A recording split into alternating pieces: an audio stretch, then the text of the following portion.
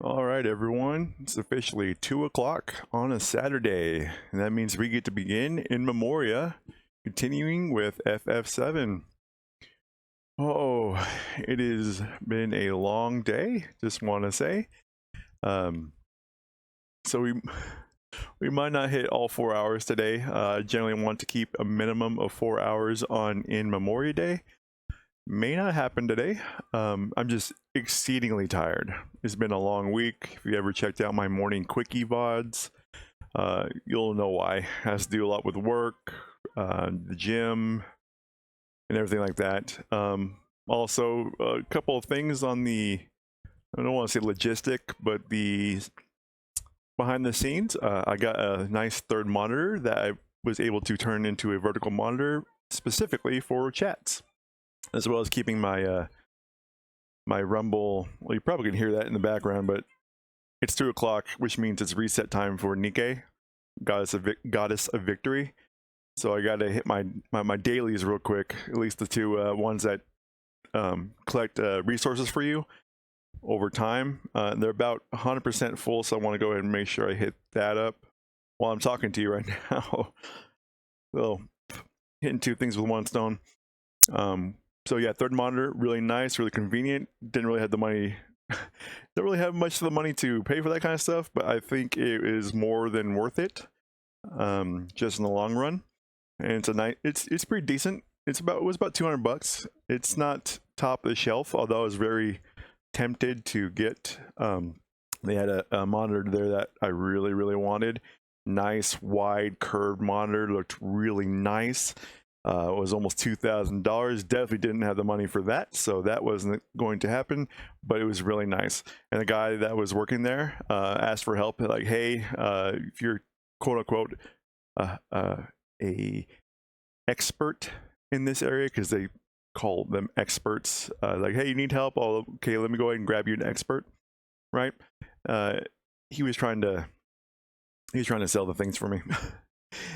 He wanted trying to get me to buy that $2,000 monitor. He's like, oh, we can get you on a Best Buy credit card and get you pre-approved and everything. I'm like, no, look, no.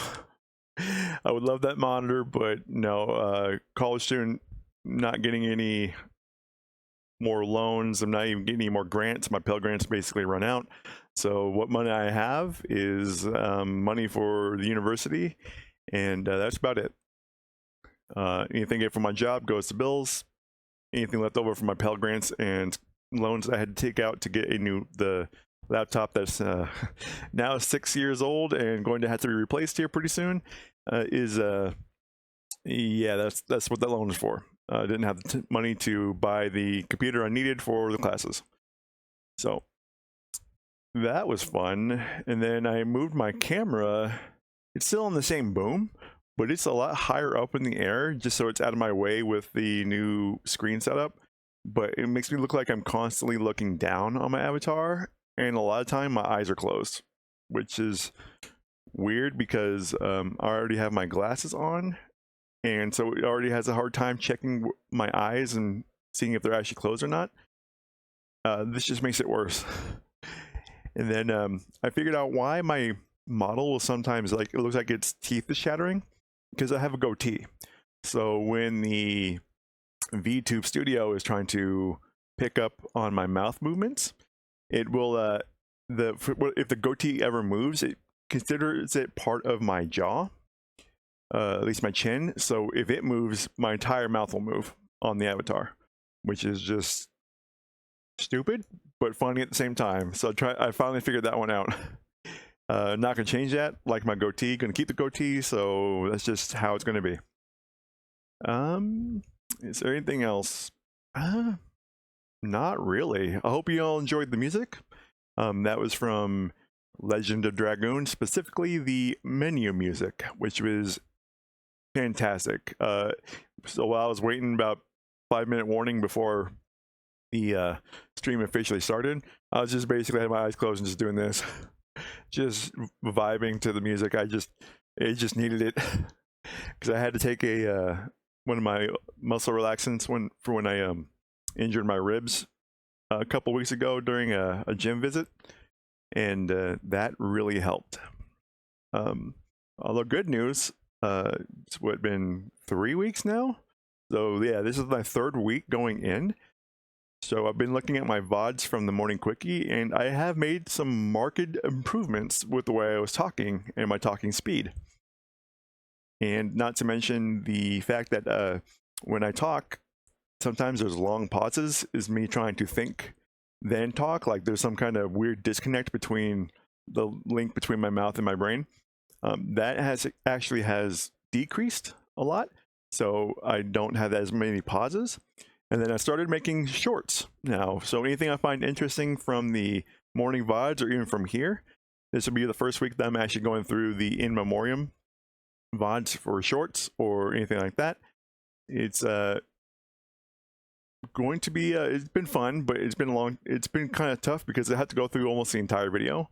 I know people who actually have like a notepad, and if they think that something was pretty good or would make a decent short or clip, they'll actually write down the time. Like I have on my vertical monitor, I can see the Rumble streaming services. It shows the time code right now. Like right now it's like 17 minutes and continuously like 10 seconds. So I would write that down. But yeah, I had to find a smarter way of doing this because I'm literally the only one making these shorts. And then my brother, who is the mod, sometimes takes care of the clips for Twitch. Anything he finds funny, he'll go in and clip it for me. So that's always nice. Hopefully eventually we'll have community growth, and if my community finds something funny, they'll clip it for me too. All right, I think that is enough chatter. We are outside of Gongaga in Final Fantasy VII, so I'm thinking it is time to get that going then. Let me go ahead and get nice and close and cozy to y'all, like usual. Am I more to the right?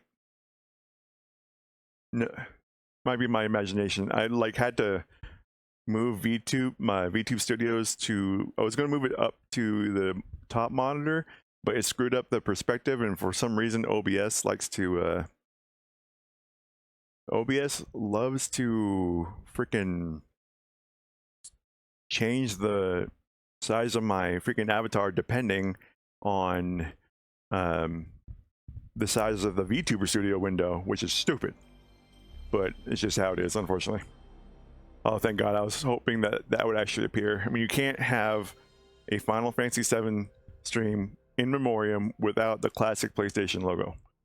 That is nostalgia in like a small bottle right there. That was all about. Oh, I finally got my controller. It's been like almost everything I've been playing this week was freaking keyboard. Okay, why are you... Let me use controller, dummy. Okay, there we go. Let me get that off your guys' screen. Oh.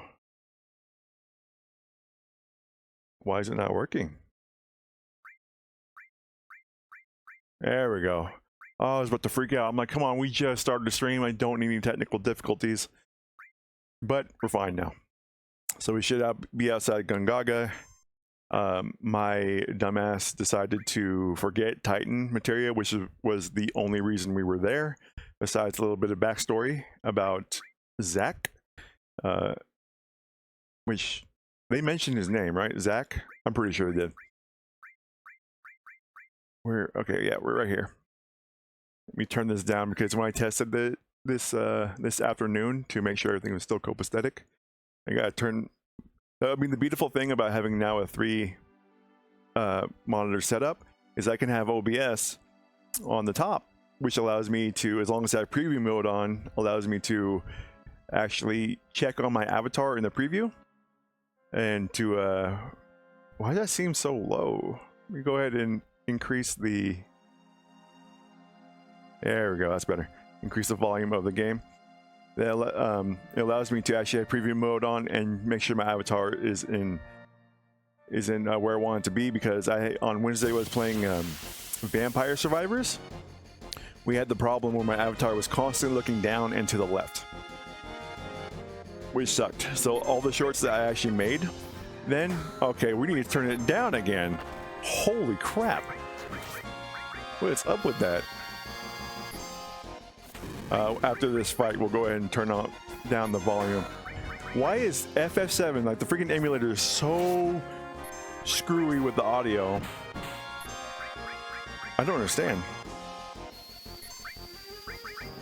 If we get Bolt 2, yeah, it's just like the tiniest increase to the dB freaking jets the freaking music volume all the way up. And it was like really low last time. Let me go ahead and turn that down for y'all. I want this about, let's do -36. Let's try that. God damn it. There you go. Okay, yeah, you're hitting about mid-green, which is nice. It's really just a battle. I gotta put that back up just a tiny bit. Okay. Yeah, it's really just the battle music that just goes hard. It goes a little too hard for OBS. I didn't get it, right? I'm not freaking smoking crack.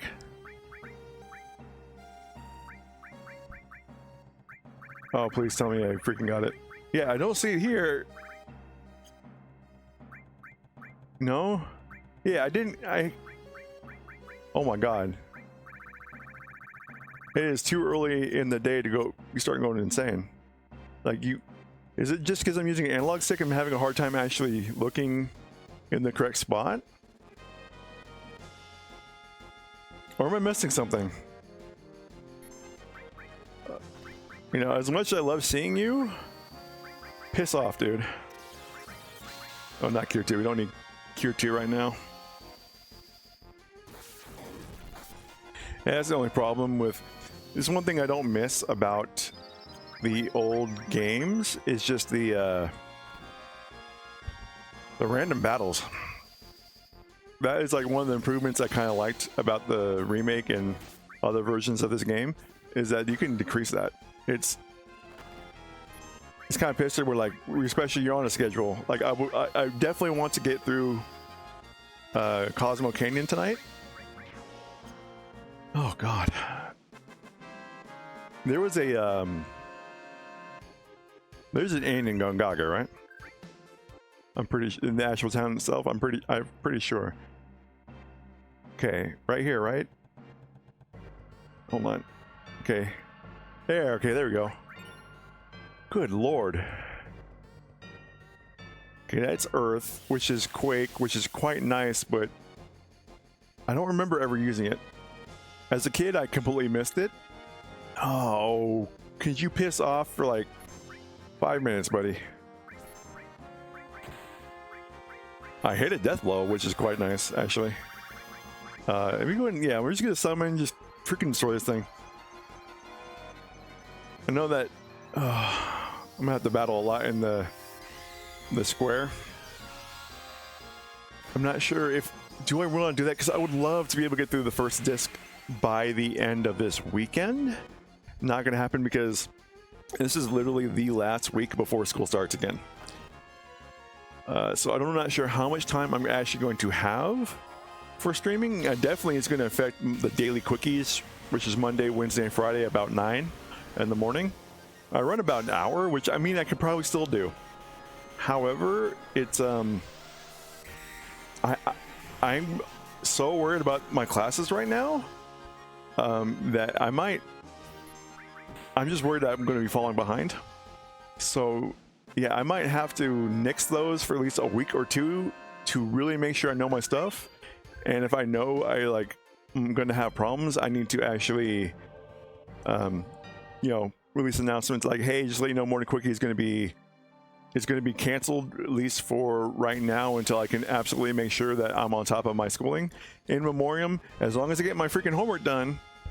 Oh, you gotta be kidding me. Piss off, Triceratops. Or Triceratank.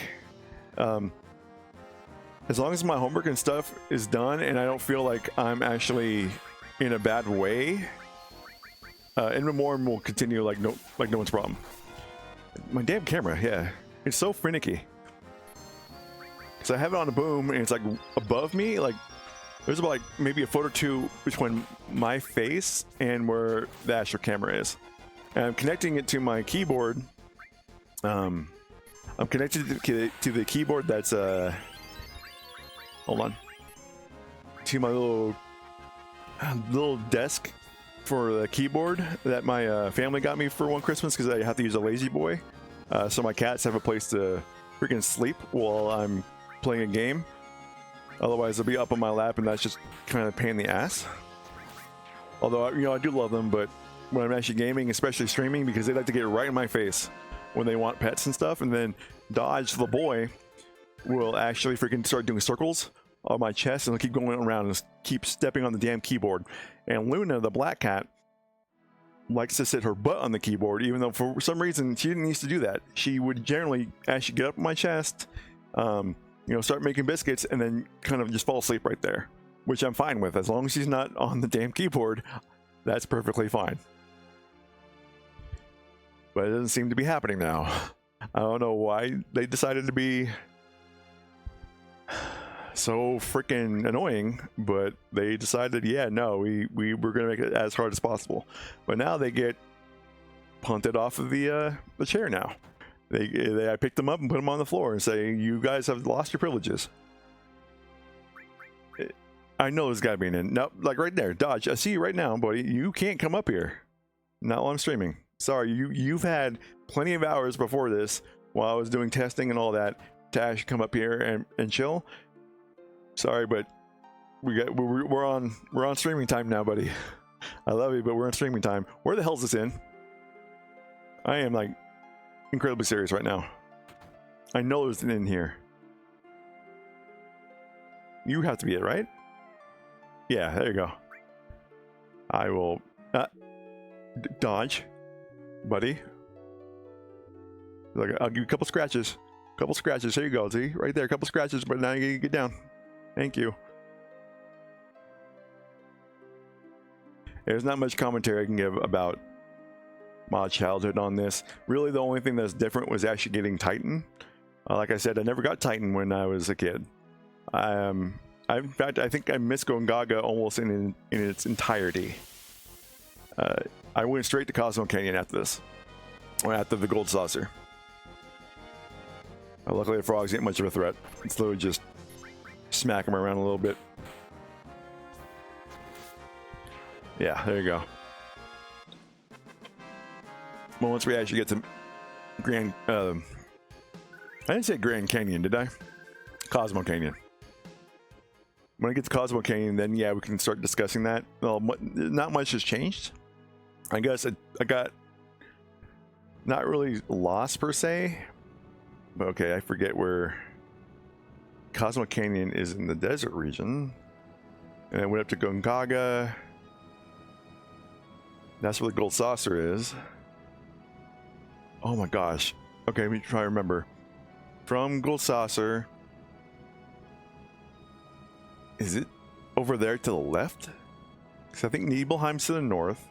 There's Gold Saucer right there. That up there should be Coral. Let's try going west. I'm pretty sure. And I hate the fact that you can still get into freaking random battles in the car. Oh my god. Is there anything I can learn from you? I don't think so, but I mean, experience is experience. I'm not gonna complain too much about that. But yeah, it didn't matter too much to me as a kid. But random battles nowadays, yeah, I just don't have... My patience for it is much more limited than it was back in the day.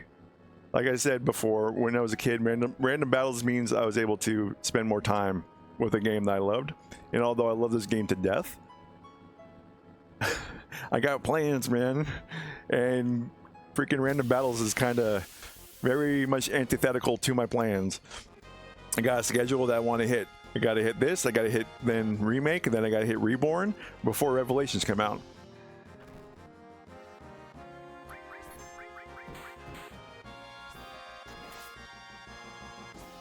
I still remember reading an article, because I was very much trying to figure out where the inspiration for a lot of these monsters came from. And by the way, I still haven't opened my Ultimanium guide. I said I keep saying I'm going to, but I never do. I just there's just so much random enemy types in this game that don't make too much sense. They may make sense like nowadays, like, oh, the Genova cells, but when you're trying to think like, okay, where in the hell did you come from? What's your inspiration? Why are you here? Oh, that's a problem. That is a big problem. I completely forgot about that. Is it the timer one? Please be the timer one. And not, yeah, okay, it's a timer. Well, this is still a problem because the timer is weird. It continues to count down when, bro, just chill for like 2 seconds. Just like 2 seconds. Yeah, look how fast it goes. Holy crap. I think they changed this in later games to be that the countdown continues when you take a turn. So you have amount of turn rather than actual time. Okay, there you go. Not too bad. I wonder if they get the drop on me like that again and start using Stone Stare, how long it'll take for physical attacks to take them down. So I don't want to, I mean, I got like a couple of tents, but I don't want to waste all my tents right now. I mean, they're a little expensive. I'm running this as there's Cosmic Canyon right there. The, oh, I haven't brain fart a little bit. Yeah, because I don't want to waste my MP, but if we're this close to Cosmic Canyon, it won't be too bad. Now, I really loved as a kid, I found that the environment transition going from the Gold Saucer and Gongaga region to the Cosmic Canyon region to be pretty cool.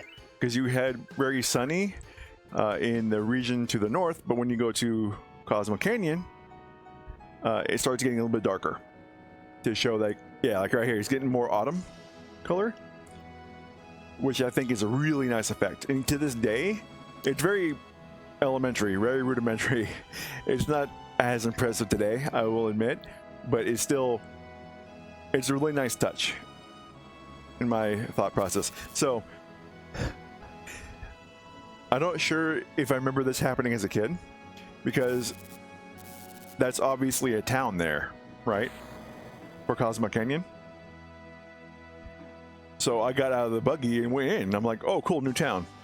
But I just didn't discover this until way later, that you can't go past Cosmic Canyon with the buggy until you actually visit it, because it's very easy to go past it, right? So yeah, it was pretty cool that they actually put that in there. I'm surprised that I didn't learn that when I first played this. Oh man, a breakdown now? So I'm literally in the box to enter, and yes, don't screw me up. And I want to know, what is the why would you have turtles here? Now there might be that there's like some kind of sand turtle in real life, and that's what these are based off of, but I can't think of one on top of my head. Is there like a desert tortoise? And I just don't remember? Yeah, I can't off the top of my head. Either way, still a cool enemy, but it's one of the things that it didn't bother me as a kid. Bothers me now is it's the ability to or not really the ability, but the way that they would always constantly reuse enemies and just kind of change the color palette a little bit. Okay, I thought that there's a certain amount of attacks they could take before they drop their... No, okay, so I guess you have to use your freaking magic against these guys, which is whatever. Wasting my time. Makes sense. Keeps you on your toes. You know, put a little variety in your strategy. So that's what that's for. I mean, I understand why developers would do it. Saves time and resources just to be able to do that. to have color swaps of enemies, but yeah, it's still kind of a, don't like it too much nowadays. But like I said, didn't bother me back in the day. Now, as a kid, this was awesome. How can you not love the nice little bassy beat, little drums? This music is fantastic, and it just makes this area so good. It definitely brings out the different culture that this is supposed to have compared to the I forget how, not sure how you would describe it. Not metropolitan, but I guess modern, more digital life that, say, the Golden Saucer and Midgar would bring. This being completely different culture is just, it's fantastic. Made me definitely want to stay in this area. Actually, I would keep my PlayStation on in this area just so I can listen to the music. And not to mention, the area itself is fantastic. They, in my opinion, kind of screwed it up in the remake. I didn't mind some of the expansion, but the music and the fact that it kept changing time, so you get day and night, when really you need Cosmo Canyon to be in the evening or the dawn. Like, that's when this truly shines. So yeah, that was kind of a bummer, but I think they hit it decent. And that is undetermined environment, not necessarily story, but we'll talk about that when we hit Rebirth though. Oh, let's see how he do his damn voice. I am home. It is I, Nanaki. Hey Nanaki, you're safe. Come on and say hello to Bugenhagen. I did not know how to say his name as a kid. To this day, I'm pretty sure that's how you say it, but I'm not entirely sure. Nanaki? Yeah. Welcome to Cosmo Canyon. Are you familiar with this land? Will this playthrough say no? Oh, well, let me explain. People from all over the world gather here to seek the study of planet life. Unga. Was that always there? I don't remember that. Unga? It's full capacity at present, so I'm afraid I can't let you enter. They helped me some when I was on the road. Please let them in. Oh, is that so? You helped our Nanaki? Well, please come in. Who is Nanaki? Well, Nanaki is Nanaki. That's his name. Now, I know that a lot of you are going to want me to talk about the controversy with Red's voice. We will address that in Rebirth. Spoiler alert, the voice change, although the voice actor I find does a fantastic job for what he has, cannot agree with how they handled that voice. You can make someone sound younger by just changing the way they talk, and that is by the word usage, the mannerisms, and the way they physically act. That's how you would not physically, but make someone seem younger, but keep their voice basically the same, maybe lighten the tone just a little bit, because their vocal cords would still stay the same. I mean, that's a long time for you to be changing your voice for. So nah, I'm like, nah. We'll talk about it when we get to Rebirth. Here's where I was. I mean, this is my hometown. See right there, that's supposedly supposed to show that the way he stutters, like he's changing from, okay, this is how he would talk normally, not around us, where he's supposed to be trying to be more mature around us to make us think that he's not a kid, right? So he's like, here's where I was born, or something like that, but like, this is my hometown would be more, I guess, like the more mature way of saying it. So this is what this is supposed to represent. In reality, I actually never... I got it because when Bugenhagen says, like, oh, he's 40, but he's actually like a teenager. As a kid, that's what I understood, like, oh, he's actually younger than he seems. I never got the context clues from the writing itself. Which I guess is not strange. I missed a lot of clues when I was a kid. I think this is really made for more mature gamers, is for you to pick up the clues, and that's how you're supposed, when the different way you read it is, okay, this character's actually a lot younger than he's putting on, right? So that's honestly, as a kid, yeah, there's a lot I did not catch about Nanaki and the way he speaks here. My tribes were protectors of those who appreciate this beautiful canyon and the planet. My brave mother fought and died here, but my cowardly father left her. I am the last of my race. Cowardly father? Yes, my father was a wastrel. Give me 1 second. I'm gonna see if that's an actual word or if that's a translation. One of the biggest things about this is that the translation was a little rough here. It's a lot more apparent that Naki, or Red 13, is actually a hell of a lot younger than he actually talks in the beginning. From the different words and mannerisms he uses in Japanese. So there was a little bit more of a trouble time to actually show that in English translation. And it's probably why as a kid I didn't quite pick it up, because even a lot of people say, hey, yeah, it's a little bit harder to understand in English than it is in the Japanese version. But I need to see if wastrel is actually a word. I don't remember. I honestly do not remember this. Like, maybe I had a huge as a kid, I would often passively exchange words for words that I was familiar with, like rascal. I probably would change that to like rascal or something else that looked like it, but made sense to me. Like, oh, if he doesn't like his father, he calls his father a coward, this word would probably be using it, and I would subconsciously change it, even though I would physically read wastrel, but like mentally I would read something else. I know it doesn't make too much sense, but that's how I used to do things, although in fact sometimes I still do it. Any waste thing or substance, wasteland or common land, a profligate. Let me actually go into a vagabond, a waif, one who expends resources foolishly and self-indulgently. So I guess like a wanderer, vagabond, flaky is another way of putting it, I'm guessing. Okay, well, Logan learned something today. Wastrel is in fact a word and means basically vagabond.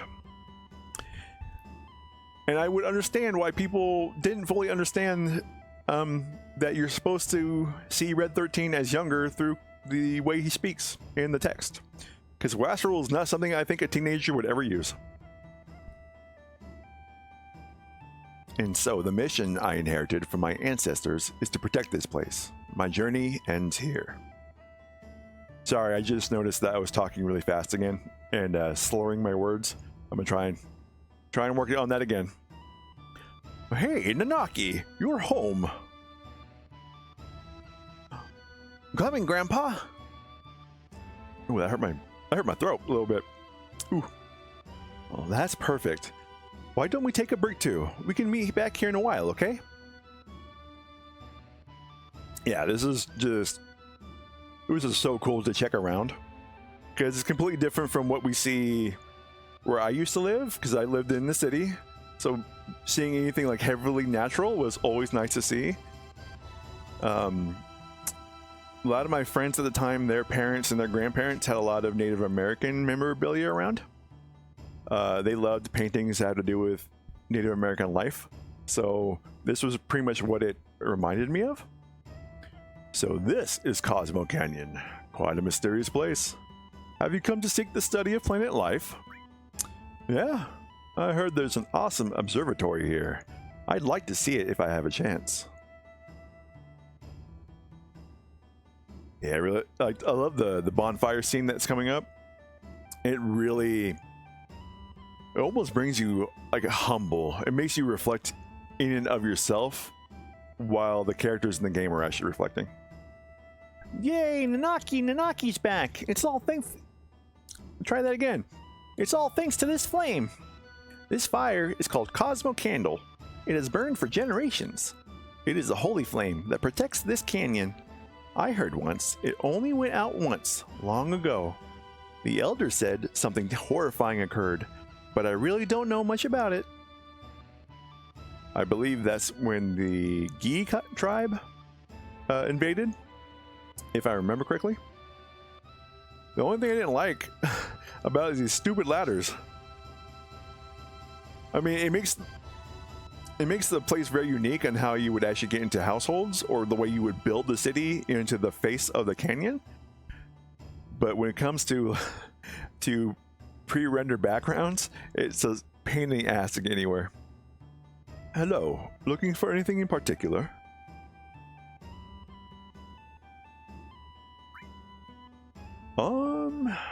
Good question, sir. We have kind of everything we want. Maybe one more tent, just in case. Because if we're already moving on to Bolt 2, Fire 2, and all that, we're going to want a tent just in case if we need to grind just a little bit more. And I cannot remember if there was anything over here. I don't think so. Yeah, this part of the music right here is just so nice. It does capture the Native American feeling that it's supposed to have.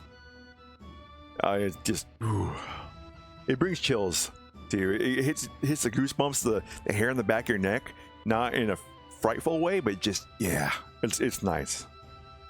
Oh, is that so? You brought Nanaki back here? Yeah, thanks. Yeah, you're welcome. I'm not sure if that was a weird translation thing or that's how you're supposed to talk. No, welcome. How about our original cocktail, the Cosmo Candle? And drink now, and it is good for you. It'll relax you a bit, if you know when to stop. Thankfully, I've never had that problem, because I don't drink. I will taste the cocktails that my younger brother will make. Mythic Sarah, the mod here, like he likes to make cocktails and stuff, custom cocktails, and he'll have me taste them. Because if he can get me to like the taste of alcohol, then he knows he did it right. Because I'm not a fan at all. Welcome to Shildra Inn. It'll be 100 gil a night. Would you like to stay? Bro, like I know like this is not really a resort play area, but obviously you get enough traffic that yes, you can, I guess, get away with freaking charging 100 gil a night. And really, because you're charging for convenience, because you're in the middle of goddamn nowhere. In Cosmo Canyon, you're literally in the middle of a damn desert. So yeah, having like a place to stay, especially while you're here doing, I guess, like a pilgrim, almost like a pilgrimage, I guess, for most people who want to study the planet. So yeah, no, they're going to know that you're going to want a place to stay. So yeah, they're going to make you pay a little bit. Oh, welcome. The people of this canyon hate to compete, so almost everything here are replicas. But that's all right. Some of them you really can use. So fun fact, I didn't realize that shopkeep's name is Tiger Lily. I completely missed that when I was a kid. I just saw weapons, and that was literally, I'm like, oh, weapons. I always prioritize getting like new weapons before I got items. That's changed nowadays a little bit, but new items are still, new weapons are still really nice to have.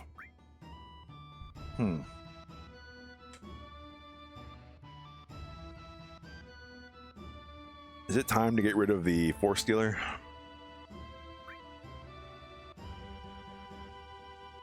It might be.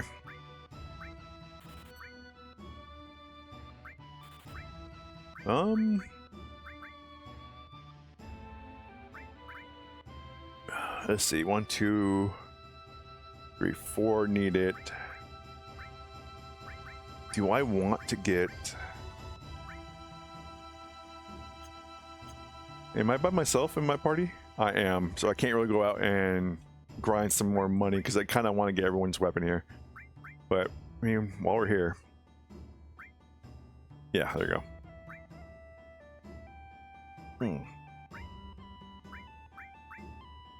Okay, so we can actually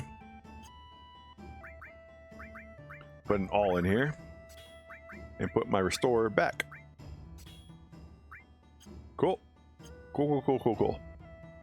And then we can save.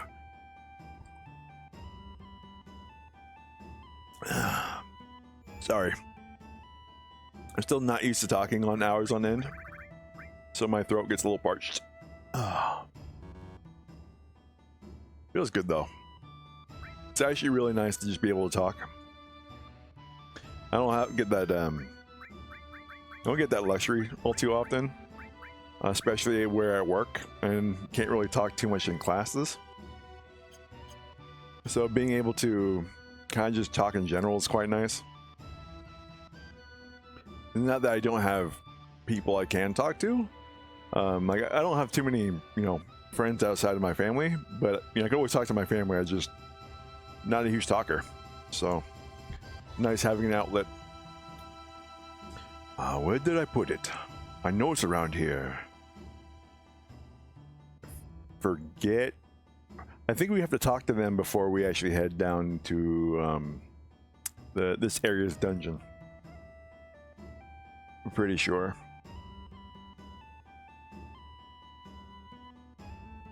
I do remember getting a little lost here as a kid. I don't know why I would. I think it has to do with the verticality of this place, and then having all these different directions, and sometimes I would just kind of forget where I was going. So, but I also had the proclivity to actually look everywhere for new stuff. So that would make sense that I would go exploring and try and just find everything.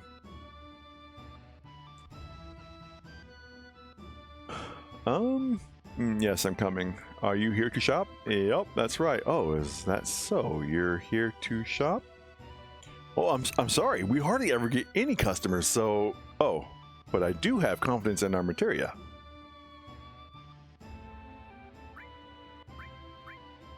I don't know, for being such a popular spot for...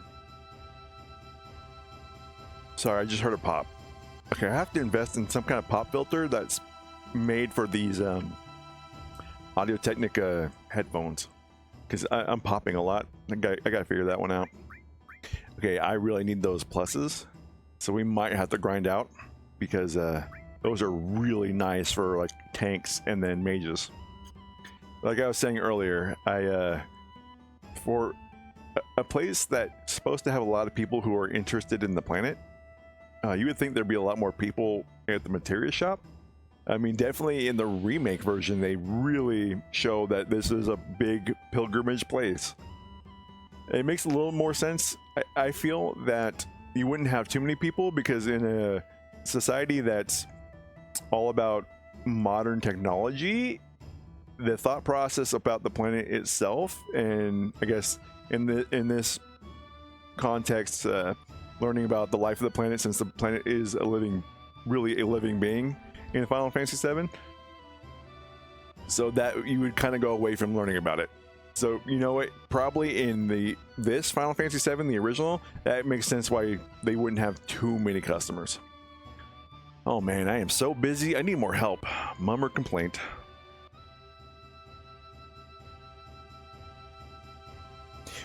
Was that like in the script that like, hey, put a complaint here, and they accidentally wrote that out? So I know what mummer complaint is, but it seems like not something you would put as dialogue that someone says. But that's just me. Oh, is there anything in there? Hold on, before we go up there. No, this leads to the observatory, right? Yeah, okay, this is where I have to go. I remember one of these exits is kind of like a dead end. It doesn't really go anywhere. The only thing I don't like about this picture, although it's beautifully done, I am a fan of evening, dusk, or morning pictures. just you get that huge array of colors in the sky, especially if you get a lot of purples in there, obviously. But I don't like those rainbow letters there on the bottom. It takes away from the scene. And this was the same thoughts I had when I was a kid. And I'm like, oh my god, that's distracting. What in the hell is that?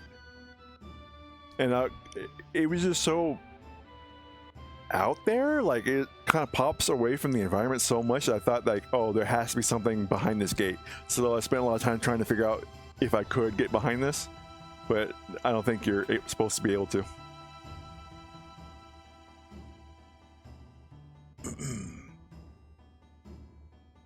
Cloud, this is my grandfather, Ugin. He is incredible. He knows everything. Ho ho ho ho! I hear that you looked after Naki a bit. Naki is still a child, you see. Please stop, grandfather. I am 48. Ho ho ho! Nanaki's tribe has incredible longevity. God damn it.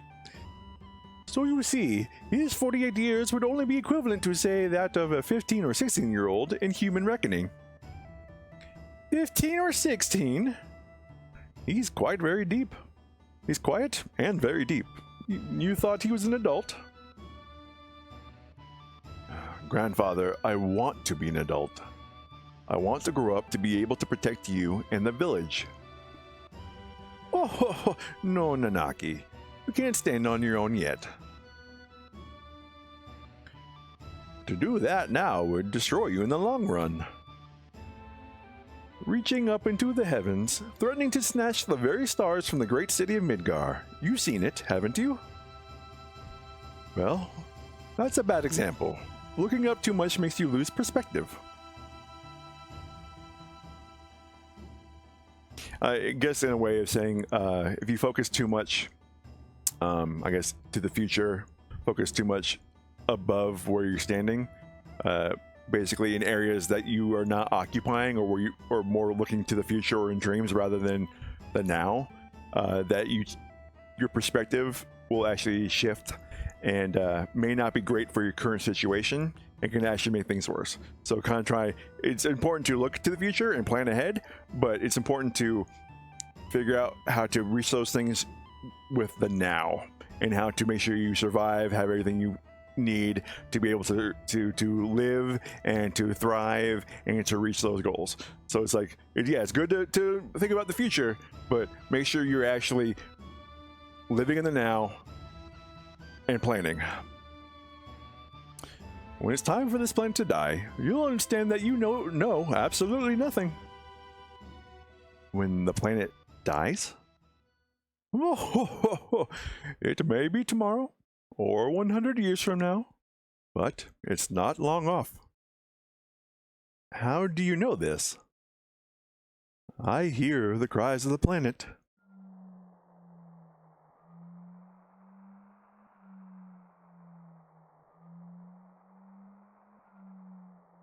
What's that?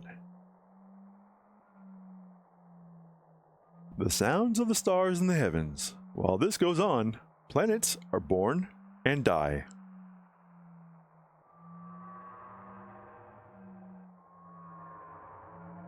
What was that?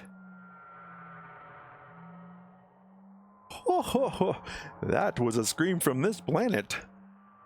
Didn't you hear it? As if to say, I hurt. I suffer. They have come here on a journey to save the planet. Why don't you show them your apparatus? Oh, to save the planet? I'm not doing that laugh again. I know it's integral to his character, but come on. But then again, I guess it wouldn't hurt to show them. Bugenhagen. Several odd-looking people have come. This whole place has gotten busy all of a sudden. He bought friends too. I'll go get them.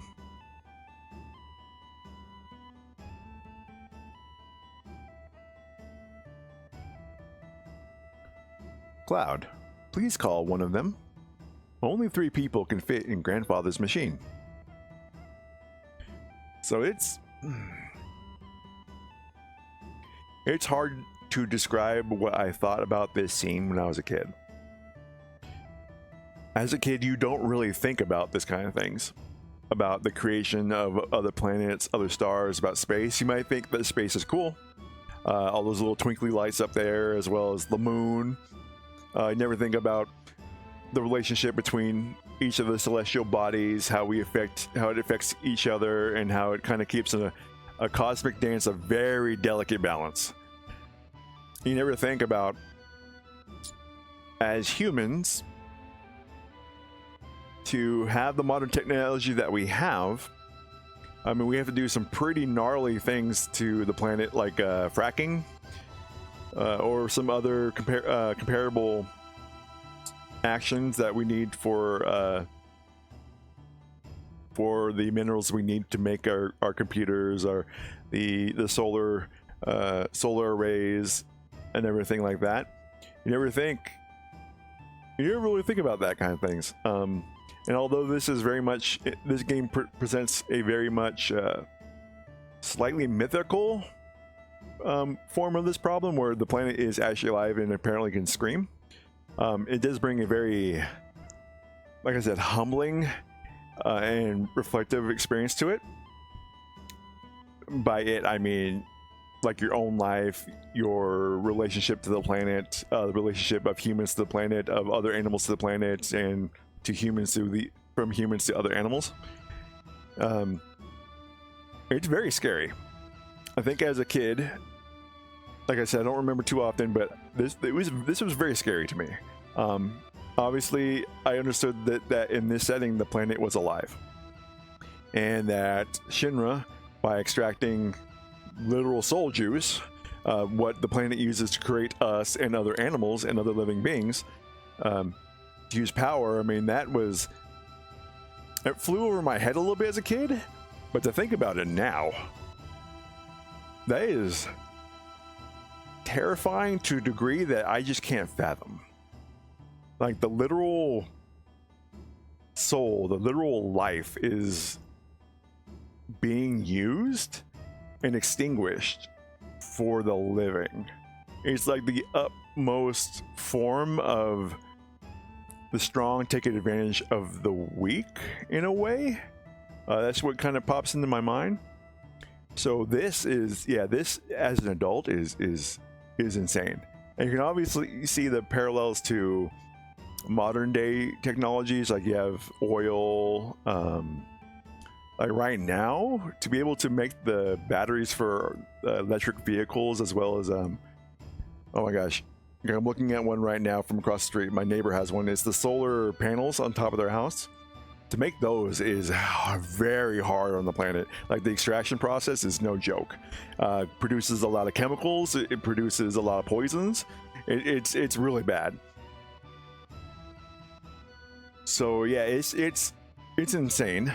And obviously, when this game was created, oil was still very much a thing. We were still heavy oil users in America and in many first world countries. We still use it a lot. I would love if we go to nuclear, but yeah, we'd have to make a pretty big transition period. I wish I had the ability to say all I wanted to say on this particular scene, and this plot part. It's just, oh my gosh, it's one of those scenes that you really you take it into yourself and you reflect and think about it, because it really becomes personal. I guess that's why I can't really say it the way I would want to say it that would make sense to you as the audience in chat, when it makes complete sense to me in my reflection upon my what's the word, in my place in this, in all this, in this life. I'm not saying that it's a huge one. There's billions of people on Earth, so, and I'm only one. Don't worry, my machine won't run away. You go and invite your friends. Were you only ever able to take one? I thought you could take more than one. Or do you share it with Nanaki? Yeah, I don't fully remember, but we're gonna take Tifa for obvious reasons. But now I gotta remember, where the hell is Tifa? Where? She was in the kitchen area, right? Was it down here? No, it's Yuffie. Okay. So remember Barrett kind of like, I forget where he was chilling at. He was chilling in the inn, right? Well, neither of those guys I want to take with me, so forget y'all. Okay, so where the hell would she be?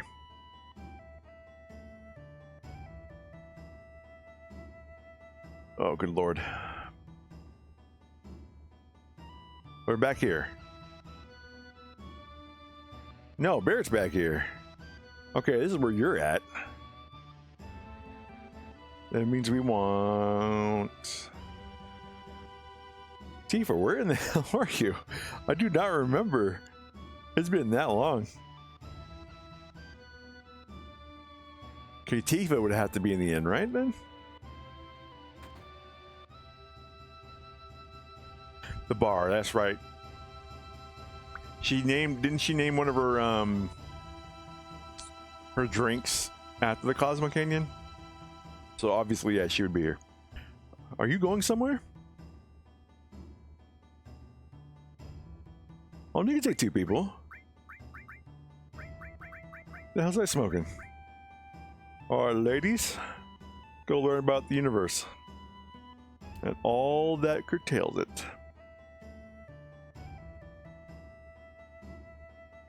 I remember this. I know how long this section is, but as a kid, it just seems so much longer than it actually was. I mean, everything as a kid to you would generally seem longer in terms of time. Like school years took forever. When you had vacations, they sometimes took forever. But nowadays, just freaking time off is just so fleeting. Like no matter what, which sucks because you can have work weeks that last a long time. And then we have work weeks that freaking seem to fly by. And what's worse is when you have work weeks that, and this goes in both directions. You have days that seem long, but short weeks, or weeks that seem long, but days that seem short. I've had both, and those suck. Can only get suckier when both seem long, and it's very rare. But I love it when the fact that when both the days and the weeks seem short. Here, over here, the door's unlocked. Come on in. So we're coming up to one of the coolest things about this game is this FMV. I hope you all enjoy it. Oh, try that one again. It looks like you have them all together. Let's begin. I'll be stand there. I'll be stand there. Just, guys, we're trying to say just stand there. Okay, that's one of those weird translations. Yeah, this is so cool.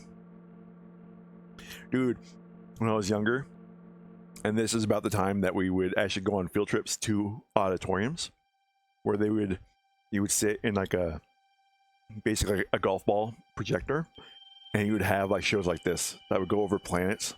Nothing like 3D like this, but bro, favorite field trips, loved them, and this just brought me back there when I was a kid.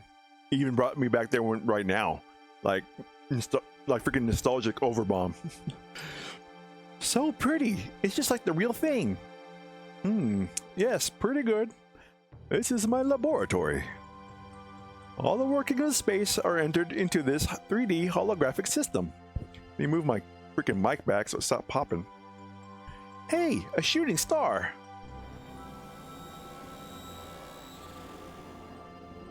And the fact that it freaking has the actual models of characters in there, that's freaking dope.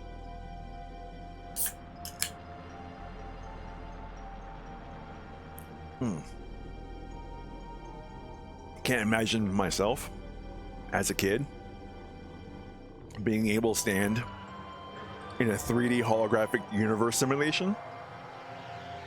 It would scare me because actually, like, space terrifies me, but I find it so fascinating. Wow, how wonderful!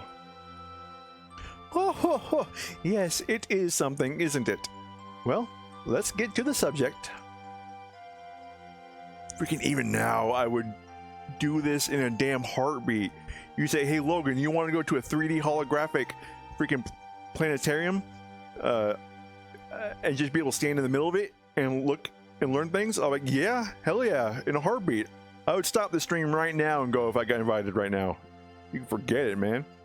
Eventually, all humans die. What happens to them after they die? Well, the body decomposes and returns to the planet. That much everyone knows. What about their consciousness, their hearts, and their souls? The soul too returns to the planet. And not only those of humans, but everything on this planet. In fact, all living things in the universe are the same. The spirits that return to the planet merge with one another and roam the planet. They roam, converge, and divide, becoming a swell called the life stream. Life stream, in other words, a path of energy of the souls roaming the planet. Spirit energy is a word that you should never forget. A new life. Children are blessed with spirit energy and are brought into the world. Then, the time comes when they die and once again return to the planet. Of course, there are exceptions, but this is the way of the world. I've digressed, but you'll understand better if you watch this. This is kind of the same explanation they gave in FF14 and Endwalker when they started discussing the live stream in there. It was an obvious inspiration from FF7, which is cool. I mean, use what's popular, use what people know. It's a nice kickback, and people will love you for it.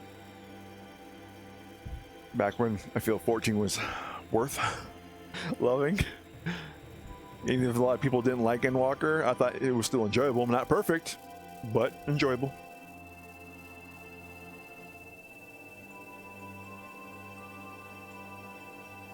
Spirit energy makes all things possible. Trees, birds, and humans.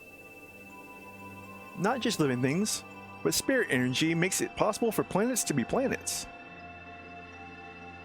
What happens if that spirit energy were to disappear?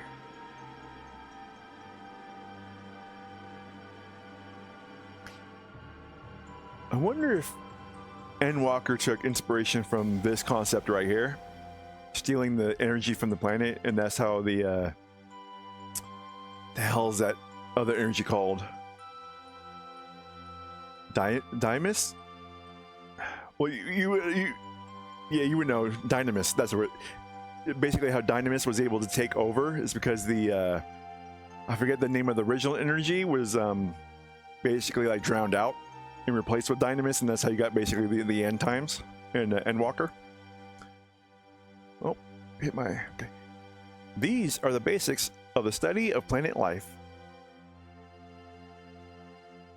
If the spirit energy is lost, our planet is destroyed.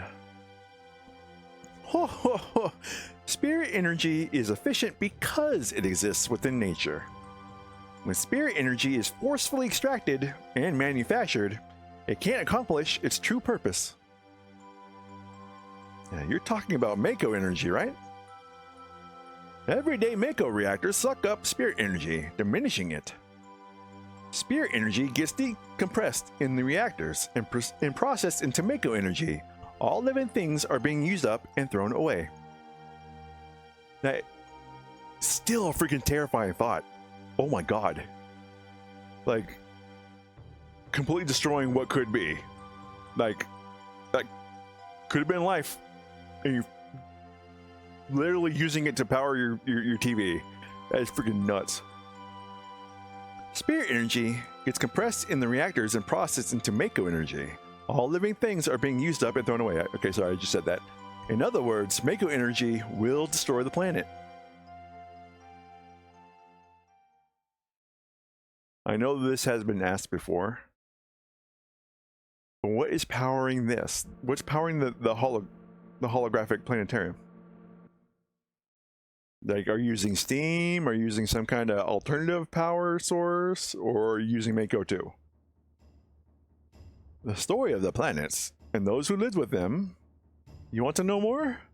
Then you must listen to the words of the elders. Okay, this is where the elders came from. Okay. And this is where we go find all those actually named people. Boom, boom, boom, boom. This came to mind. I like to read gaming articles a little bit during the day. And since we're on the subject of FF7, they have a new Aerith statue coming out. Like master grade, like the highest grade. I think quarter scale. You want to know how much that is? There's two versions of it. It's over $2,000. That is insane. And you think that there would be like a big difference, like one would be infinitely cheaper and one would be the more expensive version? No, they're almost neck and neck. I believe like the big difference is just the kind of detail they put in there. Like one is only slightly more detailed, I think, and it's only ever slightly more expensive. But they are both ridiculously expensive. Sorry, I popped there again. I honestly wish I could get it, because FF7 means that much to me, and I would love an Aerith statue. I have one of Sephiroth, I have one of Cloud, and I have one of Tifa. I don't have Aerith or anyone else. I would love to have a beautiful Aerith statue. But I'm not paying $2,000 for it, especially not with my budget. Now, if I was richer, it's still disgusting price to have for it, but I would probably pay it if it was of high enough quality. Ah, here it is. My job is to gather all the legends and knowledge of the planet, and to make a book. Then, even when I return to the planet, the children may still be taught about many things. Oh, we have guests. Good, good. I know. You came to ask me something, right? Am I right? The Promised Land. So you want to know. There is no one place called the Promised Land. That's what I believe. No, it does exist. You can say that too. Okay, that's worded a little weird. In other words, it doesn't exist for us, but it did for the ancients. The Promised Land is the resting place of the ancients. The life of the ancients is one continuous journey. A journey to grow trees and plants, produce animals, and to raise Mako energy. Their harsh journeys continued throughout their lives. A place they return to after their long journey. Their burial land is the Promised Land. Huh? Supreme happiness? I believe that for the ancients, it was the moment they were able to return to their planet. At that moment, they were released from their fate and gained their supreme happiness. At least, that's what I believe. I really don't know whether or not it's the truth now. By the way, those that you... Try that again. By the way, those that came with you are all at the Cosmo Candle. Are you leaving? Okay, I think there were 3 elders, right? So I'm pretty sure I know there's one near the bar, I think, at the end. And where was the other one? I think it was up that ladder over there, if I remember correctly. Okay, there's you. What is it? You can't talk of the ancients without mentioning Professor Gast. He used to come here sometimes. He was a Shinra scholar who spent his life studying the ancients. He was a serious person. Never would have figured he'd be with the Shinra. Must have been about 30 years ago, when he found the corpse of an ancient. He was elated. If I recall, he named it Genova, and was doing a lot of research. One day, he showed up here, looking real distressed. He was mumbling something about Genova not being an ancient and that he'd done a terrible thing. He's been missing since then.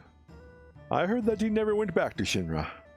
So, if you ever see Professor Gast, I want you to tell him that the old man that likes to drink in Cosmo Canyon wanted to hear about the ancients.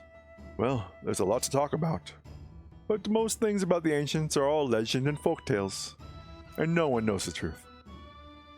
By the way, your friends are all in front of the Cosmo Candle. Are you all leaving now? I think there was one more. At least I'm pretty sure. Hoping. My memory is not that bad. Oh, good lord, man.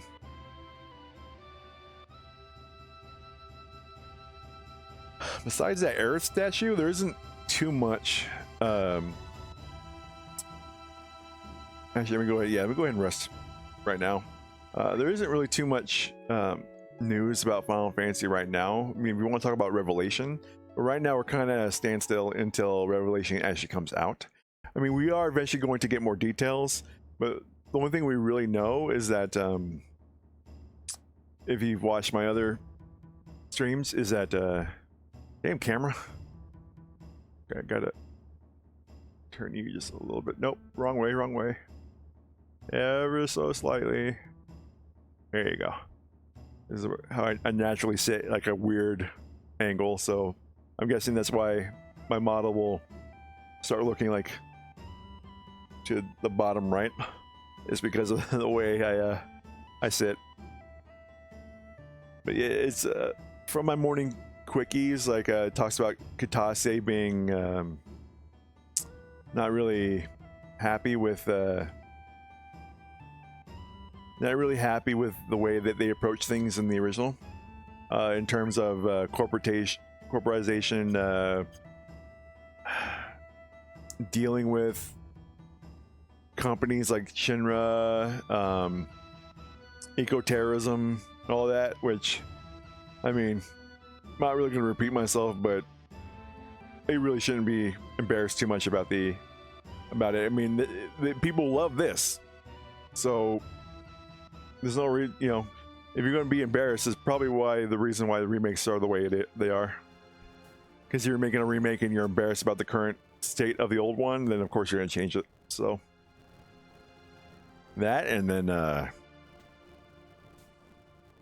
Final Fantasy X's 25th anniversary has some pretty sweet merchandise, which I talked about yesterday, I think.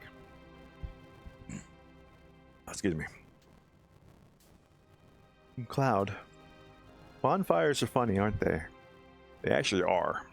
I actually started going to bonfires when in my early 20s for scouts, and we used to make bonfires all the time. No, it was besides being able to cook, you know, some like desserts like s'mores and stuff. No, I love just sitting in front of the bonfires and just chilling, thinking. So no, I completely get it. They make you remember all sorts of things. You know, Cloud, 5 years ago? It's nothing. No, forget it. I'm afraid to ask. What is it? It feels like you're going far away. You really are you, right? And that should scream to you. I think this was the part when I was a kid that I'm like, uh-oh, there's actually something wrong with Cloud. So, yeah, no, this should scream to you if you're like even semi-sentient that there is something wrong with Cloud. Do not take much of Cloud's stories to heart. Pinch of salt, okay? Pinch of salt. Let's talk to the big man. Cosmo Canyon. It's where Avalanche was born. I promised my guys someday when we save the planet from the Shinra that we'd all go to Cosmo Canyon and celebrate.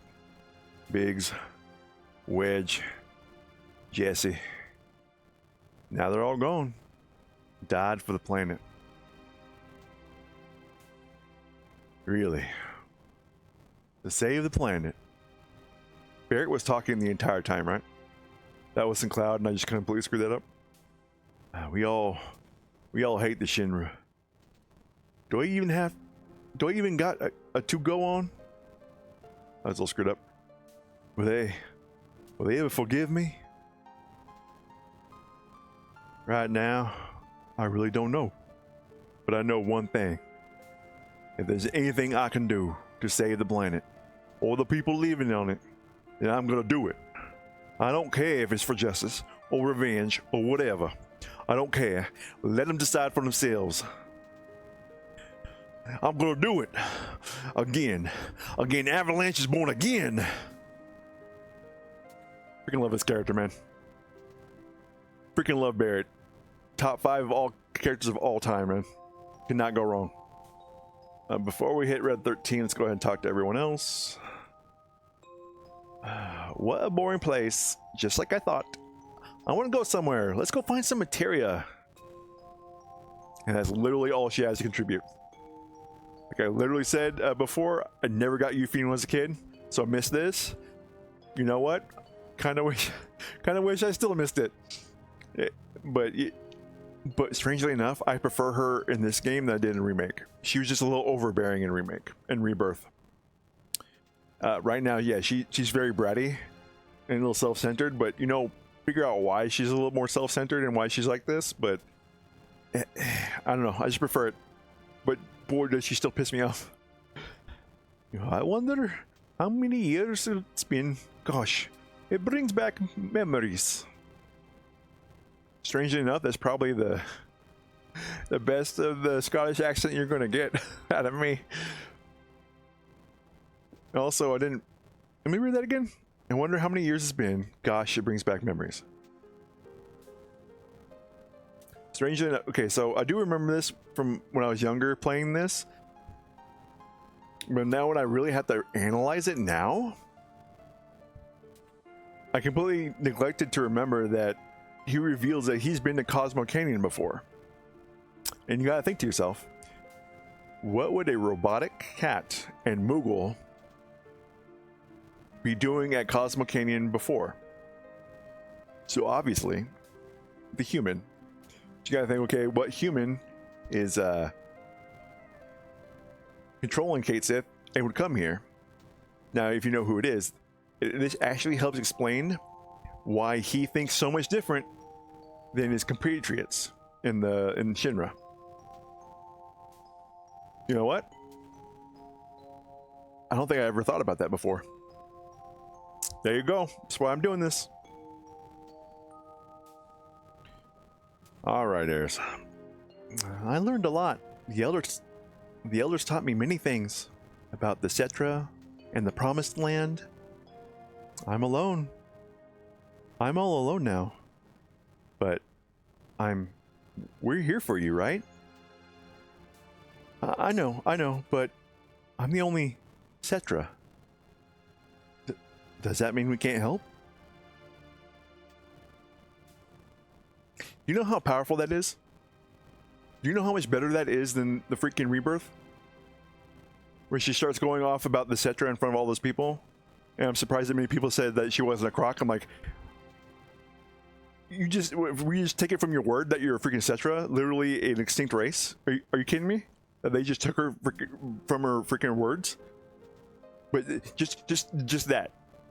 Like, that, how many of us as adults had someone going through something that we wish we could help and we offered, but there's no way we could give help substantially because we just lacked their perspective, or we've never dealt with what they're dealing with?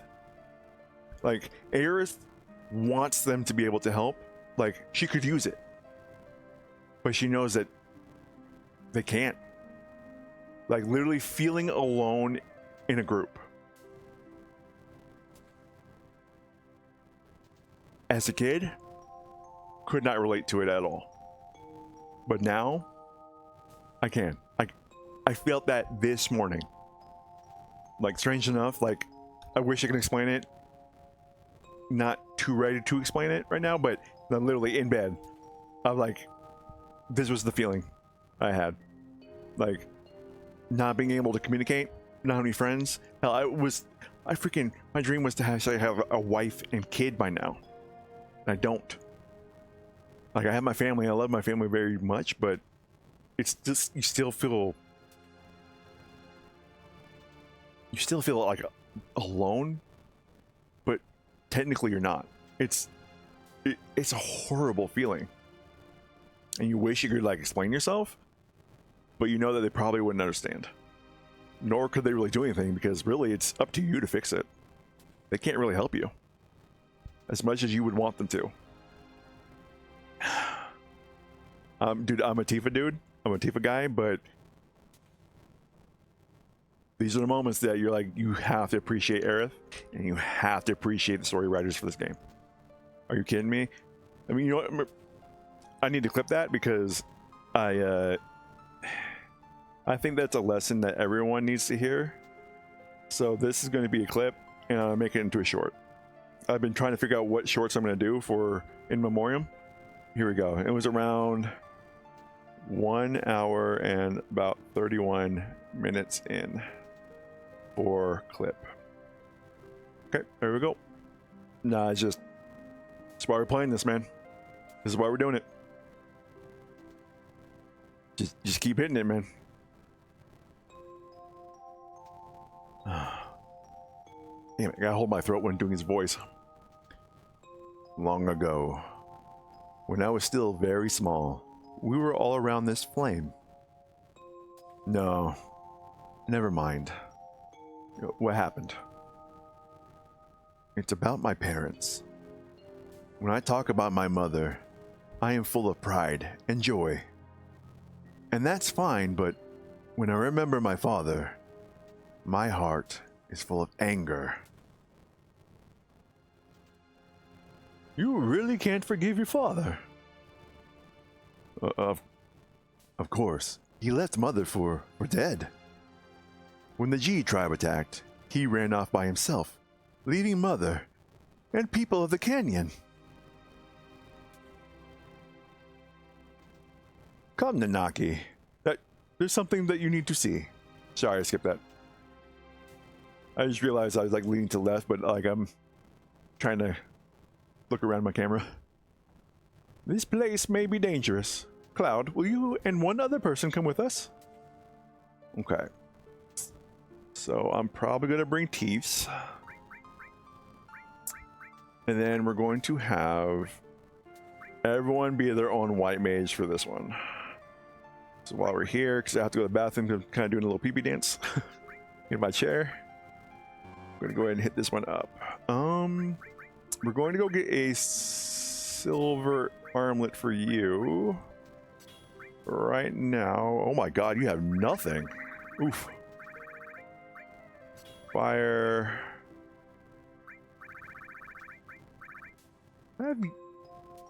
You have Titan. Steel.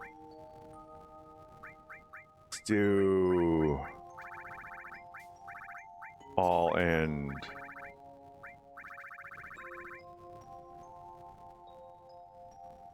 I don't have restore? Oh, shoot. Oh, yeah, there you go. It's a perfect place for him. And let's do... Not transform...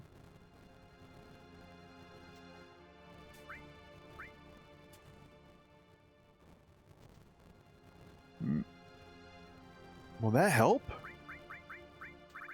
I don't think it would, actually.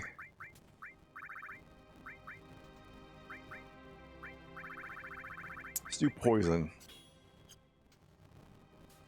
And everyone else should be fine, right? Okay, we're lightning all. So this is what we're gonna do. We're gonna have Cloud be our healer for this one. Where's your bolt? Right there. Then you... Oh, you have your new equipment. Hold up, hold up. Don't want to make the same mistake I did in the last one. There we go. Oh, sure, you... No, you still need to be my hard hitter. I don't think I want to change anything for you. Manipulate enemy skill. Yeah. Okay, we're good. Oh, this is the perfect time to go grind for HP up and MP up. But right now, whilst we are waiting, I have to go to the bathroom, so I'll be right back, guys. Okay. In my comfy place. Still going, still streaming. Happy. Bladder is empty, so I'm feeling good. Oh my gosh. Well, I'm hoping that we can actually grind, because I want that freaking MP and HP up materia. Those would be a freaking boon. Okay, we can. Good. All right, so we're gonna do a quick training session, grind session, get some money. This is where it'd be nice to be able to have, if I was playing on the Steam re-releases, where I can freaking grind out with like ×2 speed and all that, but just ain't happening today. And to make sure you can, if you want to, put down your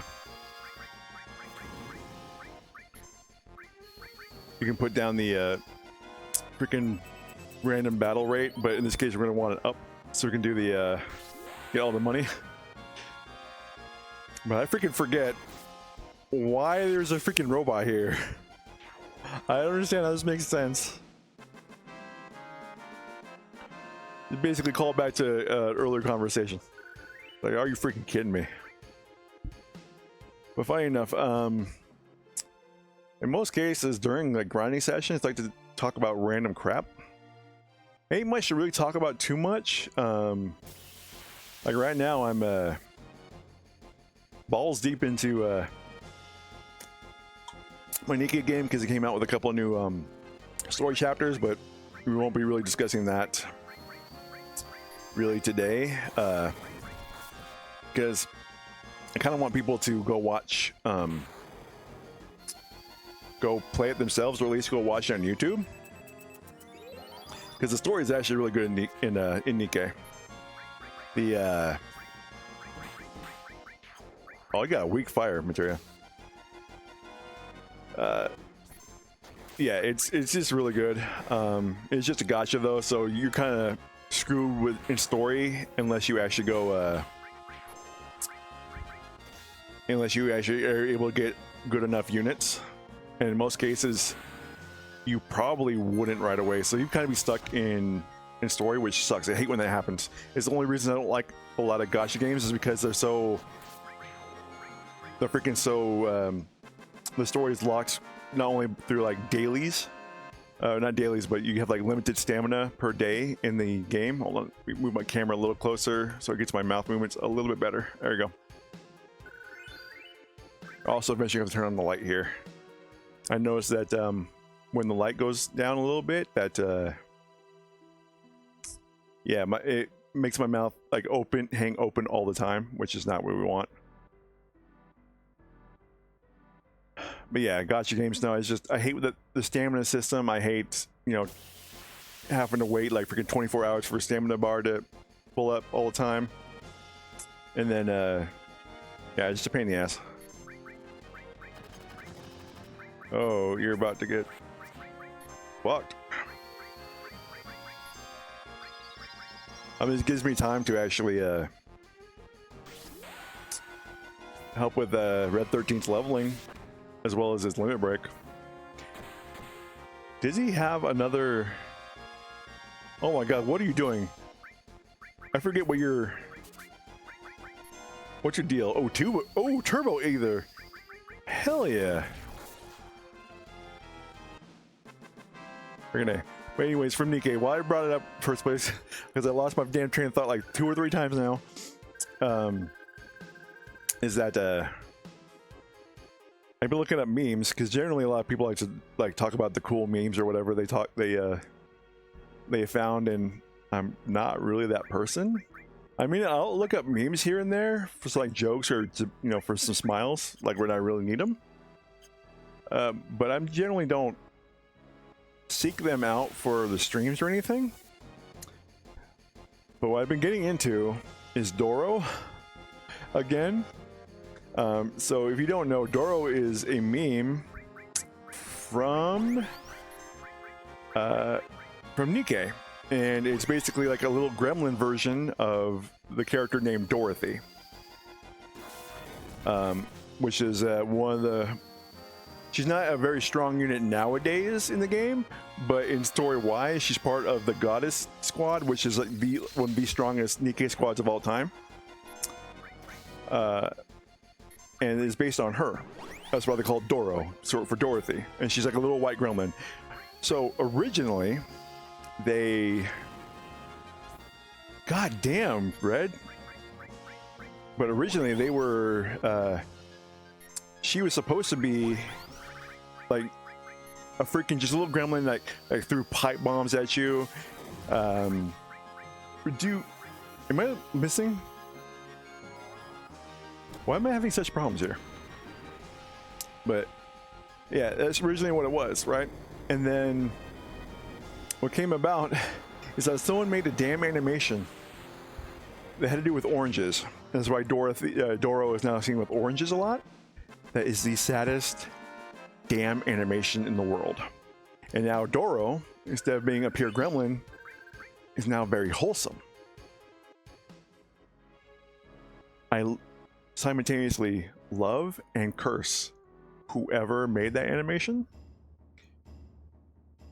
because it made me freaking join the I hate Reddit in general, but it did make me join the Doro Reddit so I can get more Doro in my life. It's just weird that she went from absolute gremlin to like everyone wants their own Doro, right? And even to this day, like people will make wholesome memes about Doro that still makes you very sad, especially during Christmas time. And I hate it.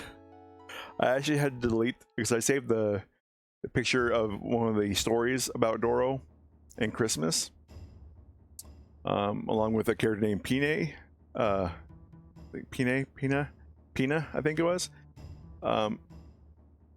If you know anything about that, that's not a good combination for your heart. I had to delete that because it was like a mini comic when that came out. I had to delete it because it legitimately made me depressed and sad. I mean, it did have like a happy ending in the end, but knowing those two characters and you have the very sad animation that someone made about Doro, like I couldn't do it because I think I was suffering from pretty serious seasonal depression at the time, so it was just not something good for me to have. And I'm like kind of cursing myself that I remembered it. It's so bad. Yeah, actually, it made me, my eyes are a little bit misty right now. That's how much I'm like, oh. It's like, I'm like my own worst enemy. I really should get off of that damn Reddit, because it's, don't get me wrong, it's full of good stuff, but it still makes me depressed sometimes. It's not a fun thing to have. But I mean, I stick with it. That's really the only, I mean, besides maybe like Uma Musume, but I will curse anyone who decides to bring Uma Musume in the stream. Reason why, and I'm not a person who likes to delete messages or ban if someone says something I don't like. You have to be something like do something really freaking serious or against terms of service for me to delete you. But Uma Musume is one of the things I will like on spot, just like you need to leave kind of thing. And the only reason why is because and the big reason why is because I used to play that game so freaking much. And like I would literally grind and grind and grind. That as soon as like one little thing gone wrong in a career, that I would instantly just end the career right there. And then maybe like 85% of my runs, which was really good, up until like a couple of months before the end of the career. And something would happen that would completely ruin that horse as either a grandparent, a parent, or an actual racer I want for the CMs, which was the oh my gosh, the CMs. What are they called? Champions meetings. I would yell, I would curse, I would tell the, and this is me screaming at a 3D model on my phone that they were worthless and nothing good for nothing but glue, and that I was going to take them behind the barn and shoot them. So yeah, it was not good for me, and I had to quit cold turkey just because that game is so predatory. It is ridiculous. You can do everything right and still not win. There is so much RNG to that game, even in races, that I'm like, no one should support this game. It is ridiculous, right? And that might be a little over the top for some people. Not for me. I despised it. And like, no joke. Like, and what's worse is I would get so pissed that like I'd have a bad attitude with my family, but they had nothing to do with it, right? So there was no reason for me to get mad at them, but yeah, I would like be very short with them, and like, okay, obviously you're having a bad day, and they finally figured out like, oh, it's that damn game, it's your freaking horse game, the Uma Musume, that's making you like this. I'm like, yeah. So like, hey, like, man, you might not want to play that anymore. So I took that into consideration, right? And I don't really want anything in here. Now, for you to be my brawler, we'll keep that empty for now. But yeah, then I had to freaking so there's one CM where if you look online, you can find like guides for it. Like, okay, this is what the meeting race is going to be. The distances, the areas where you want to focus, and that tells you what skills you want to put on. I literally made some of the perfect freaking Umas for that race. Like, what everyone said, okay, this is what you're going to want to do, and this is what you're going to want to look out for, like any debuffers or anything. Literally perfect. Only one race at the entire thing. And I looked at the stats of those people who won. None of them were debuffers. Their stats sucked. In paper and in freaking on paper and in simulations, like I was a clear winner.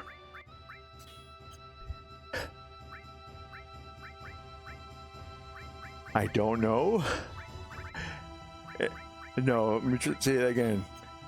That's when I figured, like, oh, like I already knew that this was a freaking RNG heaven game. But I'm like, the randomness is so bad. There's no damn reason my horses should have lost. And I rewatched the replays and everything. I even remade some of those horses I found in there that beat me. In simulations, I won about 95% of the time. Right? And I'm like, how is it I have a set of like 10 race? No, you get what, 3 to 4 entries per day, and each round is 2 to 3 days, so that's a lot of races. I was able to proceed to the next round, but I always won bare minimum and nothing more. There's no reason for that to happen. So I was like, no, we're done. It was right after that the Kita-san Black card came back out, and I needed to save all my carrots to get full more copies so I can completely max it out. So I'd always have that like speed card that basically is the best until like way further into the game. I got all copies except for one. At that point, I'm like, we're done. And I only got one to drop from the actual gacha part of that, were to draw the cards. The other cards I got were from the pity system. I didn't have enough carrots to get a last pity, nor did another drop. And I spent, that tells you how many rolls I did. And I was a free player too, an FTP. So I was like, you know what? No. They get no more of my money. They get no more of my time. I made like one gigantic post about it. I rated them poorly in the Google Play Store and on Steam. I said my piece. I basically, dude, if I could have, I would have photocopied my finger. My hand is a middle finger, and sent like 200 copies of it to their main offices. Is it stupid? Is it pathetic? Is it pitiful? Yes, but that's how pissed I was. So to almost want to put it in my roles on Twitch in the about section, I want to almost put it out there. It's like, there is no Uma Musume talk allowed in this chat. You will be banned on site. But I decided not to do that, but I am damn tempted. If anyone even thinks about talking about Uma Musume in my damn chat, I will destroy you. I do not want those feelings again in me, because yeah, no, it was bad. Like I wanted to like just take the developers in there, just like grab them by the shirt and just punch, like you see in the movies, just wail. That's how mad I got. So it was for the best that I stopped. I've had my fun. At the beginning, it wasn't fun. It wasn't fun. Like it stopped being fun like a month in to the game. To be honest with you, like I was done.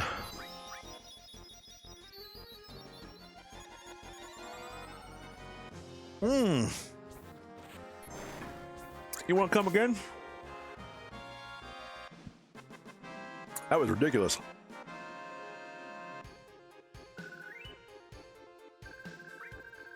How much gil am I making per? You know what?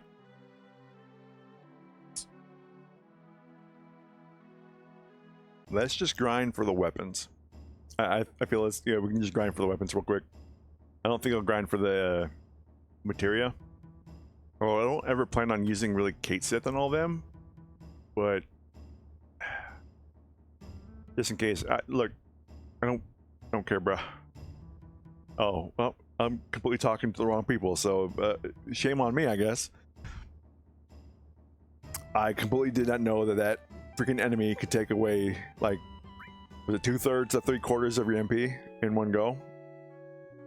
Obviously, I didn't grind around here. Like I said in the past, I just cheated in the money because I just want to focus on story.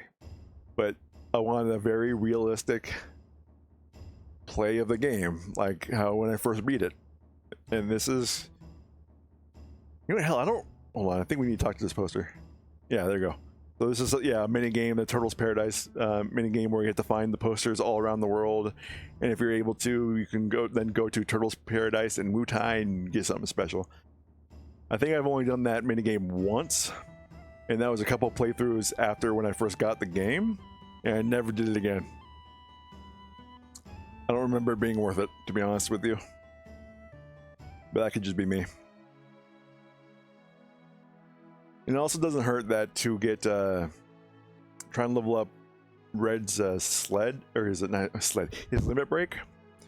I don't often use him either. Like literally, it's either going to be Barrett, Cloud, and Tifa, or Cloud, Tifa, and oh god, Cloud, Tifa, and Aris, Barrett, and that's about it. Yeah, that's about really it. Really it. That's all I do. Oh, limit break. Oh my god, that was bad, man. That was terrible.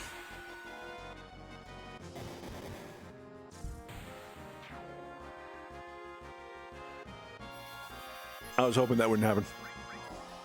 Goddamn waste MP.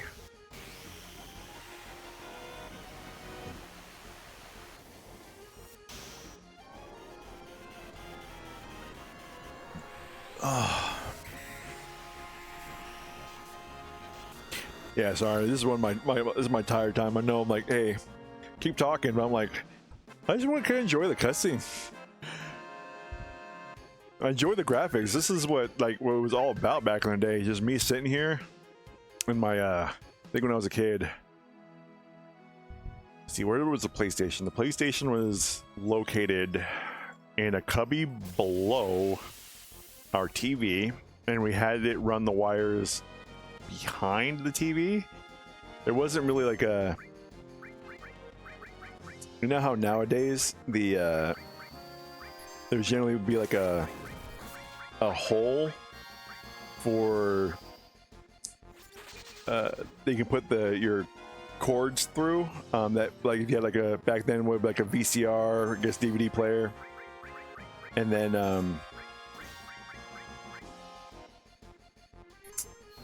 oh, sorry, I read my train of thought. But basically, you put all your cords through for all your auxiliaries. If they're below the TV, you would run them through this hole that you'd punch out. You go up there. We didn't have that, so we literally had to like move the slab of like fake wood that the TV was on, and then kind of snake the cords up behind it and into the TV from there. So the TV was always a little bit forward than where it needed to be. But yeah, it was from there. Controllers cords weren't that long back then. Definitely wasn't Bluetooth or nothing. So I had to have been, my seat of choice when I was playing this nonstop had to have been against the couch, the foot of the couch, if I remember correctly. That was basically how I played my games back then. And I didn't say anything. I just shut up and played the game. And back then, I could concentrate when I'm grinding. Nowadays, when I'm grinding, I'm like watching a YouTube video, watching a movie, watching something to keep my mind off of the monotonous task of constantly rebattling and rebattling and rebattling. Because I'm gonna be honest with you, it can get a little boring. I guess not for Baby Logan though. Baby Logan was completely okay with it. Can't remember if Titan killed these guys in one shot. If not, then Rumble will come and take care of it.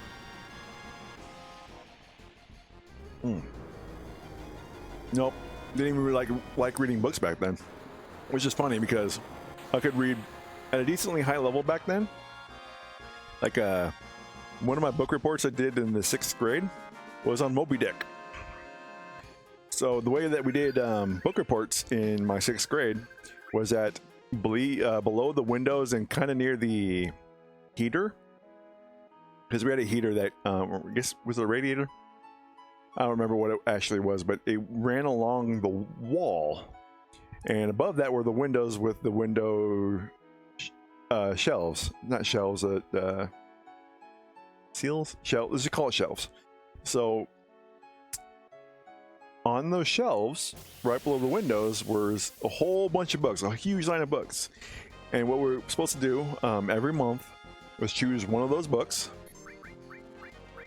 and read it, create basically a script, because my 6th grade teacher was part of the local theater troupe as well. So she basically forced us to participate in that nonsense. To be honest with you, I hated it. So we actually had to make a script. We had to turn in the script. We had to act the damn script in front of the class, giving a book report. So there was a whole bunch of classical kid books. You had like the Goosebumps books. You had, I think Animorphs was on there. And then you had a couple other books. Now, I can't remember off the top of my head, but on there was Moby Dick. That's a very strange book to have on a 6th grade class's bookshelf. And I think she, because let's just say that after I was done with it, my teacher removed that book from the shelves, and I invited her to my high school graduation, and she was like 2 years from retirement, and she told me back then that she took Moby Dick off the shelf after my book report, because it took me 6 months to do it. That book was so damn long and complicated. I understood it, I read it, so don't get me wrong. It wasn't that like, oh, you didn't understand it. It took me so long to read it. I was only 6th grade, and I wasn't a big reader. I didn't like reading. I could just do it. I could understand it. So it took me 6 months. Like my mother and the teacher had to have a conference because, like, yeah, he hasn't given a single book report in 6 months, and I know he's reading Moby Dick. He's like, how far along? He's like, yeah, well, my mother's like, it's freaking Moby Dick, and he's a 6th grader. What do you want him to do? So they decided that, you mother effer. So my teacher decided that, okay, well, this book report will count for all those 6 months. So I don't have to, I didn't know this could happen, that they'll still try to cast it, but then again, not an FMP message. That's pretty cool. I actually never had that happen before. But going back, yeah, no, they, yeah, I basically got out 6 months of book reports because of Moby Dick. And she decided that that can't happen ever again and took it off the shelf. In fact, I was the only student to ever do a book report on Moby Dick in her class. And that book apparently was there for a long, long time because it was donated, and then she just put it on the shelf. Completely forgot it was there. And what kid in their goddamn right mind is going to want to read Moby Dick, let alone what the book Moby Dick was? It's just, I looked on the shelf, and there was, you know, standard sized books for 6th grader and one gigantic ass book, which was Moby Dick. And I read it. No kid in their right mind's gonna look at all the skinny books where they could do it on, and then purposely chose the book that was like 1000% the size of all the rest of them. So that was fun. Never do it again. Never want to read Moby Dick again. I can appreciate the story, and I can appreciate the author, but that's where that's going to end. It's appreciation. Never want to see it again. No, sir, I'm good. Hell, I hate reading textbooks, so that's a stupid thing to say. Who in the hell in their right mind likes reading textbooks in the first place? I forgot I freaking had this. Screw it. Tighten it up. Oh, I forgot you had two. Yo, yo, yo, yo. Oh, y'all need to stop. Like, seriously. Let me freaking attack. See any other crazy ass stories when I was a kid? So, growing up, my mother really kind of raised us on her own until my stepfather, which I consider my actual father, came in when I was in middle school. So I had to be enrolled in a after-school program. And one of my favorite parts was like basically, it was like a long recess. Basically, the program's teachers were tired of us kids, so they're like, all right, go home or go outside and play until your parents get here to pick you up, kind of thing, right? Unless there was something else planned. So what I would do, I was such a little loner, even though I would play with other kids. I had no problem playing with other kids at the time. I was also playing, I loved playing House of the Dead and Time Crisis in the arcades.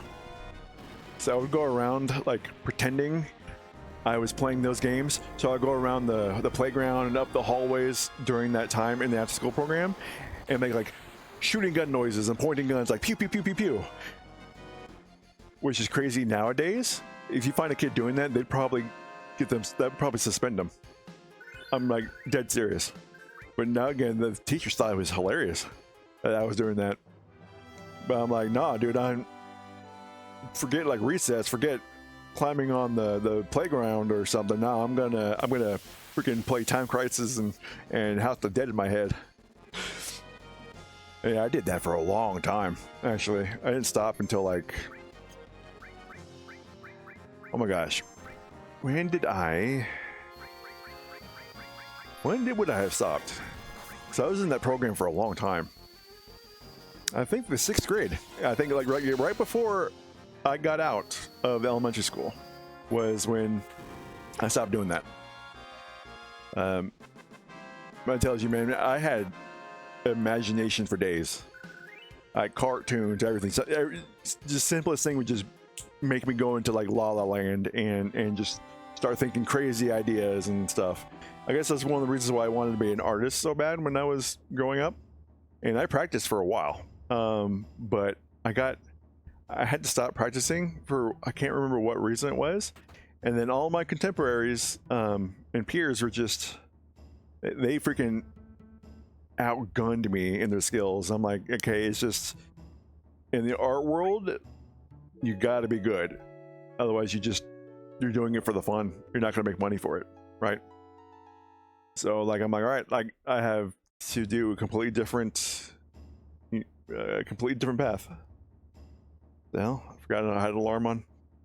So, which was unfortunate. I still love art to this day. I mean, that's why I could use AI for almost everything. And I do use AI for my art. I'm not gonna, for some of my art, not all of it though. For thumbnails actually mostly.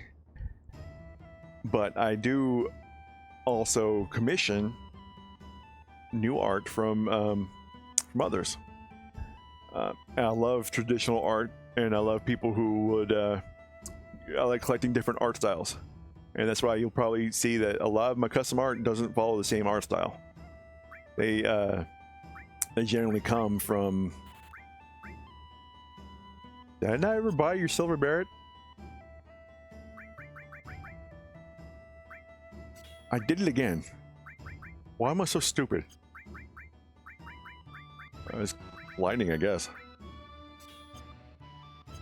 So yeah, I mean, hell, that's even reflected in my when I used to go to conventions. I don't really go to anime conventions anymore. I just don't have the money or the time. Nor any really friends to go with too often. But I would go to like almost every booth and I would buy something and collect all the art styles. I had to kind of stop that a little bit, just because of money and for spacing issues. So I had to take like literally look at them all and say, okay, like this is good, this shows like real talent, this shows all that, and like the rest I had to put in a giant binder and put them in storage. Unfortunately, we had like some water issues in one of the storages in our storage, and like half of it got wet and was ruined, which sucks. It also happened to my cosplay, because I used to cosplay back in the day as well. And yeah, no, it apparently there was a leak in there too, and all the costumes mildewed, and there was mold, and it was just ruined, which sucked because all those were like custom made. It was like custom made by my grandmother too, which sucked. I feel like, yeah, my grandmother might not have too long with us because she's getting old. Oh, sorry, this is brand new dialogue. My bad. Ho ho ho! Are we all set? Yep, let's do it. Ho ho ho! And shall we go? I completely forgot his voice. I was trying to do like my version of what it was in Rebirth, because I really do actually like his voice in Rebirth. Yeah, I can't do it though. All right, come in. Hey, aren't you going with us, Grandpa? What? Are you crazy? It's dangerous in there. I told you that. You want an old man like me should go first? I'll be right behind you.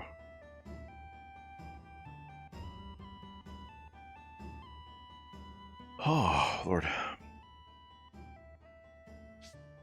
Yeah, it just sucks that those costumes kind of a bonding moment between me and my grandmother, so it was really sad that I had to get rid of them. But I mean, I have the memories, so it's all good. And there's some pictures out there of me as well. You will never know who it is, but there are some. I really love that the music was slowly getting quieter and quieter the further we got down. It's really just to symbolize like we're not in a normal place. Like there's something dangerous here and something that's really important and we need to pay attention. Oh, and also has the spooky music too. Like yeah, there's ghosts in this cave, so yeah, of course they would have the spooky music. I think it's this cave though that had the sudden uptick in difficulty for me. Like especially when we get to the spiders in the later half of this dungeon. I forgot like how dangerous those things are because it'll do like a dive bomb or something. I forget what it's actually called, but it does tons of damage. And not to mention the boss for this dungeon sucks if you don't like use like a Phoenix down on him or something to instantly kill him. Like he gets stupidly tough. I remember that one of these is correct and the others are traps. This was a trap, but I mean, a battle is a battle. Experience, AP. I always thought the Gi tribe was very interesting as a kid. Not that I fully understood it about warring tribes. I mean, most kids wouldn't at that time. You know, like, hey, these two people didn't like each other, so they would fight. I mean, I didn't really think about wars all that often when I was a kid. So a lot of this was kind of went over my head. I just know that these ghosts were like too angry to die, and we're fighting basically the ghosts and of who once tried invaded here. It also showed that yeah, this place was like in very real danger from a warring tribe. They didn't really say why they were going after him, but goddamn, dude, freaking leave him alone. Oh, I forgot they can death sentence. I completely forgot about that. Thank God they give you a minute though. That's nice, actually. Cure everyone. I think I got plenty of time. Yeah, I got plenty of time. We only got one guy left.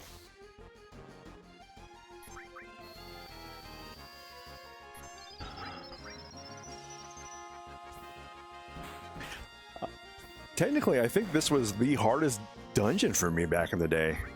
I mean, the final dungeon was a little difficult, but there was something about this one that just really screwed with me and made it memorable to this day. Almost to the point that I'm a little fearful of the dungeon, even though I know exactly what I'm doing and I have no reason to be. But good lord.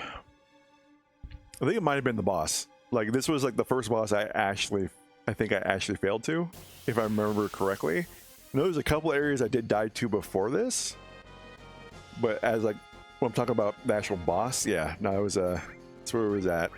We might actually want to ifrit these guys. I do have that turbo ether, so it's going to be not that big of a deal if I use tons of MP. And I think we do hit a save point before, so we'll be able to tent if we need to as well. But there are a couple of items in here that I really want to get, if I remember correctly. So we kind of do have to explore a little bit. I need to get some more alls. I have a feeling I should not only have my healing magic on all, but having it on my need to have them on my skills. Okay, that was it. And then there anything else around here? I don't think so. Okay, I think we're good. Dude, I was right next to the door. It always happens every damn time. What was the freaking point? Oh, one guy. Ain't that bad. You can death sentence me. Oh, I completely forgot that's learnable. Oh, balls. Okay. Red 13 has it. Got it done on him. Got it done on Tifa. Why didn't Tifa learn it the first time? Or did it miss her? Might have missed her, that's why. Ho ho ho ho. Everyone here is a ghost of the Yi tribe. Killed in a certain battle. Certain battle? The vengeful spirits of the Gi didn't disappear and couldn't return to the live stream. We still have far to go.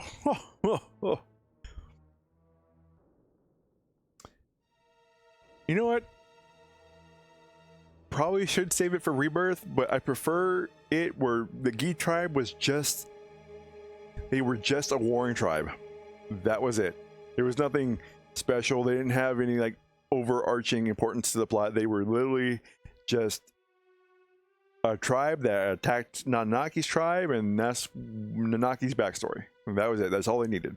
It had nothing to do with the Black Material, nothing. Like, ooh, okay. Added effect is frickin' nice, and we want that. Where do we want you? Let's go. Go with Ice 2. So we're gonna have added effect here with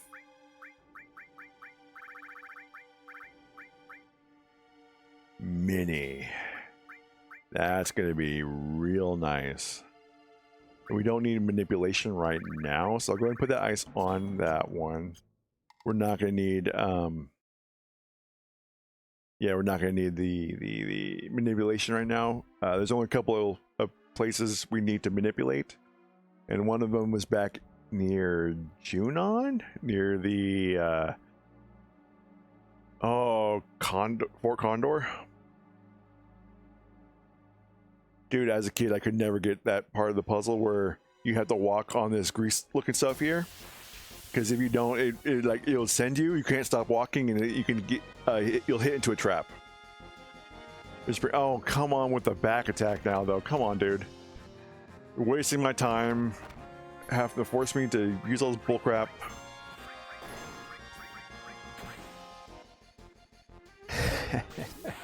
And that's why you do it, boys. That is why I always add freaking transform to it. Yep, there you go. This is heavy steel.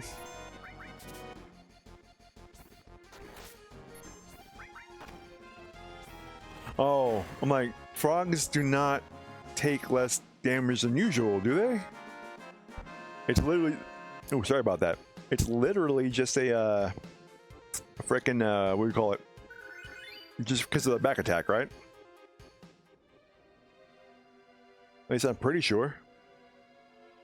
Maybe run, yeah, you see him slip like that? Yeah, that's what happens.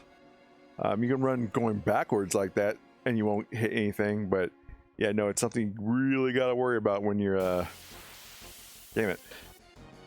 When you're first going over that area. Oh, balls, okay. Let's go ahead and Mantra Magic the hell out of these guys. Nope, I want Mantra Magic, thank you. Faster get rid of these assholes, the better.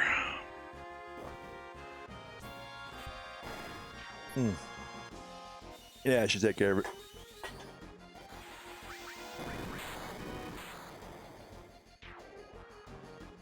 So it's cool. That just reminded me. in my gym they added a new mini game to the game that you already play when you're working out. It's called like the isometric zone. It's not that, I don't think that's the actual name, but it's what I remember. I know it is isometric exercise. I just don't remember what the actual mini game is called. But what you do is once the isometric gauge is charged, you're able to pick out a workout. Then you tell it to use the isometric zone, and you get to play a mini game. Well, one of them is what's the story? Not story. What the hell is it called? It's what is it called though? Give me 1 second, guys. No, seriously, what's that game? It's an old game. Basically, what you do is you have things coming at you. Like, there's 4 lines on the screen. 3 of those lines would, excuse me, 3 of those lines would have stuff that you're supposed to avoid. So you have to go up and down trying to dodge them, but at the same time collect missiles. So when you get to the end of the minigame, it releases all the missiles that you've collected at the enemy and all the enemies, minions, and champions. Like, if you do it right, dude, you can completely destroy one round, like right from the get-go. And I was able to do that. And it's basically I not real life, but I monster magic outside the game. It was freaking cool. I was doing squats and monster magicking at the same time. I mean, that's the dream, right? The dream of any guy who weightlifts. Unlock a missile barrage by doing squats. Okay, we don't need no summons to scare you guys. Just need a whole bunch of missiles. We're good. The halt whip is not actually stop, is it? No, Cloud's still moving, so he's fine. That's stop. That's quite literally stop. Oh, you're a bastard. Hopefully this kills you.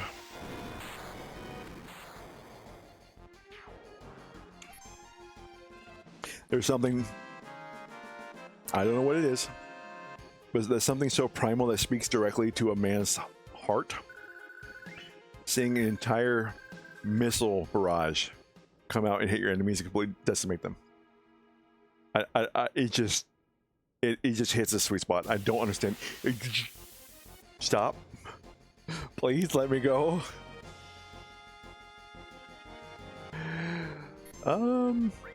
I think we just straight up attack them all.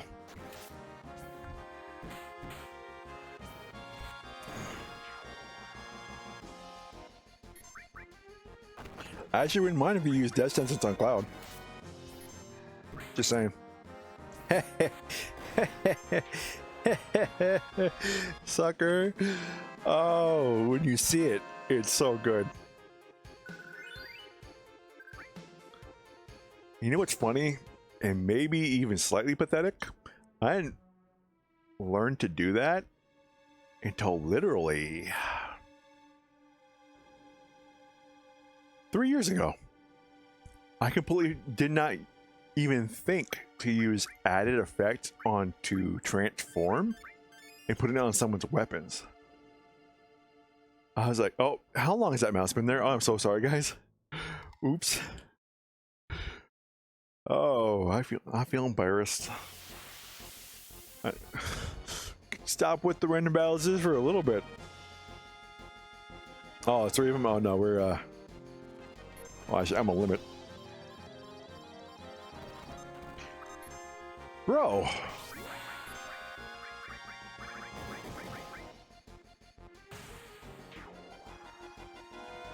Dude, I can never get the timing on that third one right. I just now started getting the timing for freaking water kick. Now apparently I can't get him at all. I can't get the freaking third one. I think I got it once so far in this playthrough. And I can't remember ever getting all of Tifa's limit breaks actually at all. Now that I think about it. This actually would be the very first time. If I do it, this would be the first time. Keep that in mind. That's nuts.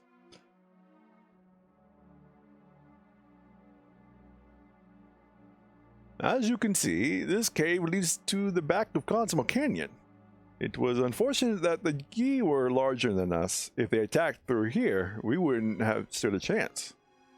I always thought as a kid, when they meant larger, they meant literally like as human beings that they were larger in stature than them. I think they just meant that they had a larger number. Well, let's move on. I think that this is actually like one of my least favorite dungeons. I think, no, even Rebirth sucks. Like, I hate Rebirth's rendition of this too. It just went way over top where it really didn't need to. It's not one of those dungeons I want to spend more time in. You get me? Less time, better, to be honest with you. Thank God for monster magic. Holy balls. I think it can come back here anytime and get death sentence, but I can't think of any important enemies that actually works on. So, I mean, you can use it for a tougher mob, but that's about it. Ain't no reason to. Oh, sorry about that. Oh. Okay, I can't remember. Is it you? No, you put me straight out there. I always forget which one this one is. Or is this literally only go up and back? Oh, you suck, boy. Suck. Okay, there's a way to get down there, I know.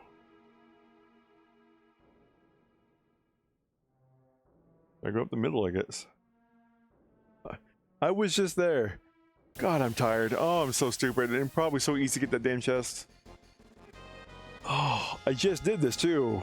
When I ran the translated mod through the Steam version of this. Gosh, dang it, man. I feel stupid now. More than I usually do.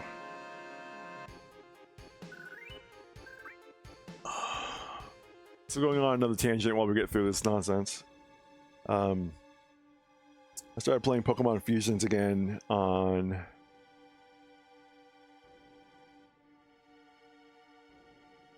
is the door that goes down there up further down the path. I hate it so much. And I hate these enemies that are coming up too. These are like the worst. Most hated enemy like I've had in a long time. You probably see why once it actually happens. I'm actually gonna big guard for this one. That's how much I hate these damn things. And I'll say the sound that produces too. That's so bad. You have anything else? Nope. Yeah, just have monster magic. All right. Can we get through with just attack?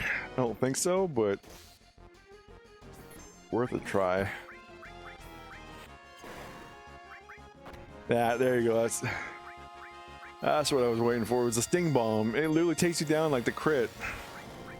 Why just do this? That's two.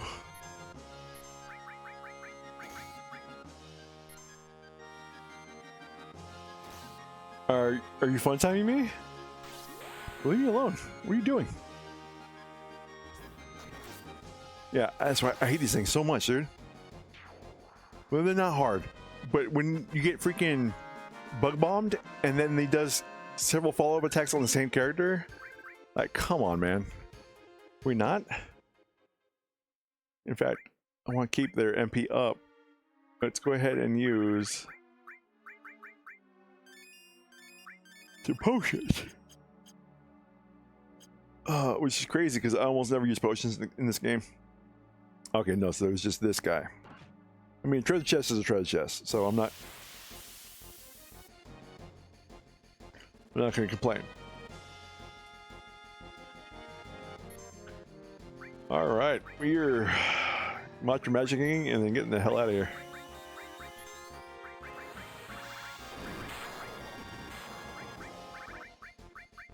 Damn it, dude.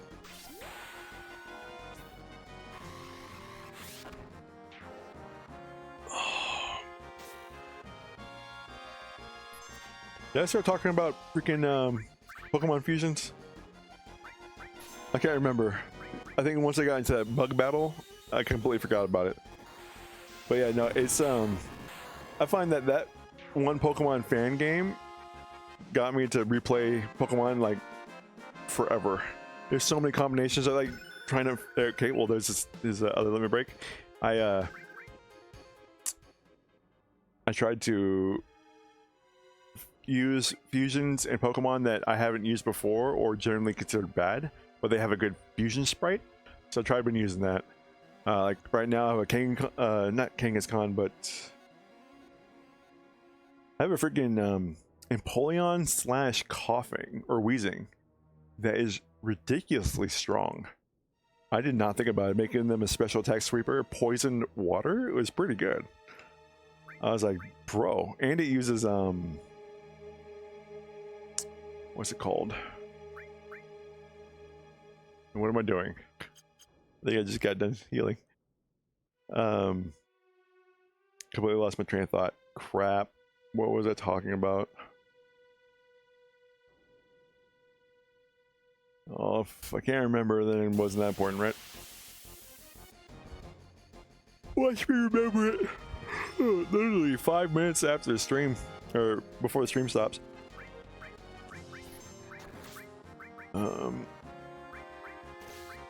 Pretty sure I can get away with just keeping attack. Oh, doesn't even matter anymore. We are all good.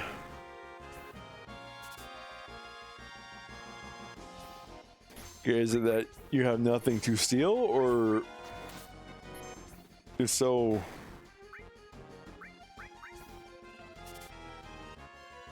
Was it so freaking?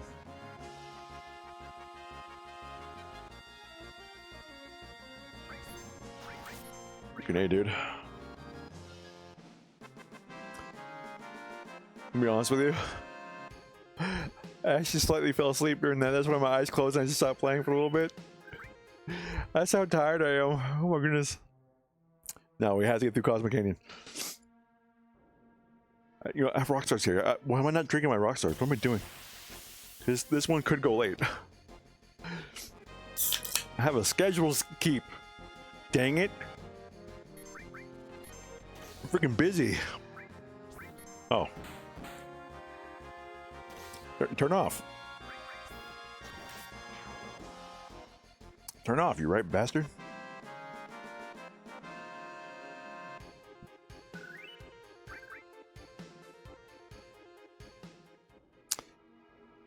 I don't remember using any of those items before. Definitely never used a smoke bomb. Okay, hold on here.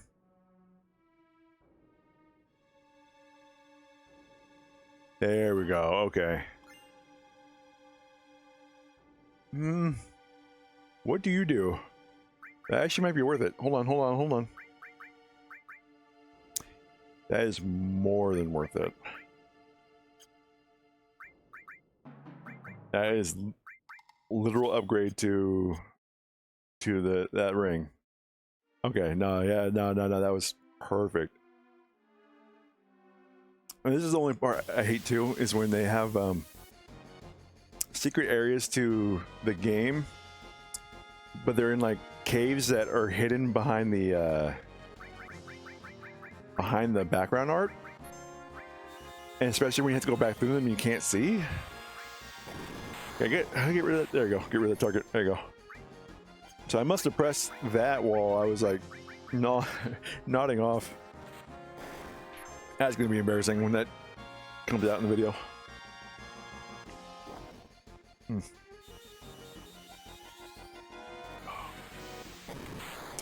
Wakey wakey.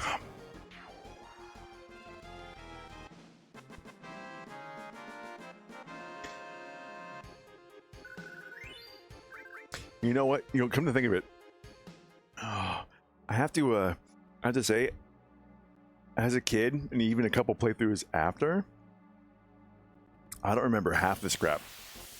Getting any of these items. I think I skipped them because I didn't know how to get there, because of the same reason why, like, you have the damn entry to that secret area hidden behind the background art, and in this game it can be really hard to see. So it really sucks they had to do that. Did I get freaking halted? You damn game. Hate that crap. Gotta keep sipping on this Rockstar so I stay awake. Could be the muscle relaxers too. Those ones don't really make me sleepy, like the other ones I've had in the past that really just made me nod off, maybe like high as a kite. These ones not so much. But yeah, I know, like, I worked out and like a lot has happened this week, but generally I can keep myself awake no problem. So that's pretty crazy, to be honest with you. God, I hate these things so much. I'm not gonna fight the other one. I need you to cure everyone. Oh, of course you would freaking miss. All right, no, we're just gonna regular attack, because if we get him transformed, we're golden.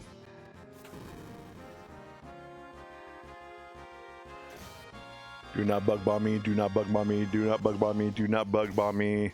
Do not be an asshole. Alright, we won. We're good.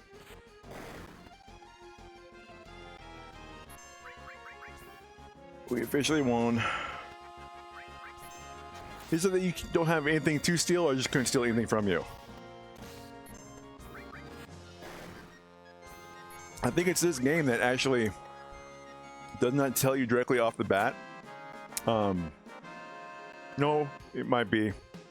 Remember there being a game that doesn't tell you that there's nothing to steal. It says like, oh, if you fail to steal, it's couldn't steal, and it's you only learn that there's actually have nothing once you actually succeed in the steal. But then it just shows you like, oh wait, well they actually had nothing to steal. So yeah, you waste a whole bunch of time. This warrior went through the cave all alone, fighting attackers one after another. Grandpa, that warrior. Ho, ho, ho. We're almost there. Hold on one minute.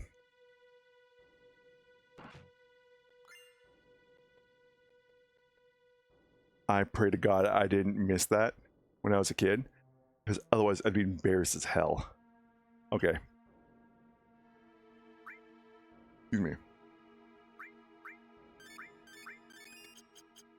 That might be a waste. But just in case, if the Phoenix Down doesn't work, we're gonna have to fight him. What is this? Grandpa, is he... After death, the ghosts of the Gi like stagnant air. This can't be.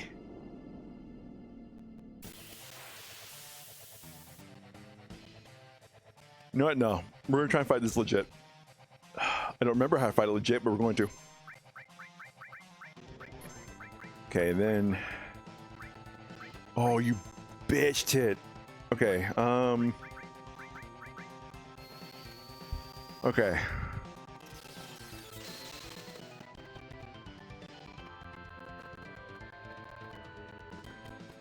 Does he auto?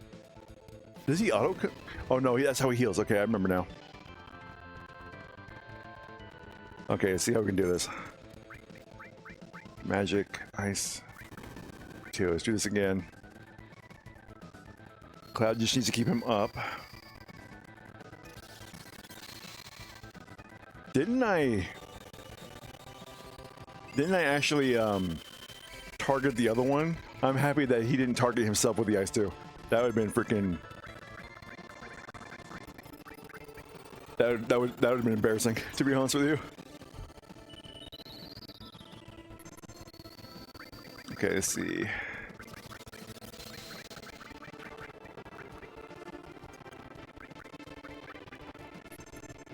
Do not redo it. Dude, Big Guard is like the MVP, like, of this entire game. He's that good. It's that good that almost the entire game doesn't fall off until... No, actually never falls off, because, dude, a full wall is no joke. It's like a white wind that'll eventually fall off, I believe. Is it because he's floating? That why? If so, you can suck my balls. But also makes sense. Guys, what was that supposed to do? Like, I honestly don't remember.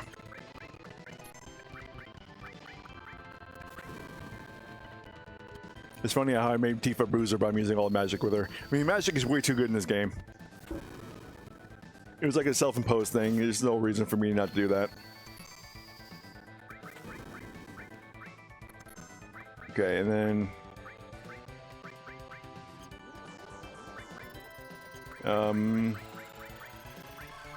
Bolt 2... Yeah, I think... No, wall's almost done. See how much damage I actually do. Yeah, he stays in there too, which is the worst part. Like, I've had so much problems with this as a kid. Like, I wouldn't kill one of them, and they would get into all my party members I couldn't heal fast enough. Like, I freaking hated this so much. How much HP do you have, dude? Oh, I forgot how hard that hits. Good lord. Oh, the wall's off. We need to fix that one. Okay, we need ice too, so we can't do that thing again. And Cloud's gonna start throwing the ethers around. And not to mention you could do that, which sucks balls. Like seriously, for some reason, this was like a huge difficulty spike. For me, this was tough as hell.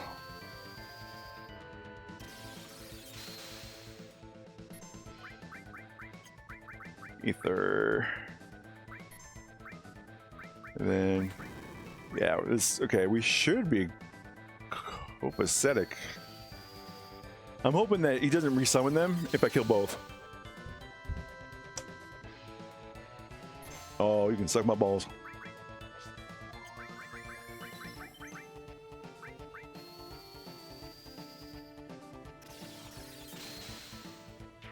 There we go.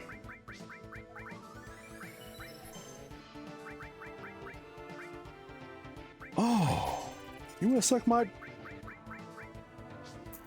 pole, you little rat bastard? I did not know you could do that. I honestly did not know. Holy crap. You gotta go down eventually.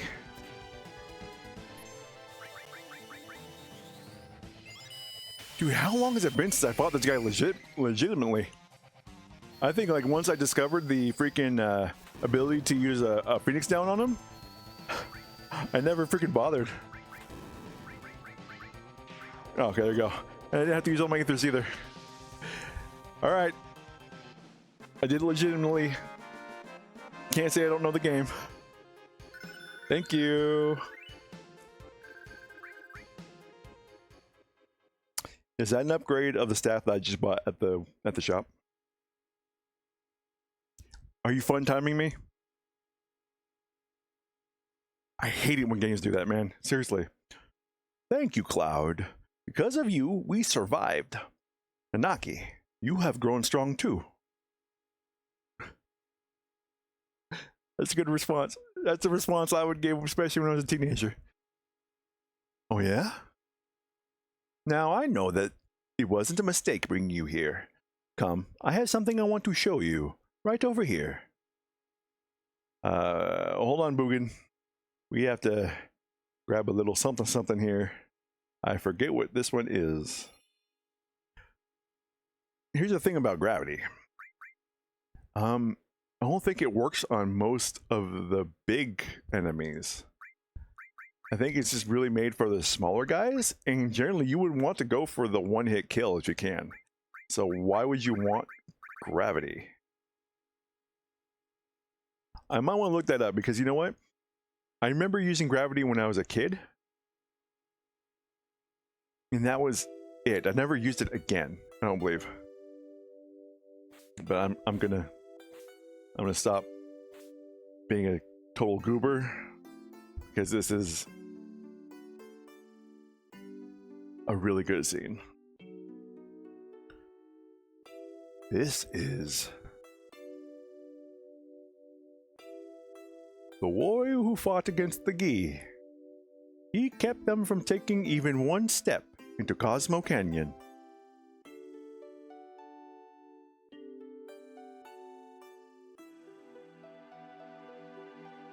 But he was never able to return to town. Look, Nanaki. Look at your father. At the warrior, Seto.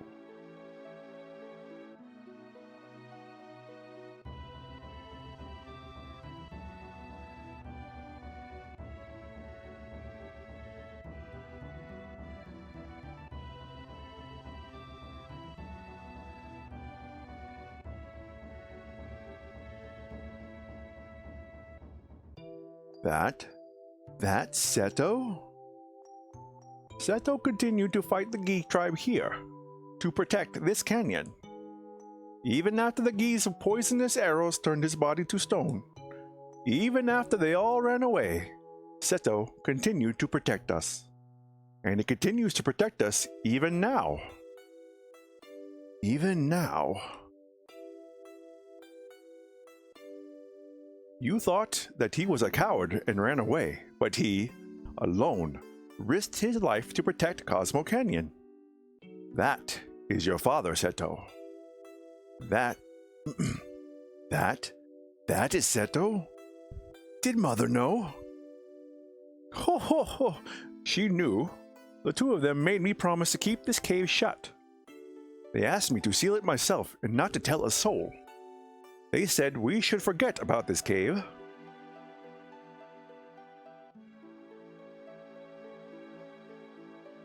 Cloud, would you mind leaving the two of us alone?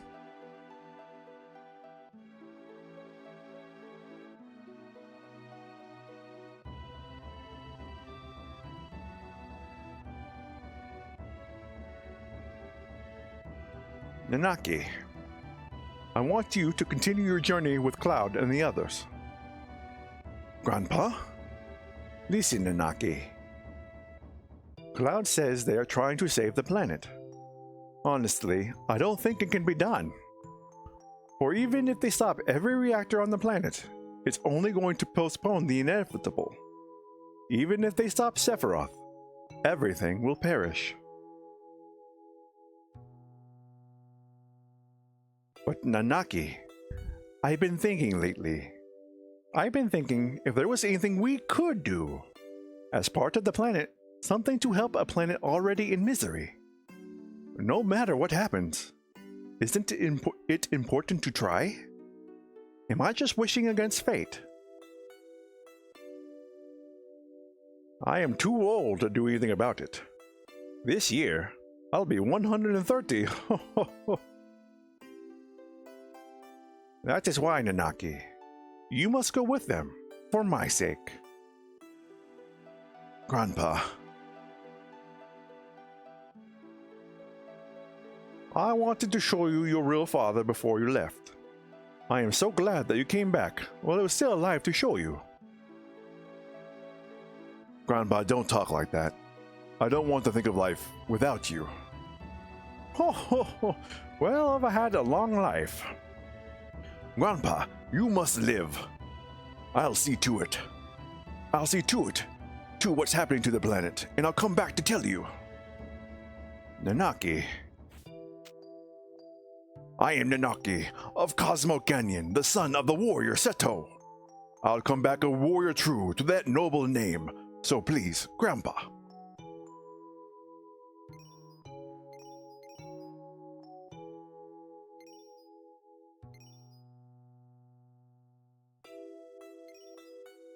That's Seto.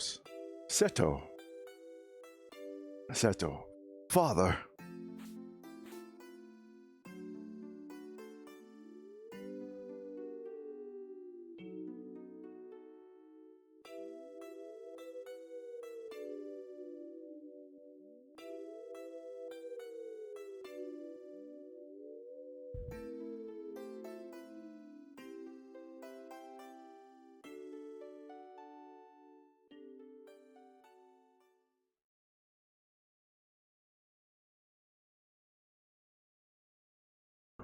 Okay. So to kind of go over that real quick before we continue. I also have to use the bathroom. That is a heavy scene. It's okay. Let's start from the beginning. As a kid, when I first played that scene, I mean, of course, I was sad. I understood. Nanaki didn't fully understand what happened, and as a kid, I fully understand that that Seto died protecting the canyon. Even though I didn't fully understand how we would continue, quote unquote, protecting it even in death, that he hid his true actions, even if his own son would have hated him because he didn't fully understand what actually happened. So it's always been a very good scene. Be it as baby Logan, who really only got the feelings from it and understood the bare facts of it, to today. And why that scene means more to me today than it ever did is because at this moment in our culture of the West, there is a question that oversees almost everything, especially for men, and that is what it means to be a man. Okay? Well, let's think about that. To me, a man is someone who protects. It's their job to protect theirs, those in their community, those in their country, even at the cost of their own life, to make sure that those in theirs are able to continue. It's how it's always been since the dawn of mankind. That is not to say to throw your life away willy-nilly, but when it comes down to it and the poker chips are on the table and it's between you and the destruction of your own family, what are you going to do? You may go down as an unsung hero. No one may ever know what you actually did. But it is your job to protect. And that's what Seto did. And that's why it means to me, because that's the epitome of what being a man is. It's, you know your morals, you know what's true, you know what's just, you know what you need to protect. And if you're scared, you go and you protect it any way you can. Whatever strength that you may have. Even if you may not be strong in what you have to do, you still go do it. And you be prepared. And he did it knowing that Bugenhagen will forever close off that cave, and the history of what actually happened there basically dies. And would have died with Bugenhagen, because no one else would have known the story. I guess except for the elders, but then again, they would eventually pass on too. That could have mean that Nanaki would have hated his father forever, not knowing what the sacrifice he truly made for him and his mother, despite his mother dying eventually too. Like, even to this day, I'm guessing that the spirit of Seto is there protecting Cosmo Canyon from the spirits of the Gi tribe that are too angry and want to kill those of Cosmo Canyon, to pass on to the life stream. We're not even going to worry about Rebirth's interpretation of it, which I think is one of the stupidest things on Earth, and they've just tried to make the Gi more more important to the story than possible and give some kind of explanation to the black materia. But pushing that aside, going back, it also means something to me because I want to be the kind of father that would, not necessarily happily, because any father would want to see their own child grow up to be a man and to be there for the rest of his life, but to be able to go and be able to sacrifice oneself like that for his family and know that if I have to go down, I'm going to go down doing what a true man would do.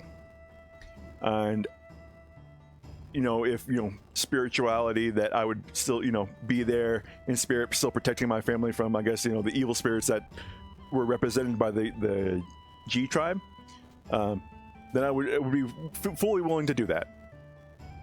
And that's why it's still so important to me, because I want to be that kind of father, like I said earlier, life doesn't always work out the way you want it to, and I never had the blessings of children or even a wife. And I mean, hopefully one day, I'm getting older, Lord knows I am, but it's not off the tables yet, and I would still want to be that kind of father. That's why it hits harder to me nowadays when I am near 40. And that's why I'm doing this series, is to give my perspective from when I was first played this game to now, and why this story, especially FF7, means so much more to me now than it ever did back then. And this was a game that was a stepping stone to my love of RPGs today, and why I have such high expectations.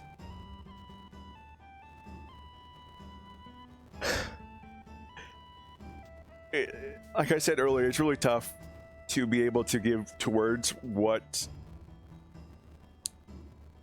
to the message that is inscribed within me from that scene, because when you reflect, it's your own inner message. It's what you take away from it. It's really hard to give words that can properly and faithfully give that message away, and hopefully others will be able to learn from it too.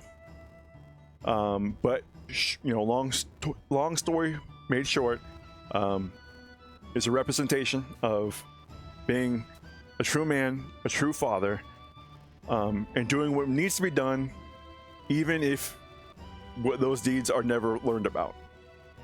Because the consequences of your actions lie within your children, lie within your grandchildren. Because of your actions, your lineage goes on. The lineage of your friends, of your neighbors, of your country will go on through the massive sacrifice, like say in World War II and World War I. There are men out there that died that we don't know about, probably will never learn about, all over the world, that have done something heroic, who have done something to help, and we'll never know. But as men, we still do it, and that's what I hope, that we restore that in our culture today. And I'm hoping that playing these kind of games nowadays and bringing out that thought process to others that may not have thought about it like that can be the tiny little push to bring it back. I really hope so. Trust me. I am no fool, and I know it'll be difficult, but I'm hoping. But anyways, before we continue, I am actually doing like the piss dance in my chair. I have to go to the bathroom like really bad, so I'm gonna continue letting this music go on while I go take a piss break real quick. Alright, just need to fix my camera real quick. Sorry about that, guys, but yeah, I was holding it for a little while. Alright. Let's continue, shall we? Alright. Buggy's fixed, so we can go now. That was a weird read, my bad. Well, shall we get going? So, this is it. Red 13. That's just the way it goes. Come in handy at times. Came in handy at times. Alright. Classic posse.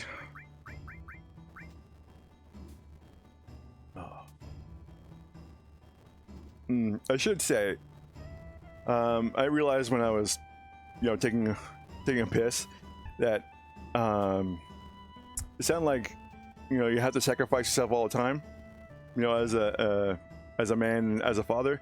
No, I mean, a lot of it also comes through, like, just doing your daily things to keep, like, your family going, try as comfort as you can, or working that extra, maybe like extra couple hours, you know, for the little money, or to help make sure the house is in working order. Like, it wasn't until like I grew older that I started noticing the things that my own dad did that really kept the house nice and clean, and the yards well kept. And like, he still never ask for help until like, even when he was older. I mean, he does it nowadays because, yeah, he's starting to get, his age is showing. And I'm still young, so I'm gonna help out. But yeah, it's just like, hey, just do your things around your house for your family. You don't ask, you just know, hey, it needs to be done, so it's gonna be done. That's a good way, you know, of being a man. That's a good way of doing it. All right. Oh, that's where you get your double weapon from. Nice. Okay. However, we are going for that one. That's where my fire ring was. Of course, Eris had it. Gosh dang it. Okay, heal. We want you with revive and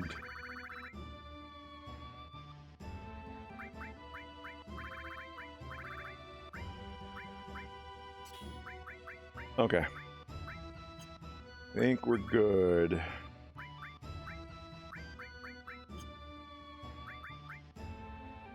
Yeah, we're all right. We're all right. Is there anything else we need? We're 16,898 though. Don't want to go for those HP ups.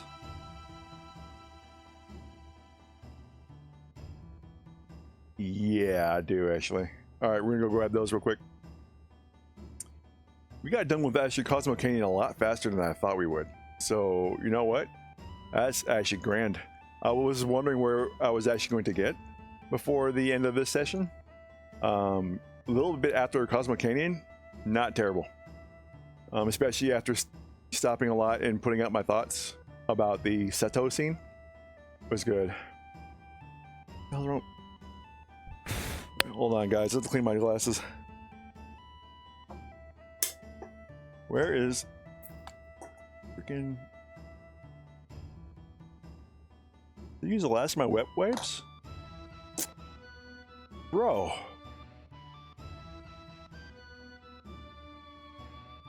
Alright, well, temporarily, hate using my shirt because it smears the whatever's on the glasses, but desperate times call for desperate measures.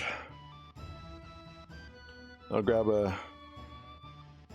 one of the wet wipes later while the VOD will be being processed. Alright, old man, I need you to wake up.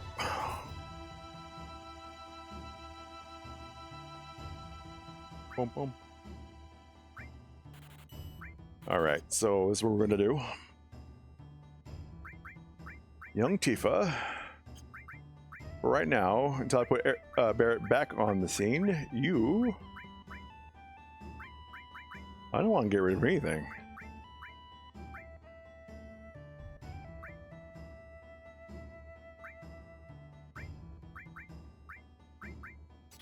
We'll do that, and then for Mr. Cloud, you're going to get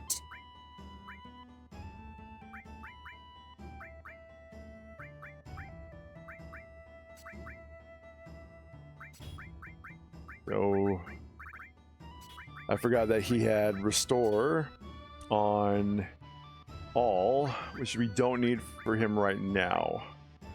I want to keep the elemental on. I want to level it up though.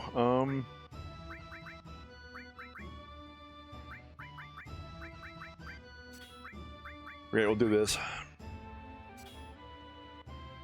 I know the Aerith's a much better mage.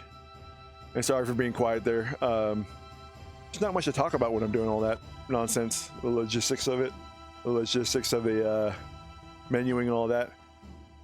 I know that Aerith is the best mage in the game, but for obvious reasons, not for long. Let's just say that. And Cloud's like the second best mage in the game. He's like overall strongest. Wait for me, I'm coming too. Huh?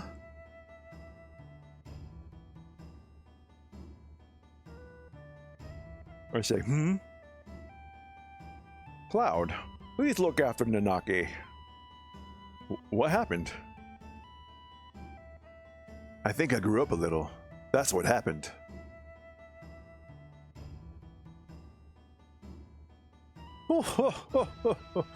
Come back whenever you need my knowledge. Get a little Red 13 voice there. My bad. Not a voice actor. Okay, next. Remember how to... Okay, so we have to go past... Okay, we're going up north, so we're gonna go towards Nibelheim and Rocket Town right after this. So we might get to Rocket Town, if not beat it today, which is like really good. Oh, I love it. God, especially the enemies like... Oh. Looking real good there, Clown, with a nice little crit. Yes. We're looking a lot better. We were having a tough time with these guys over here before. I am super happy. Now, someone was asking me what games I would actually like remade from Square Enix. It's a very touchy subject, just so you know, with the FF7R things going on. None, to be honest with you. If one had to be done, and I've mentioned this before, number 8, because the story is very confusing, can be convoluted, especially drops off after disc 1. Disc 1 is fine though. Disc 1 is great. It's just the storyline that gets confusing, and the fact when we talk about the orphanage at the very end and why no one remembers, it's a little hard to stomach. I mean, not that FF8 was a bad game. It's just when it came to story-wise and as a Final Fantasy game, yeah, it was probably one of the tougher ones to get through. What? This was all supposed to be burnt down, right? I thought so. Then why? My house is still there too. Something strange? I'm not lying. I remember the intense heat of the flames. Alright. The way they do this, although weirdly convoluted in this game, is so much better than what they did with Nibelheim and Rebirth, where they basically made it a clinic for the black robe dudes. It's so stupid. It was so much better by Shinra. It's something a company would do. Basically, try and hide it. They even going for as far as rebuilding the entire town, and making sure and filling it with actors so no one knows what happened there, and to remove any ties that your company may have had with it, especially when it had to do with like one of your biggest heroes ever. That was the key to winning the Wutai War. Yeah, it's completely understandable. A little far-fetched, I will admit, but still. I just find it better than Rebirth. So, what's your story? This town was supposed to have been burnt down 5 years ago. What the hell's going on? Sir, don't say such awful things. I was born and raised in this town. What you say never happened. You're lying. Excuse me? That's so rude. If you're going to talk like that to me, I'm going to have to ask you to leave. So yeah, every time they turn around, that's a clue that, hey, everything's not right here. Something is suspicious. I mean, that's perhaps the best way they could do it in this time with the graphics and the way that they had to show emotion or that something was going on. Yeah, it just every time my mind goes back to Rebirth, it's so stupid.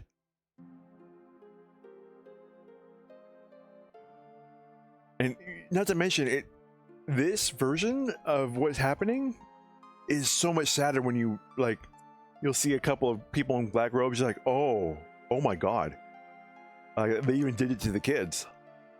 It's so much sadder in comparison. Like, it sticks with you. Like, Rebirth is the only reason it sticks with you is because it sucked. I freaking hated it. I don't think you have. No, you. Okay, I'm like, yeah, you should have something. Oh, you're selling hype potions now. Make it even 20, I think would be the best bet there. Yeah, the black robe guys. So this is where the people that Hojo experimented on after Nibelheim was burnt down 5 years ago. A man in a black cape. He has a tattoo of the number 12. He has something. I received an elixir. Can you hear the voice of Sephiroth? Yeah, dude. As a young kid, and I know I'm repeating myself because it's just absolute truth, the strangeness of it all, and realizing that the town people were lying, that came through as a kid.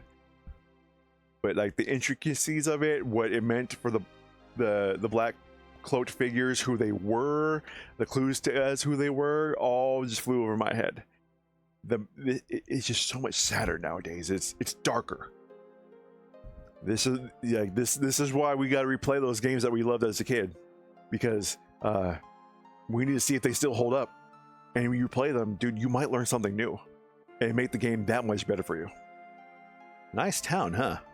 We've been in business here for a long time. You're lying. Do you have anything to do with this town? How about being born and raised here? I was here until I was 14, and I don't remember you. It's not nice to lie. Dude, the gaslighting. You know what?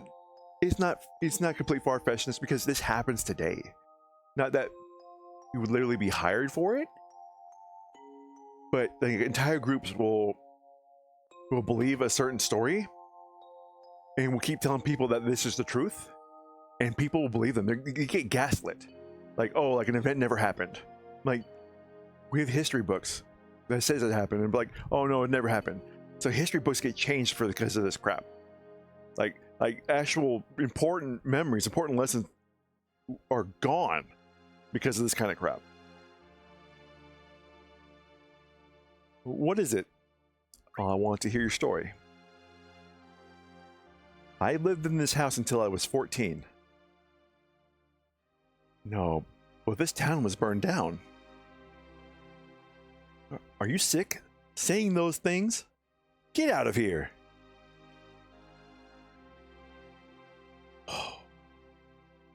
And combined with the music, the melancholy music that like you're trying to ponder, like, what the hell is actually happening here? It's insane. Must get it and bring to Sephiroth, and become one with Sephiroth. This guy's number is 5. Yep. He has a tattoo of the number 11. Nice to your brother. Must go. Reunion. It is strange though, if you're trying to rebuild an entire town and hire actors, why would you leave? Because those black cloak figures are literally evidence of what has gone down. Not that most people would try and understand what those black cloak figures are and would be able to connect it back to Shinra. but I mean they're pretty huge. They're huge examples of something going on, and it could bring people to investigate. Tattoo number 4. Platinum Fist. Okay, we got a Tifa weapon. Where are you, great Sephiroth? I know that some of these guys actually don't have slots on them. So that's a better double, but I'm not going to deal with the 8 missing attack points. I'm going to use it. It needs to have better attack points. Go into Tifa's room, you bastard. Alright, can I get...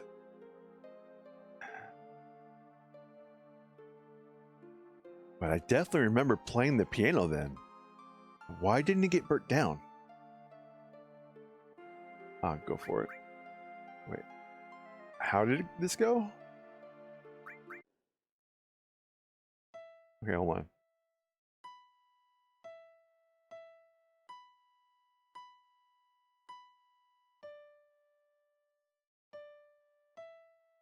Boom, boom, boom. Boom. Okay. Boom, boom, boom. Boom, boom, boom.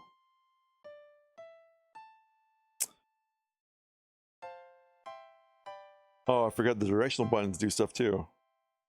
Hold on, guys. I'm gonna look this up. I don't want to. Believe it or not, I used to have this memorized. That's how often I used to play this game. Give me 1 second. FF7 OG.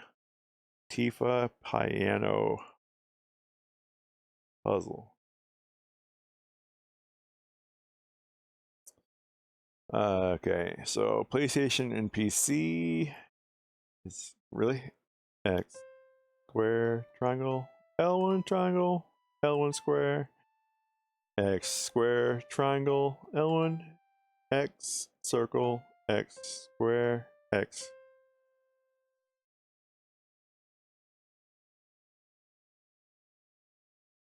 Hold on. X square triangle.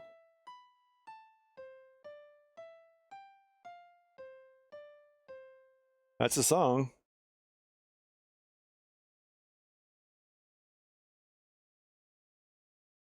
Hold on.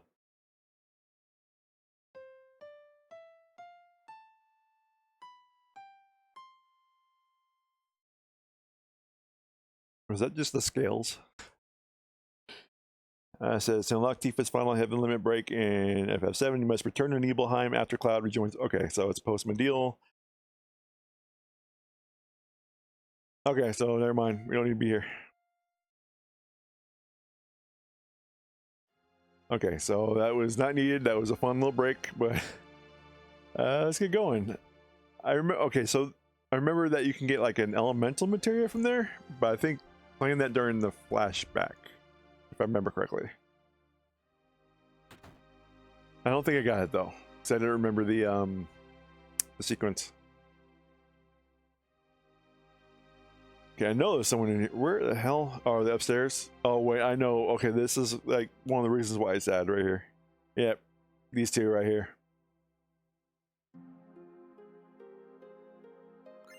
Luxors. Yeah, like it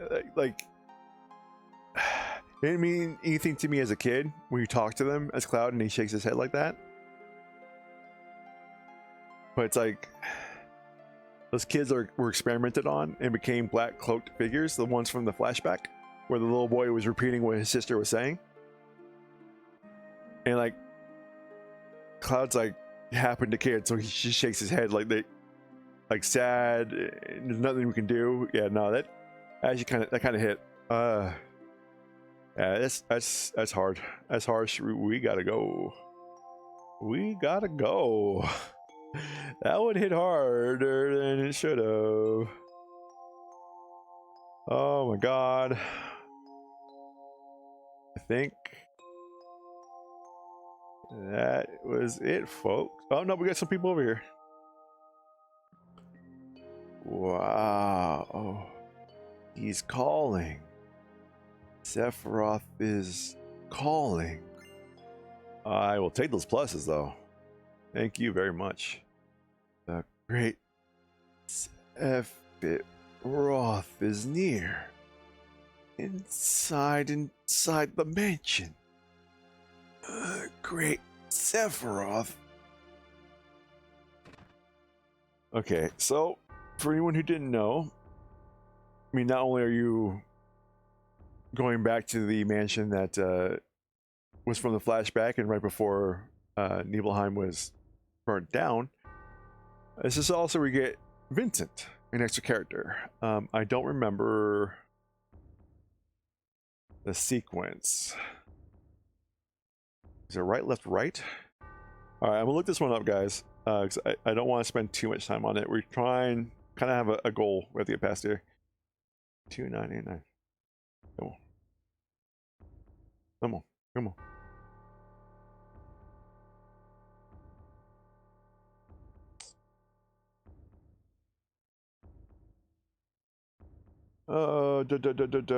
7.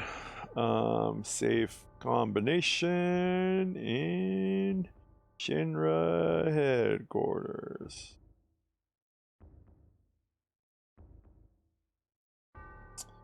Right 36, left 10, right 59, right 97. Oh, this one sucks because you only have a minute to put it in. And not to mention, random battle. You have to get it like nigh on perfect. And I also didn't understand these mother effers. What are these things? What are they doing here?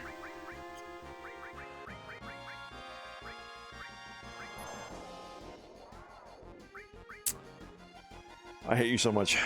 I mean, this can make mention of like yeah, it would be like a doll of, let's say, like a child of an elite. Do not say, because I got... You are bastards, dude. Frick would you do that? It's still death blow, though. I mean, that's nice. Oh, okay.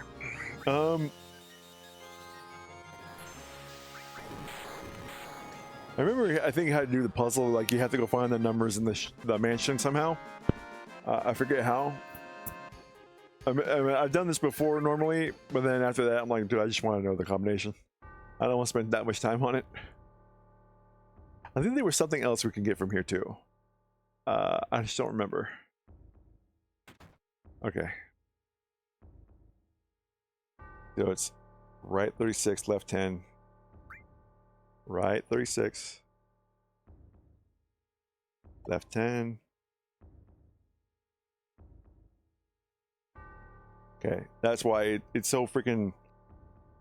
It has to be so precise, and not to mention, like, you can overgo the number like super quick.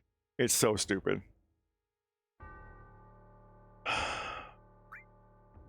This is one of the reasons why I hate this freaking puzzle. 36, left 10. Right 59. And 97. Barely, holy crap. And then we got a little secret boss here. This one can be no joke. If you're not prepared for it, you don't know what to do.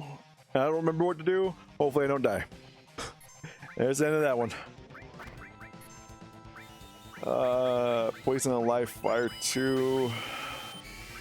I forget how this one goes, but we're going to make the attempt. No, okay. You suck. That's all I say to you.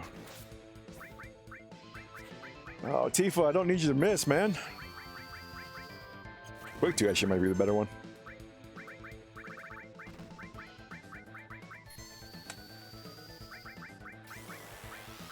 I remember he can transform or something, and that determines if he's weak against magic and physical. I wonder how much flamethrower actually does. I just gotta keep enough magic for not only cure, not as good, but to keep my big guard up as well.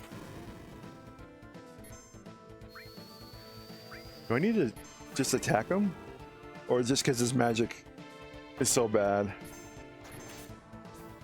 I'm gonna keep Cure now.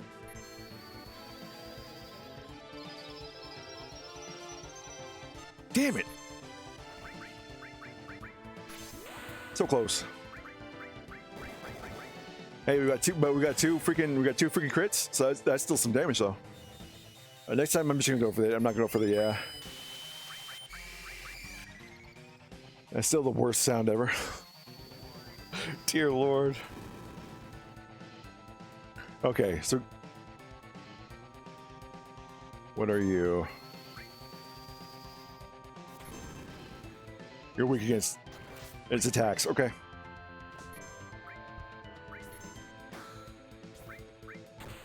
I forgot that. Holy balls. Okay, holy shnikes, man. Okay, keep you, Aerith, you should keep the magic up. We'll take care of this nonsense.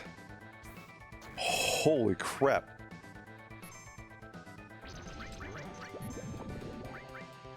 Okay, Aerith, you gotta keep, yeah, we gotta keep that stuff up, man. Yeah, I always forget the forms. Remember, he changes. Okay. Oh, I love and hate how I talk about fight. I'm like, oh, this is actually hard, and obviously he did like a lot of big damage, but in the end, wasn't that bad. And Cosmo Memory is, of course, something for our good old Red, but he can't use it quite yet. I think it's his final limit break. And this, Odin. Yes, sir. We got Odin. Odin was such a badass. How can you not love guy on horse with sword, full of armor, and the ability to one-shot most enemies with Zentetsuken? Come on. Quintessential favorite of baby, and even today, Logan, forever. Odin is so cool. Hate fighting him in Rebirth, but love him now. Now, is there any reason not to have her? Well, I mean, that's to absorb fire. Can we have him somewhere else? I think we're gonna do that. Yeah, we have access. So Odin now. Yeah, buddy. Dude, I'm stoked. I'm not sure if he can use like Zentetsuken bosses. I'm pretty sure he can't. It's not like 10 where you can cheese the entire game. I think that's for Barret. I think that's a newer double weapon, if I'm not mistaken. But yeah, no, they this is one of the big things is the freaking theatrics of the summoning animations. It was just so much fun. It's one of the reasons why I love using them all the damn time. I forget the way to get you to drop off like that. I guess you just battle him enough. Just stop talking.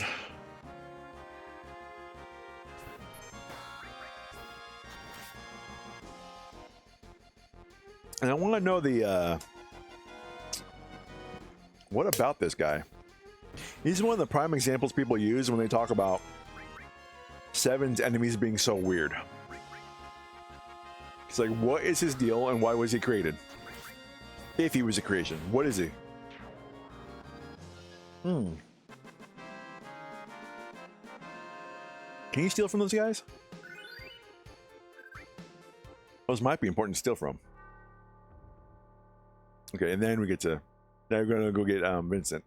Now Vince is a cool character, don't get me wrong. I don't like his limit break, because I think it's all like random, if I remember correctly. And you guys just need to go away. Like seriously. Hopefully 2 Macho Magics will do it and we just go on our way.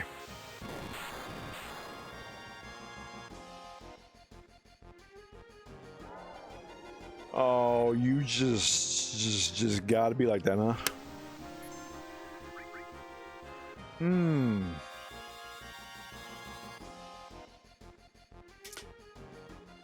I'm so glad he was silenced. I think he was about to use it on our own party. What in the hell? Okay. So that's the second best option, is for them to attack themselves so they get them out of their confusion. Well, only Pokemon did that too, right? That'd been nice.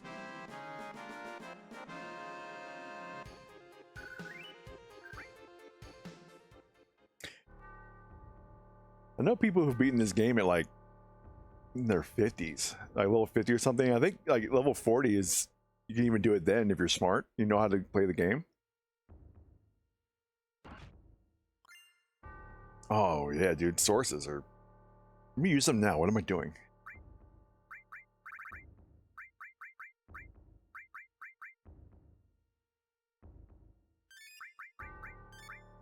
So I'm halfway tempted to actually I'm halfway tempted to use Vincent once Aerith goes, but I also want to use Barret for tank. That's basically how I always did it. Would that be, if that be the case though, it might be worth it just for a little bit of differentiation and have Vincent in my party. It's either that or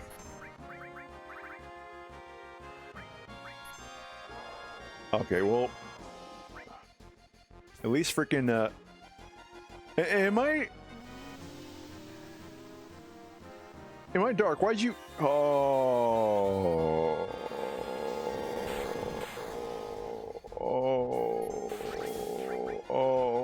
well, thank God for the hit. Oh no, that sucked balls. And I forget that hitting with magic doesn't cure confusion. No, why would you do that?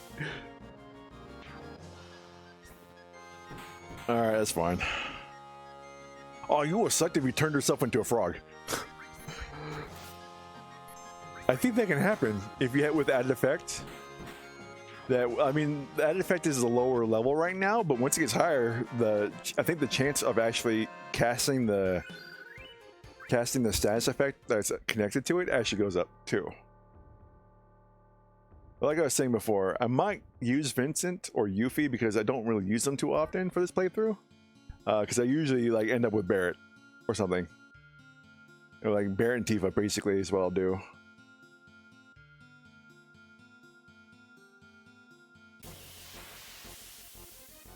Wait.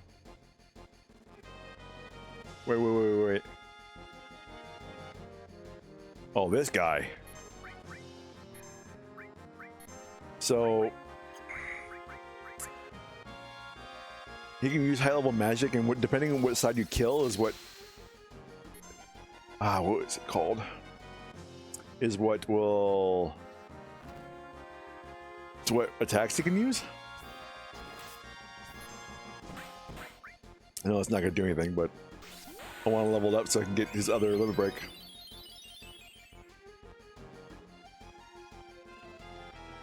Okay, what? Come on, man. I do remember they used this boss though in FF14 in Eureka. I forget what zone it was. Oh, you were a bitch. Oh, thank the Lord, dude. Oh, thank you.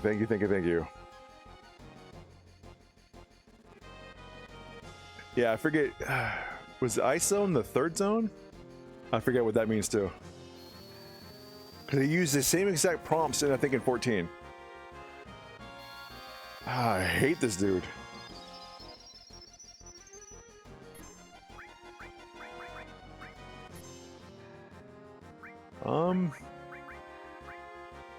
Screw your ice, dude. Come on.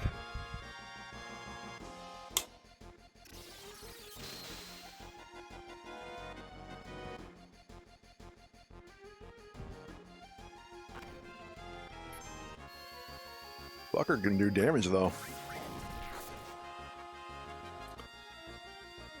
Okay, so he is weaker to physical damage. And he's one of the reasons why I freaking hate how long it takes to do some of the animations here. Yeah, like literally just go through the entire animation cycle before doing anything. Such a pisser, dude. Whatever that means. I'm not full sure what that means. I never learned this guy's mechanics like right off the bat. You were an asshole, dude.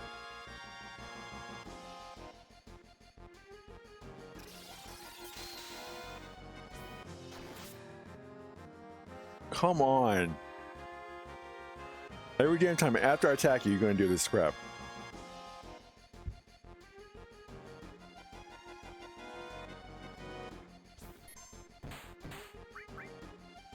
Bro. Come on.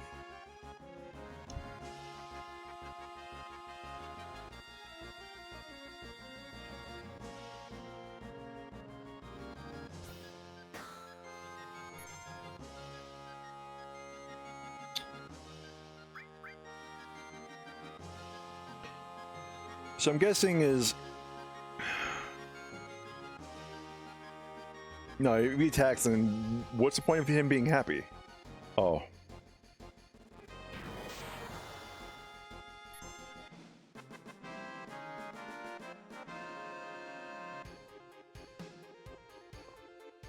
Holy crap. I did not know you could do that. Oh. Oh, Lord.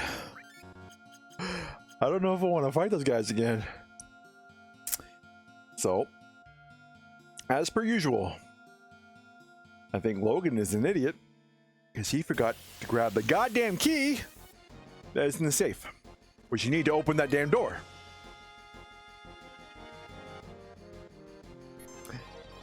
I've had it about up to here. I wasn't even going to chance it. To be dreadfully honest with you. Do not use it all on one person, dude. Come on. Thank you. Good lord. There's no reason for you to... I mean, just do enough damage to kill him and then move on. Spread the love. I do not remember him being that hard when I first played this game. I know I fought him before. That Yang dude. Wasn't even that hard. It was more like he just was able to do a lot of damage. And it took so long to freaking do his thing. Gosh.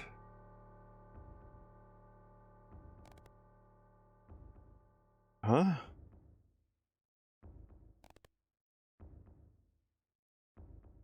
I've never seen that before. Bro, come on. Oh, it's you. Oh, come on, please don't. Please don't. Please don't.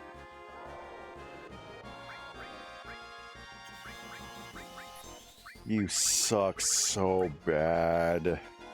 Don't do it. Come on. Oh. That sucks. Cloud's gonna Mantra Magic us. Oh, nope, never mind, he's not.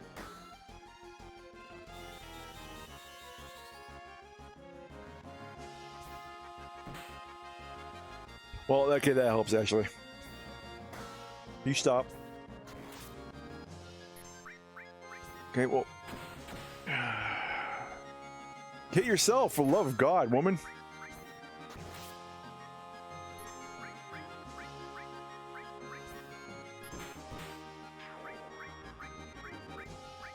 Well, if he's a frog, he can't do anything, so. Come again? Bro, are we blinded too? Or am I just having a terrible time here? I would love to have my ribbon already. I can't fight, I can't fight him because he's right behind him?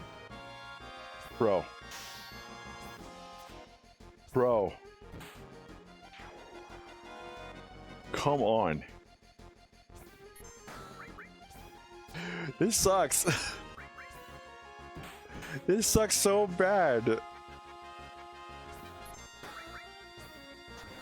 These things suck. Oh, I can see why people hate this place. I hate this place. All right, I need to heal. I need to save my MP so I can use monster magic and heal in battle.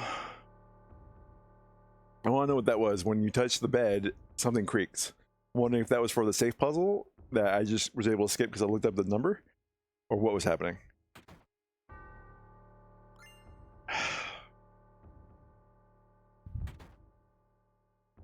Really hate freaking happens, man. Seriously, I keep forgetting that. I did that with Titan. I did that with that stupid key. Wasting my damn time, dude. I'm not gonna be able to get to Rocket Town. I'm gonna try and get to Rocket Town before this is over, but I go all the way down. Down, down, down, down, down, down, down, down, down, down, down. No. Stop. You need to stop. You need to stop. You need to stop.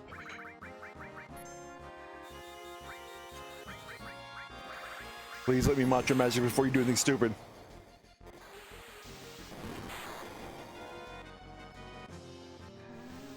Oh.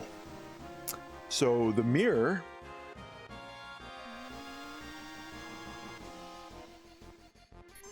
I am holding up a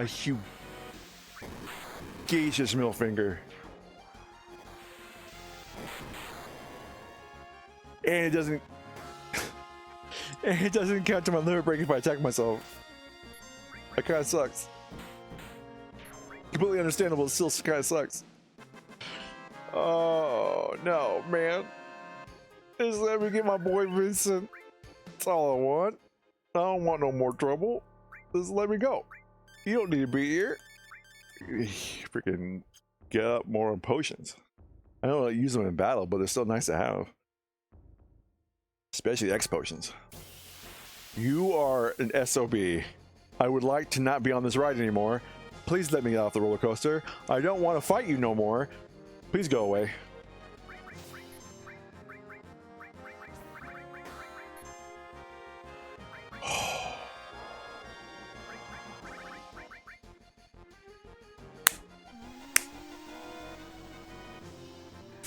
Oh, thank God I missed. Oh. Holy crap. I hate those things so much. No wonder people hate the Shimmer Manor. Oh. Yeah, y'all just need to go. Come on. See, oh, bye. Bye-bye, bye-bye, bye-bye. Oh. You just didn't make Pumpkinhead a freaking slur and just throw that willy-nilly when I face those damn things. I'm not sure if I ever finished my thought about those dolls. They're like kind of doll that you give like a rich little kid that would carry around with them all the time. So I guess it like hold the memories of the kid. I guess if they moved around or died or something. So who knows? All right, now we got Vincent. To wake me from the nightmare. Who is it? Never seen you before. You must leave. You were having a nightmare? How bad was your dream? Huh. A nightmare? My long sleep has given me time to atone. What are you saying? I have nothing to say to strangers. Get out. This mansion is the beginning of your nightmare. More ways than one, buddy. You can say that again. Exactly. Huh? What did you say? We gotta talk about Sephiroth. Like you said, this mansion is the beginning of a nightmare. No, it's not a dream. It's for real. Sephiroth has lost his mind. He found the secrets hidden in this mansion. Sephiroth? You know I'm not gonna try and do a double thing on that. The fact that he's able to do that. Vincent is also one of the people I never got as a kid, because I didn't know they had optional people in this game. I mean, it's not... I didn't play too many RPGs when I was a kid, but it was not something very super common in most RPGs back then. Even though it was kind of more of an accident and just adding in for fun because they thought they were going to not have enough time for these two, but decided to add them in anyways. You start first. And long story short, Sephiroth came, conquered, left, fell into a live stream, and now here we are today. Kind of a big mess there, buddy. Big mess. And that's how it was. So, Sephiroth knows he was created 5 years ago. And about the Genova project.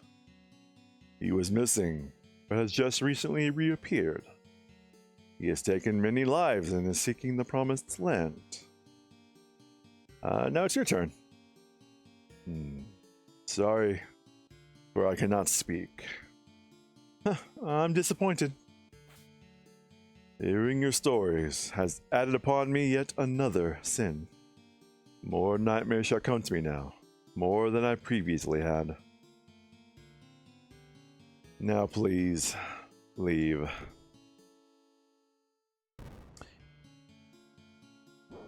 I'll talk about it later.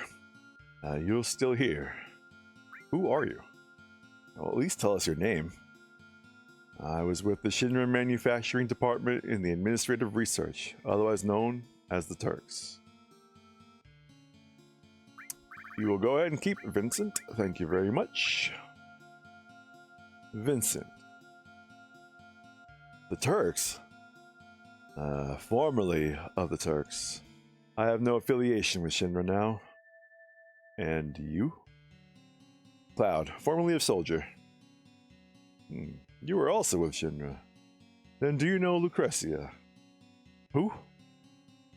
Lucretia. Woman who gave birth to Sephiroth. Gave birth? Wasn't Genova Sephiroth's mother? That isn't completely wrong, but just a theory. He was born from a beautiful lady. That lady was Lucretia. She was an assistant to Professor Gast of the Genova Project. Beautiful Lucretia.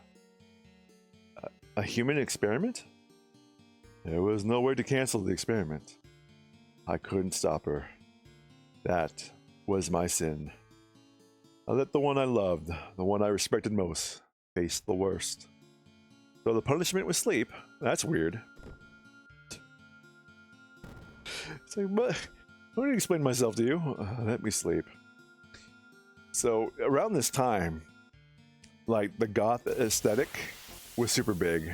So I'm pretty sure that Vincent was actually pretty big for most people as like a favorite character, just the way he looked and acted. Okay, y'all need to head the hell out of here, buddy. I mean, at least the bats are not as bad as the damn confusion and silence pumpkin ghosts. I hate stamina, not stamina, but freaking confusion so much in this game.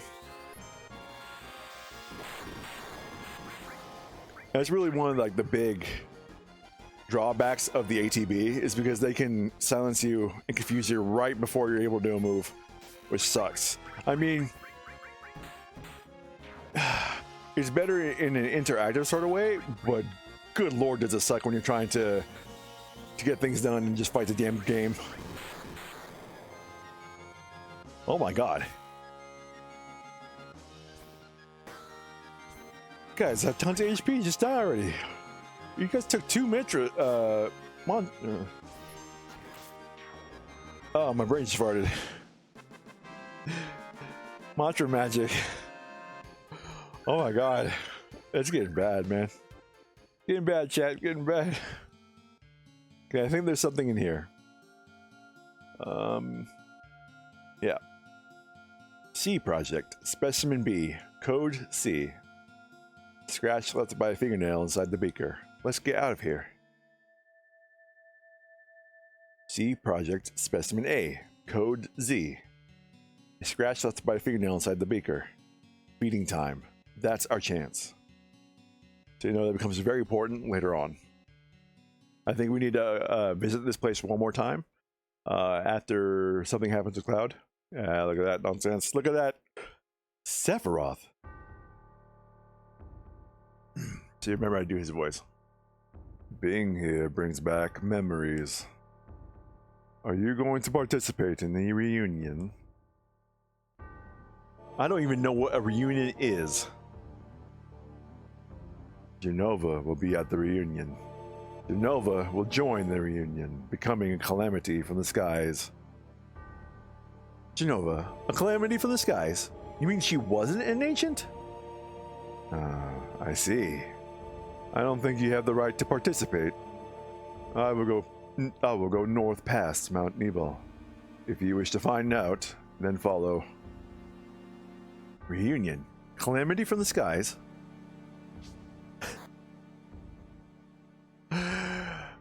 I forgot he does that. Just straight up chucks some materia at Cloud. Ooh. Ooh, what does this do again?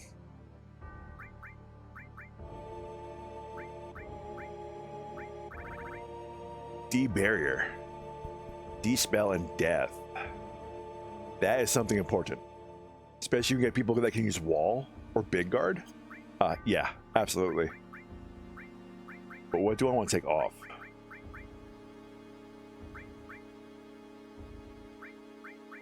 Right now, we'll do that. I don't see us having too much use of it for right now.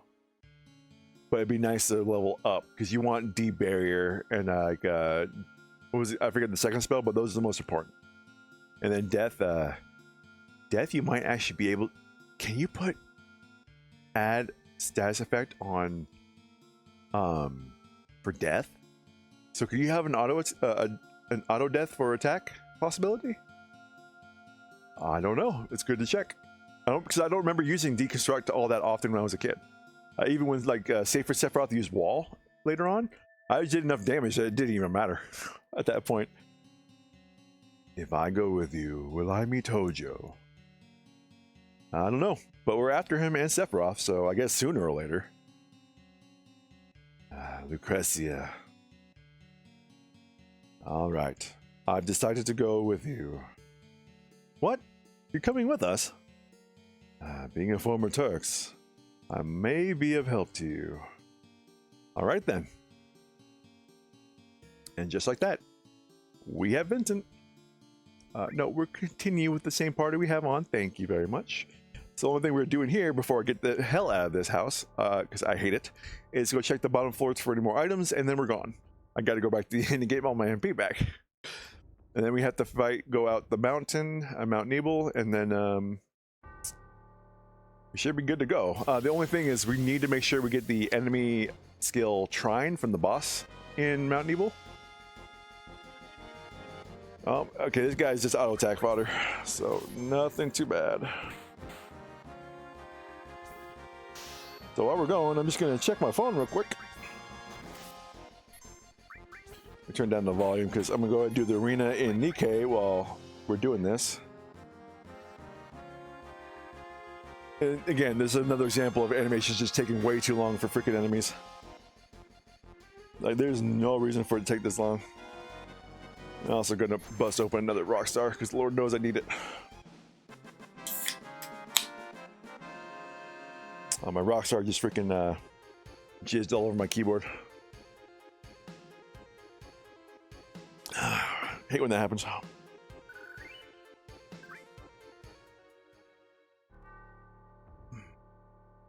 Don't get me wrong though. Just having the music in this place is like good enough reason to be here, but that's quickly that sentiment is quickly diminishing. Oh, especially when we have to fight these guys. You know what? Yeah. I don't want to deal with that. No, thank you. I don't need any more confusion. I don't need any more of that. Just let this get us out. Get in there, Cloud. I must get rid of all those that stand in the way of my research, even that one from the Turks. I scientifically altered him and put him to sleep in the basement. If you want to find him, then search the area. But this is merely a game I thought of. It's not necessary for you to participate if you don't want to.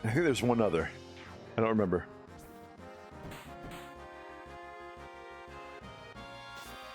I always forget what that actually did.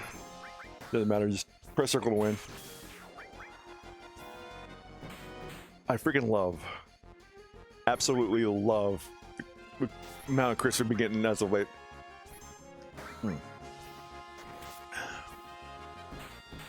I also liking this game.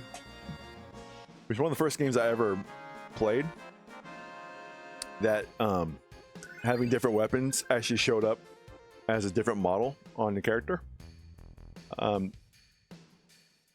don't think I ever played a game before this that actually did that. It was kind of revolutionary to me at the time.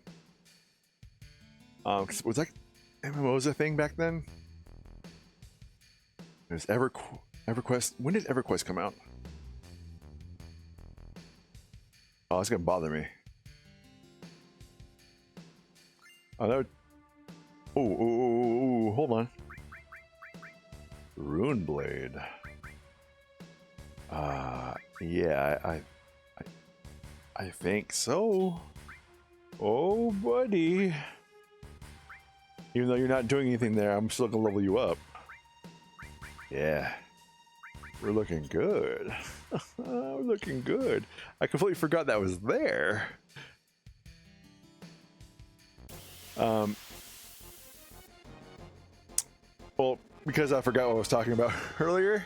I played this with a couple of mods in the Steam version, besides translation mod, and one of them actually adds some new weapons, either cut content or something else. I forget what it was. Dude, some of those weapons were strong, and they kind of made sense for the area that you're currently in. So if you're able to get them or afford them, then yeah, they were fantastic. Let's just go and cure everyone real quick and beat down everyone else. I'm actually on a winning streak in the arena in Nikkei. Crazy. Tifa, you little seductress. You fracking succubus. 666 damage, my god. Whew. As a Christian, you're getting a little hot bothered underneath the collar there, ma'am. Actually, I've never had it 666, and you know, come to think of it, I don't think I've ever got the all sevens status effect either, which sucks because it'd be fun to actually do. Oh, I'm trying to figure out if any of these guys have an enemy skill. I don't think they do. I'm gonna need you to not do that.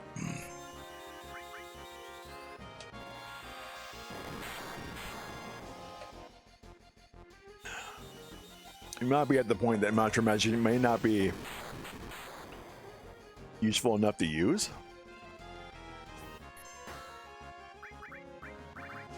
Yeah. I mean, you're still gonna do it though. Might as well breath the earth. Still gonna use it because it's really cheap AoE. And if I had everyone being able to use it, then we'd be able to. That's pretty good. We'd be able to have everyone use it and would have been done with that battle that much quicker. So shoot. Okay, I remember there was something else up here. Think too. There's a path that we could go up this mountain. Yeah, right there. This one's a little confusing, if I remember correctly. Just because of the way it freaking drawn ass background. So yeah, you lose your character, so you have to try and figure out, okay, like where you're. Like right here, it's a little bit harder to see where you can go. Listen, don't do that to me.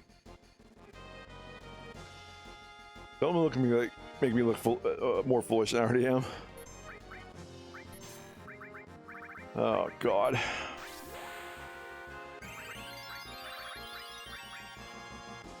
mean, I can appreciate all of Aerith's like really cool limit breaks, but a lot of them are very situational.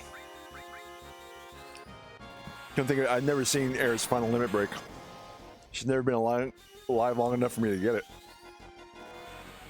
You got her final weapon though, just never her final limit break. And I think one more enemy mantra magic could do it.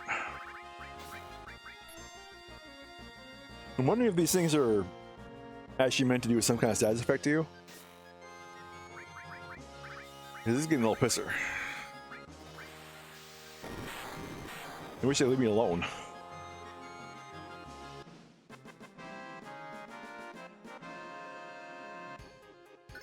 Ooh, that's also nice. I mean, this entire area kind of sucks. There we go, okay. That's a red 13 one, right? Yeah, right here. This is where it sucks, because you can't see where you're going, and like the path is very specific. If you don't go that specific path, you're gonna get stuck. So you can get like a lot of random battles that you didn't freaking mean to because of this nonsense. Well, Aerith, you just be good little white mage, you keep our health up. That's all you really can do.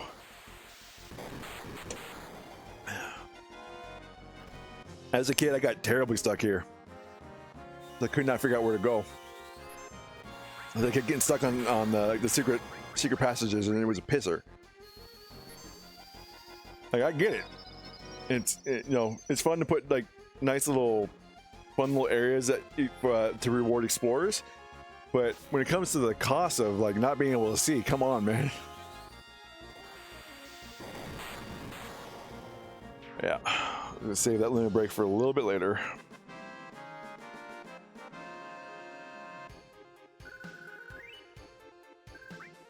Holy crap. Okay. Yeah, then you go down to left, down, and then you can go over the path. Okay, we got this. Goddamn Harriers, man. And I think we just keep attacking. As long as they don't use, they have like one attack you don't want them to use. It does a bit of damage, but as long as they don't do that, you're fine. That's the one. Rat bastard.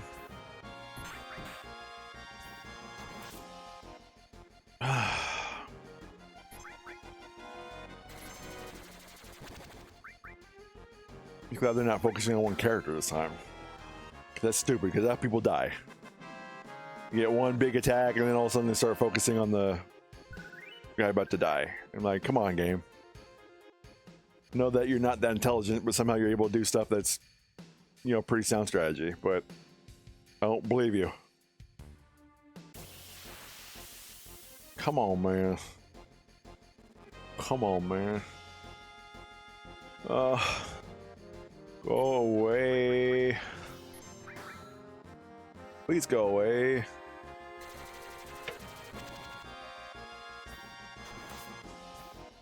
I just wish to read a nice little story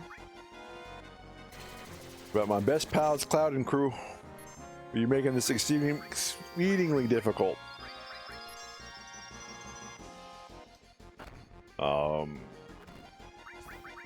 We are just going to mantra magic because I want to save that limit for another time. There's normal fire. Should do more than your physical attack. It sure looks like it. No. Yes. I forgot what, shoot. I just forgot what I was gonna say too. Moving on.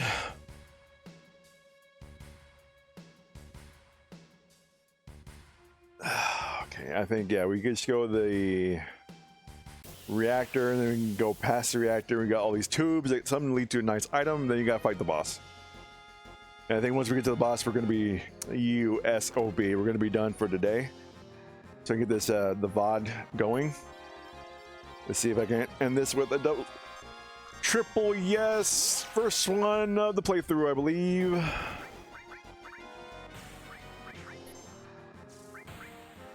Ooh, complete total destruction. Tifa, thank you very much. We're getting some nice levels though in AP, so I hate it, but at the same time, it's needed. It's very much needed.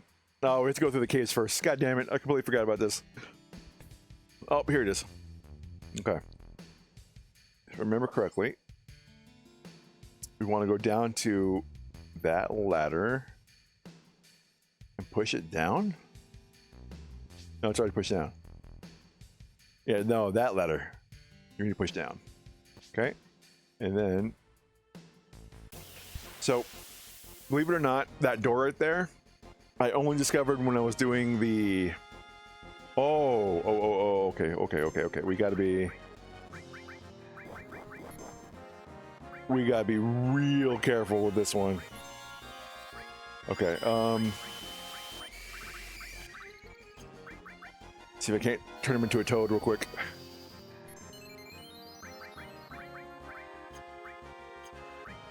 Oh, that's gonna suck. Oh my god. No, we need to... High potion. Cloud. Alright, all magic all the time. All magic. Oh! That's cool. Let's summon Odin. Oh. Oh, this is right before the boss too. This sucks balls. I'll talk about that door later. We have to get through this guy. Completely forgot he was here. But we get to see Odin though. Okay, to be honest, I don't like... This is like one of my least favorite of Odin's designs. Like 8 was where I first like, yeah, Odin's like the coolest thing in the world. It just looks like he has a bald ass head here. Not a fan. I love that he had Zentetsuken, but I'm not gonna say no to 1200 damage. Dude, that's not doing anything.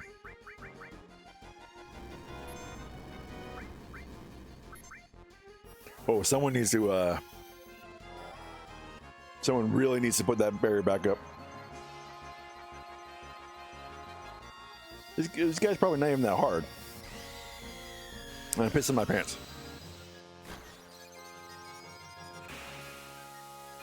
Come on, kill him. Oh, not even close. What in the goddamn?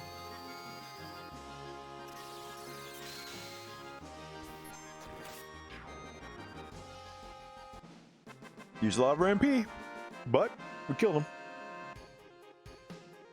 That's a lot of AP though. Yeah, okay.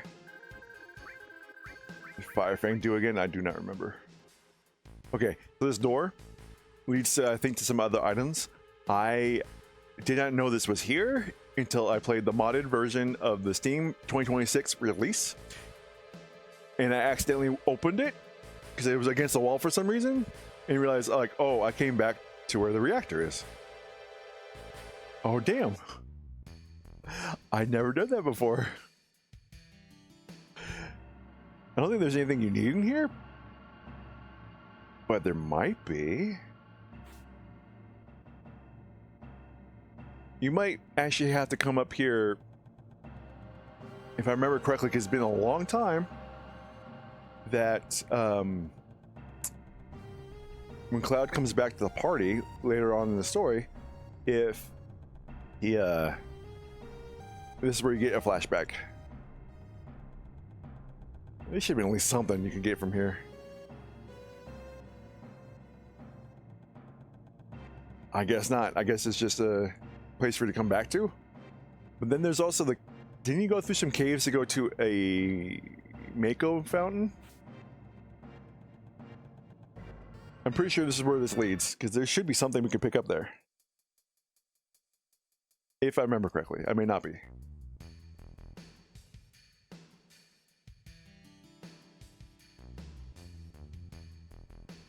Yeah, okay. So yeah, you go from the reactor all the way down here, and there's like some like dead ends you can go to, but there should be some items that are like halfway decent here. Gosh, dang it. Come on now. Oh, how dangerous are you? Well, but not too much if once I Clim hazard you.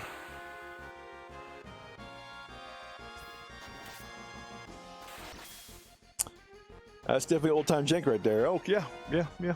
1400 dead. All right. Kind of hoping that Cloud gets his third limit break set here pretty soon. Be really nice, actually. We gotta hurry up because I gotta go to the bathroom again. Okay, so yeah, there's that cave there, and then you're able to go up here. Because yeah, there's two. Like, I think there's like two places you can go that leads to items here. And they're like halfway decent. Oh, it's you fuckers again. Okay, I've been trying not to cuss, but yeah, it is one of those days. What happened?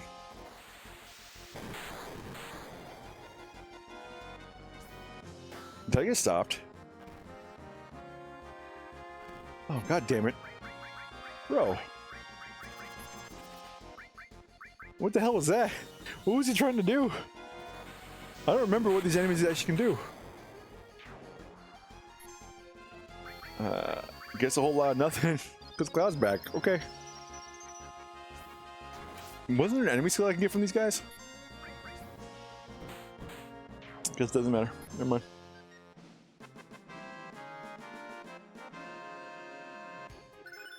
Okay, that's actually like really seeing Earth Drum. Pretty sure it just does a quake, but is there anything else it does? Give me 1 second. Okay, it's just an item. Never mind. I mean, still a free quake too is nothing to sneeze at. Versus only one direction.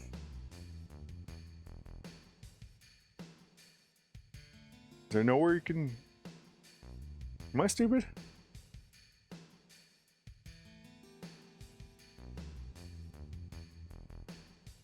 What was the point of this? Dude. I could have swore there was something here. Oh, this sucks balls, man. Get that noise. Damn it.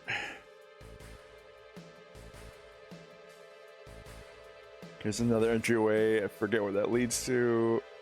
Oh. Come on, man.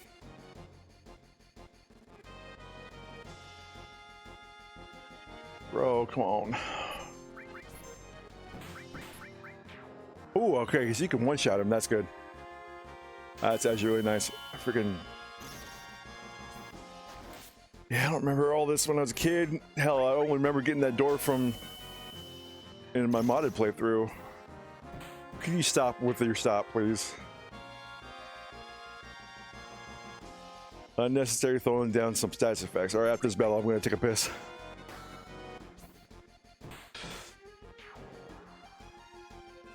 Alright, I'm not going to put the B right backs thing on. We're just going to go. We are just going to go.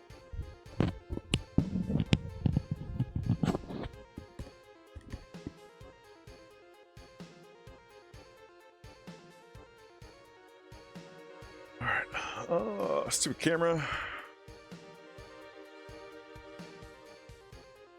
There we go. Sorry to leave you on the victory music for so long.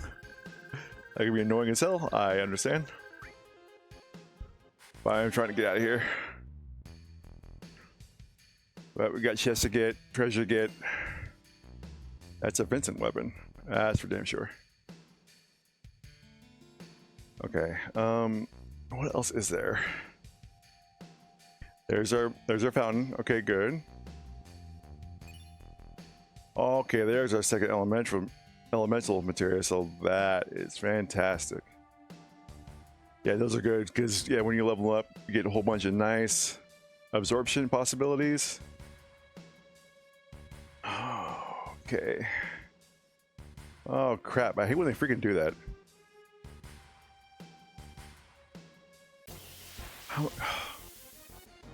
This is actually the time like I really hate random battles. Like I don't miss them like really at all, to be honest with you. That is a pisser. What in the hell? Magic the hell out of these guys. Gosh dang. Don't do it to it. Yeah, that's what I thought. Rat bastard. Dude, let me just hit. Come on.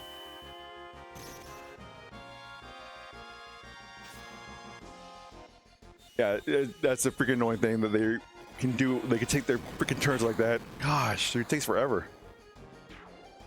At least one of them's gone now. God, Lord.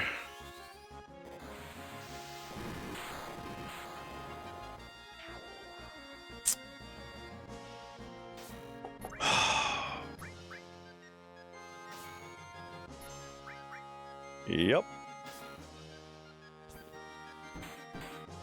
Super hate random battles.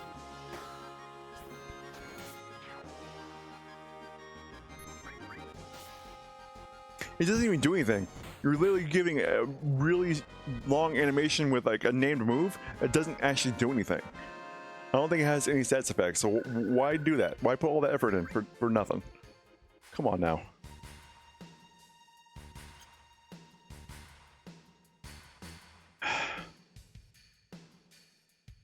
All right, come on.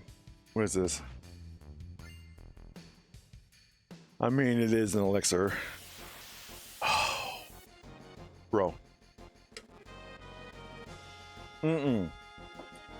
Screw yourself, man. Nope. Ain't doing this shit. Get out of here. Now, get out of here. Bro, come on.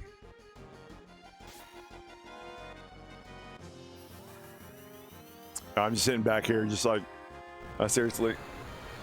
Yeah, no, this is,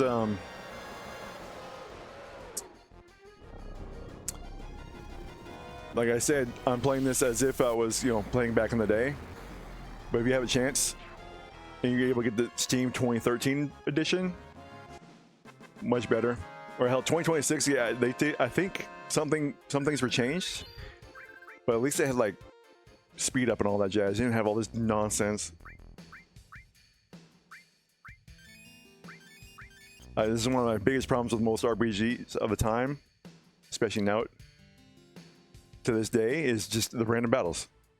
It's so stupid. I forget what's in here, if there's anything at all.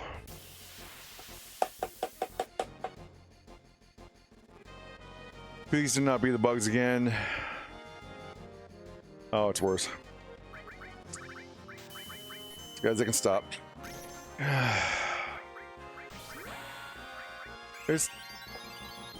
Why do this? They don't do enough damage. And they're...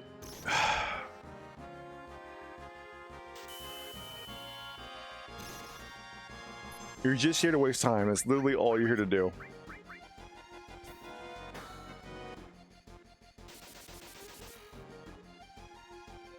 Yeah, I'm actually really getting mad because it shouldn't take this long. Like, it's not cool.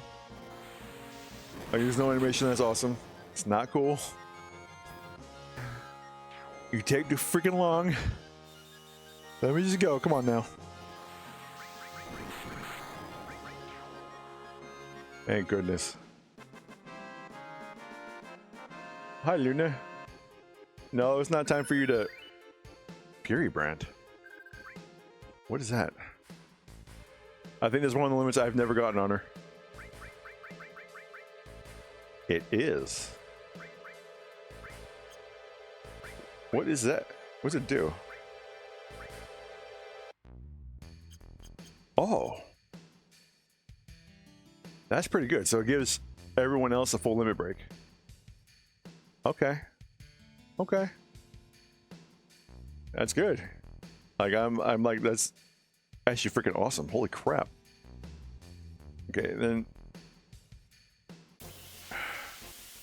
Please don't tell me I have to go back through that cave. Please tell me there's some kind of shortcut here. God damn, the hairs again, bro. Piss off, dude.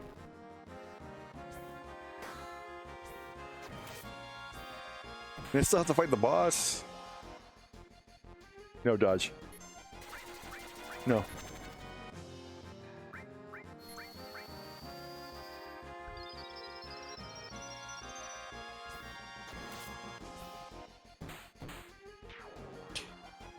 I really like it when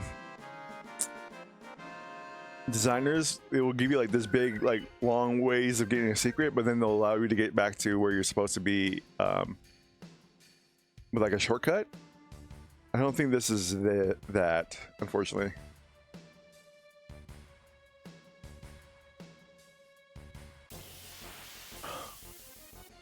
That actually made me mad. Do not tell me that you sent me in a damn long route to get to a dead end. Whose bright design was that again? That needs to stop. Like, I'm legit angry that you would do that kind of crap. Oh, okay. I need to calm down. Imagine getting a little worked up. Imagine getting worked up over a RPG from 1997. Yeah, there's nowhere to go, right? We just gotta go. Yeah, no, this was a... I love the designs. I love the hand-painted backgrounds.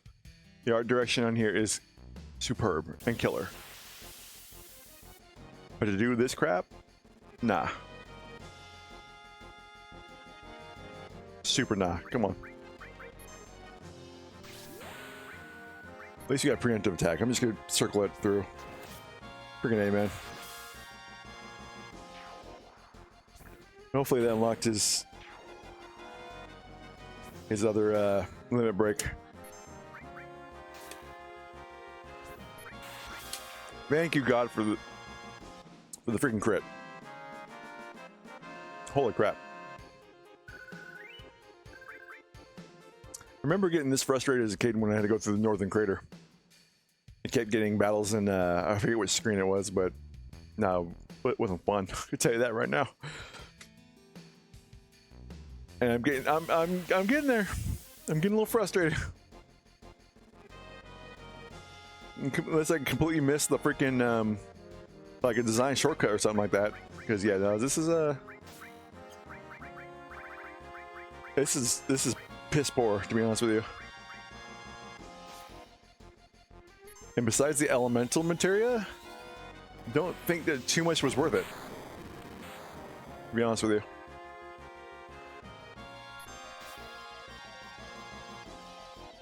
Oh,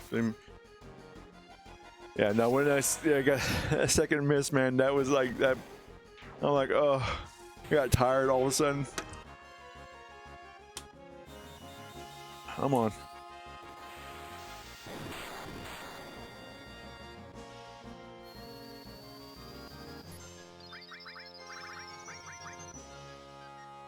You can stop that.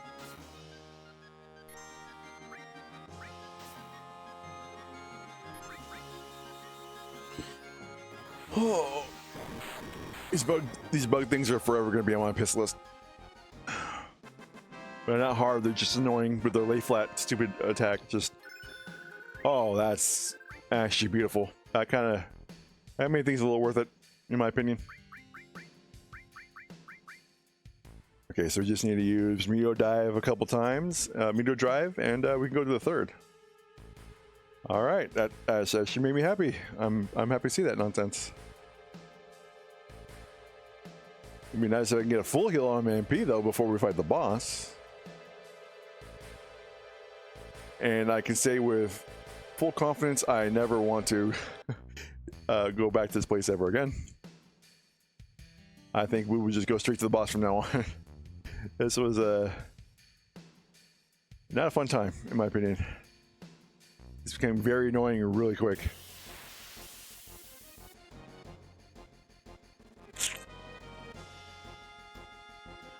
Oh my god, so much for... Yeah, it's almost 7 o'clock, dude. I want to play some Pal World or something before I had to get off. And not that I don't love this game. It's just, it gets annoying really quick, unfortunately. Oh, is that blind? Oh, thank God. Yeah, it's a long day combined with like this freaking insanity of random battles. Yeah, it doesn't make a great time for Not only for streaming, but for my my attitude.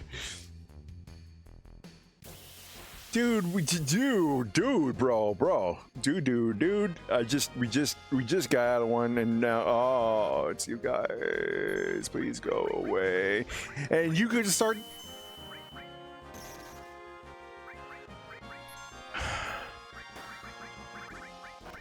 I think the game does this on purpose. Like it knows, like, okay, this guy's going next. Just paralyze him. Oh. Forget how much damage they can do, dude. Yeah, no, they did this shit on purpose.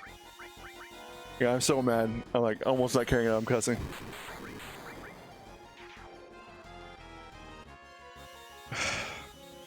Do this crap. I'm a tent. There's gotta be a safe point. Come on now, second tent. Alright.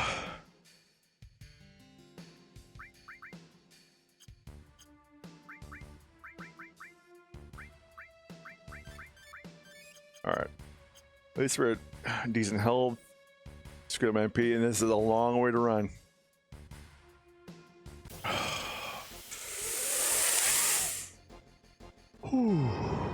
Woosah.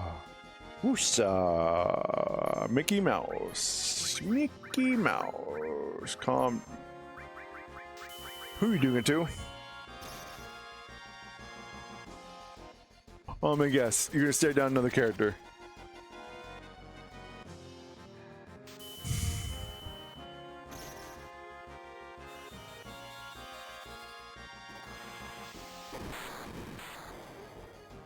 The amount of frustration I have goes beyond words. You need to stop. Need to stop. Right now. Stop it. Right now. No longer. No further line is drawn here.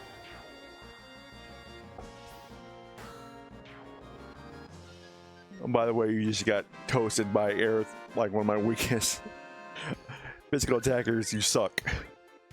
Middle finger all up in you. I know that I'm running, and then running also increases danger level. But can you blame me? We're kind of on like a time thing here. Okay.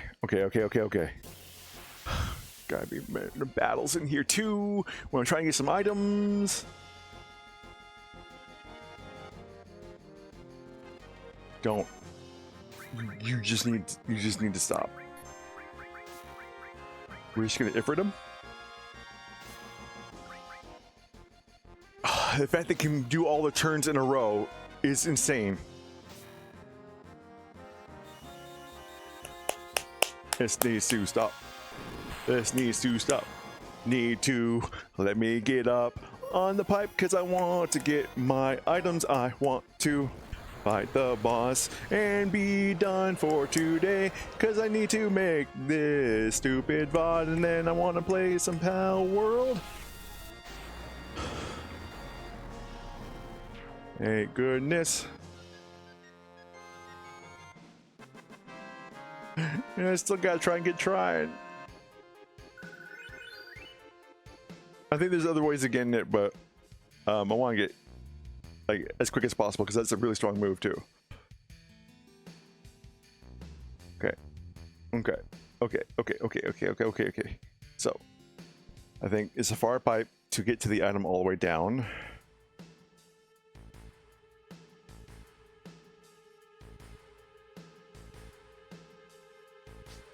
I forgot the hit.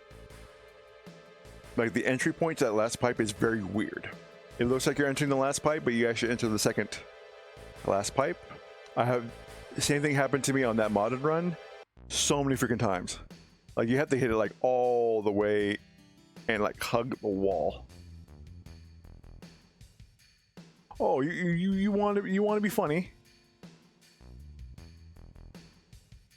Guess I'm going the wrong complete one, which I don't think I am. You know what? Nope, we're out. Bye. Oh, definitely bye. Bye, bye, bye, bye, bye, bye, bye, bye, bye. I'm not dealing with you. Goodbye, bye, bye, bye, bye. Not dealing with you. Get out of my way. I don't want to deal with you. Get out of my way. Got a cure. Cause they're freaking about to kill me.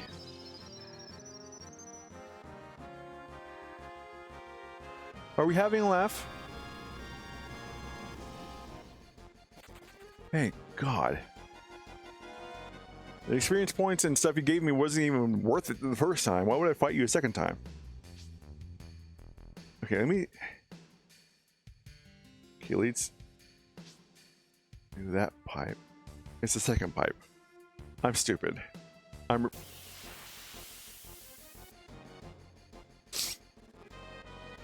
No. No, no, no, no, no, no, no. Nope, nope, nope, nope, nope, nope, nope, nope.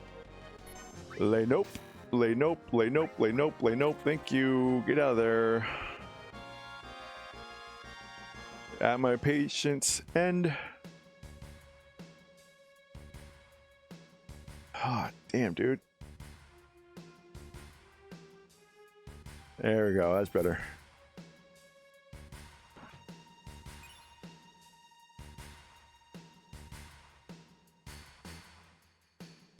Now, I know that my model might be looking around as if mad. I'm not really mad. It's just... Was it like really worth it? I mean, yeah, all materials are nice, but was it worth it? I don't know. And I need to figure out, I think it's a second pipe there, which is the first pipe? Is that what takes me to that item on that rock?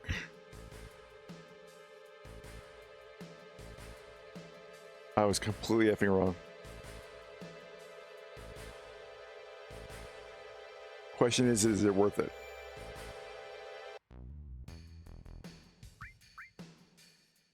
What is there? What is there? Should I care?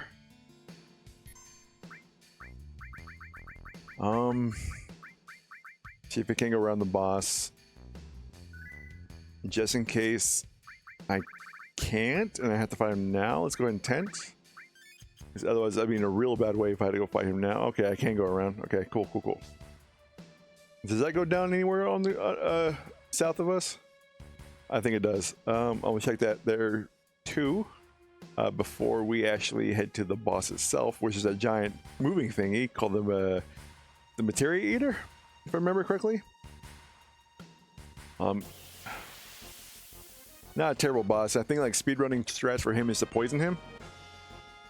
No, no, no, nope. Mm-mm. No, come on, dude. That's not what I wanted to do.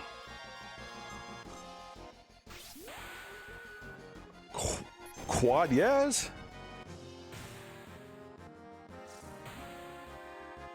Is that kill? Is that kill? That is a kill. That is brilliant. I'm happy it happened. Fire Fang don't do nothing. All right. Second one goes to the item. Okay. What was it? Power Soul? Power up when near death. So when you're at crit, it actually increases its power. Double but 10 below. So it's really counting for that. Dude, it's really counting for that little extra. Ooh, boy. There we go. Okay, I'm like, please don't tell me I'm stuck. Okay, you can go down here.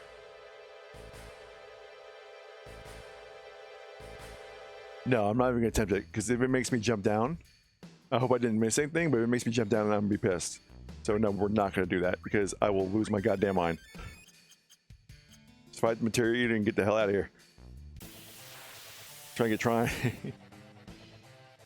I don't remember even having trouble with this boss as a kid. It's very straightforward. I forget what the mechanics are here. Regardless, I don't think it matters that much.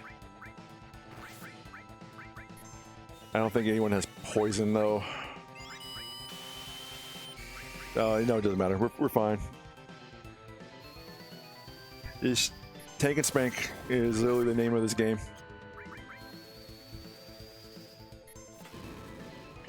Oh. Yeah, I forgot that he's immune to fire.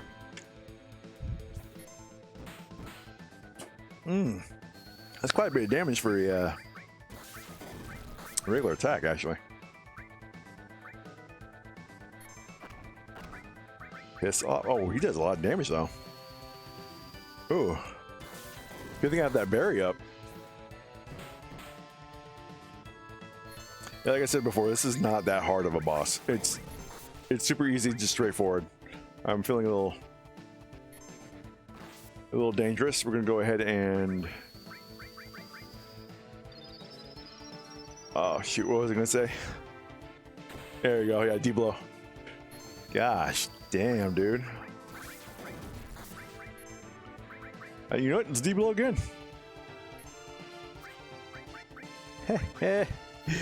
You got nothing on me, boy.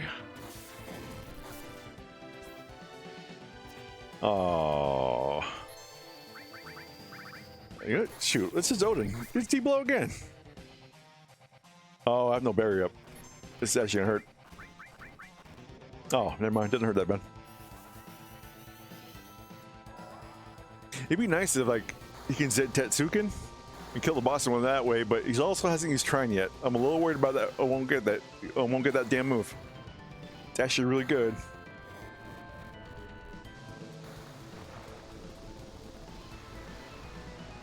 All right, come on. Should do, we got 1,000 something damage. Yeah, there you go. Not bad. But Fear Branch, that means we all get freaking limit breaks.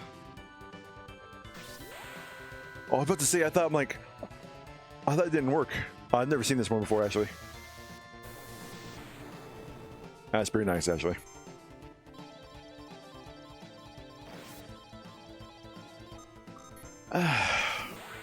All right. I mean, not the best, but hell. Wish I would have got all yes, but I mean, yeah, on a meteor drive is pretty good.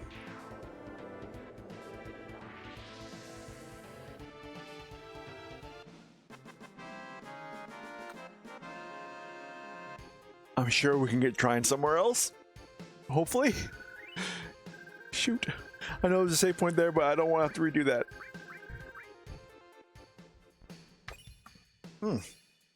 Extra materia for me. Extra materia for me. Ooh. Ooh, ooh, ooh, ooh, ooh. Ooh, ooh, ooh, ooh, ooh.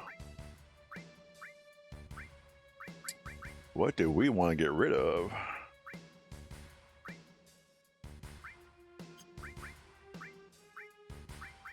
Let's do... Yeah, buddy.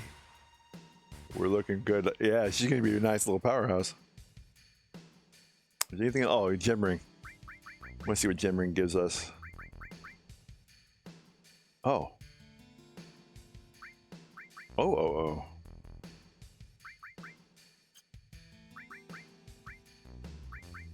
Fire ring is nice, but gem ring is nicer, in my opinion, because those status effects are really pissing me off.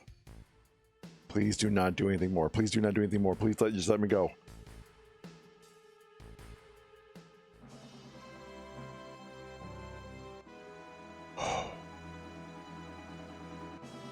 I believe that Rocket Town is right around the corner, but we're going to end it here for today. Okay, because once we get Rocket Town, then we get the Tiny Bronco, and then we can actually start our descent into the final of Disc 1. We may not be able to finish it tomorrow, but we're getting close to it. All right. Let's go ahead and make our emergency save state as well. There we go. And that, and we're good there. All right. All right, everyone. That was fun. I got pretty frustrated at the end there, but yeah, just random battle after random battle for the freaking some of those extras, and some of those extras really weren't worth it. The elemental material was, though, but that was about it. Everything else I could pretty much have gone without, in my humble opinion. Hope the commentary was to your liking today. I know I don't often have much to say, but we're pretty much, when it's just a full grind and go through this, get to the next area kind of stream, and there ain't much commentary about my childhood compared to now. It's pretty much the same.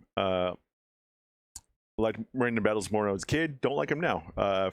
Just it's one of the game designs I was kind of happy went away, and unfortunately every damn Final Fantasy and other oh my goodness, other RPGs on the PS1 era and a little bit in the PS2 did random battles, which sucks, but I mean, what you gonna do about it, right? But they still, I still enjoyed it. Like I said in Cosmic Canyon, those stories are hitting a little bit harder now, and they mean so much more different stuff than they did when I was a kid, especially the Seto scene, which I made that long diatribe about.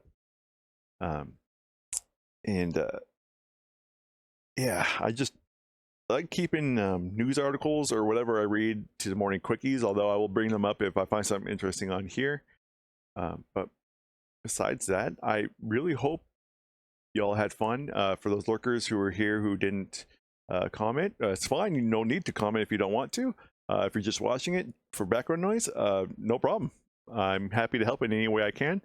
And I'm hoping that you're enjoying this documentation and archival of me replaying my favorite games. I know I need to work on my commentary a little bit compared to the big boys who like would bring up like memes or whatever funny stuff that just got brought in their head. But hey, that ain't me. I mean, I can be funny, but I'm not the big joke man. I just like playing my games, commenting on them, and having a good time in general. All right, guys. That would be it for today. I hope you had fun. Have a great rest of your Saturday. Get some rest into Sunday. We will be continuing this on either 4 or 5 o'clock, most likely 5 o'clock tomorrow on Sunday. Play for 4 hours until 9, and then we will, that'll be pretty much it. I got to download the video from Twitch and then cut out the VOD before I can play any Pal World, because my video render will be taking up pretty much all my computer's power. All right, everyone, have a great night. I will see you later.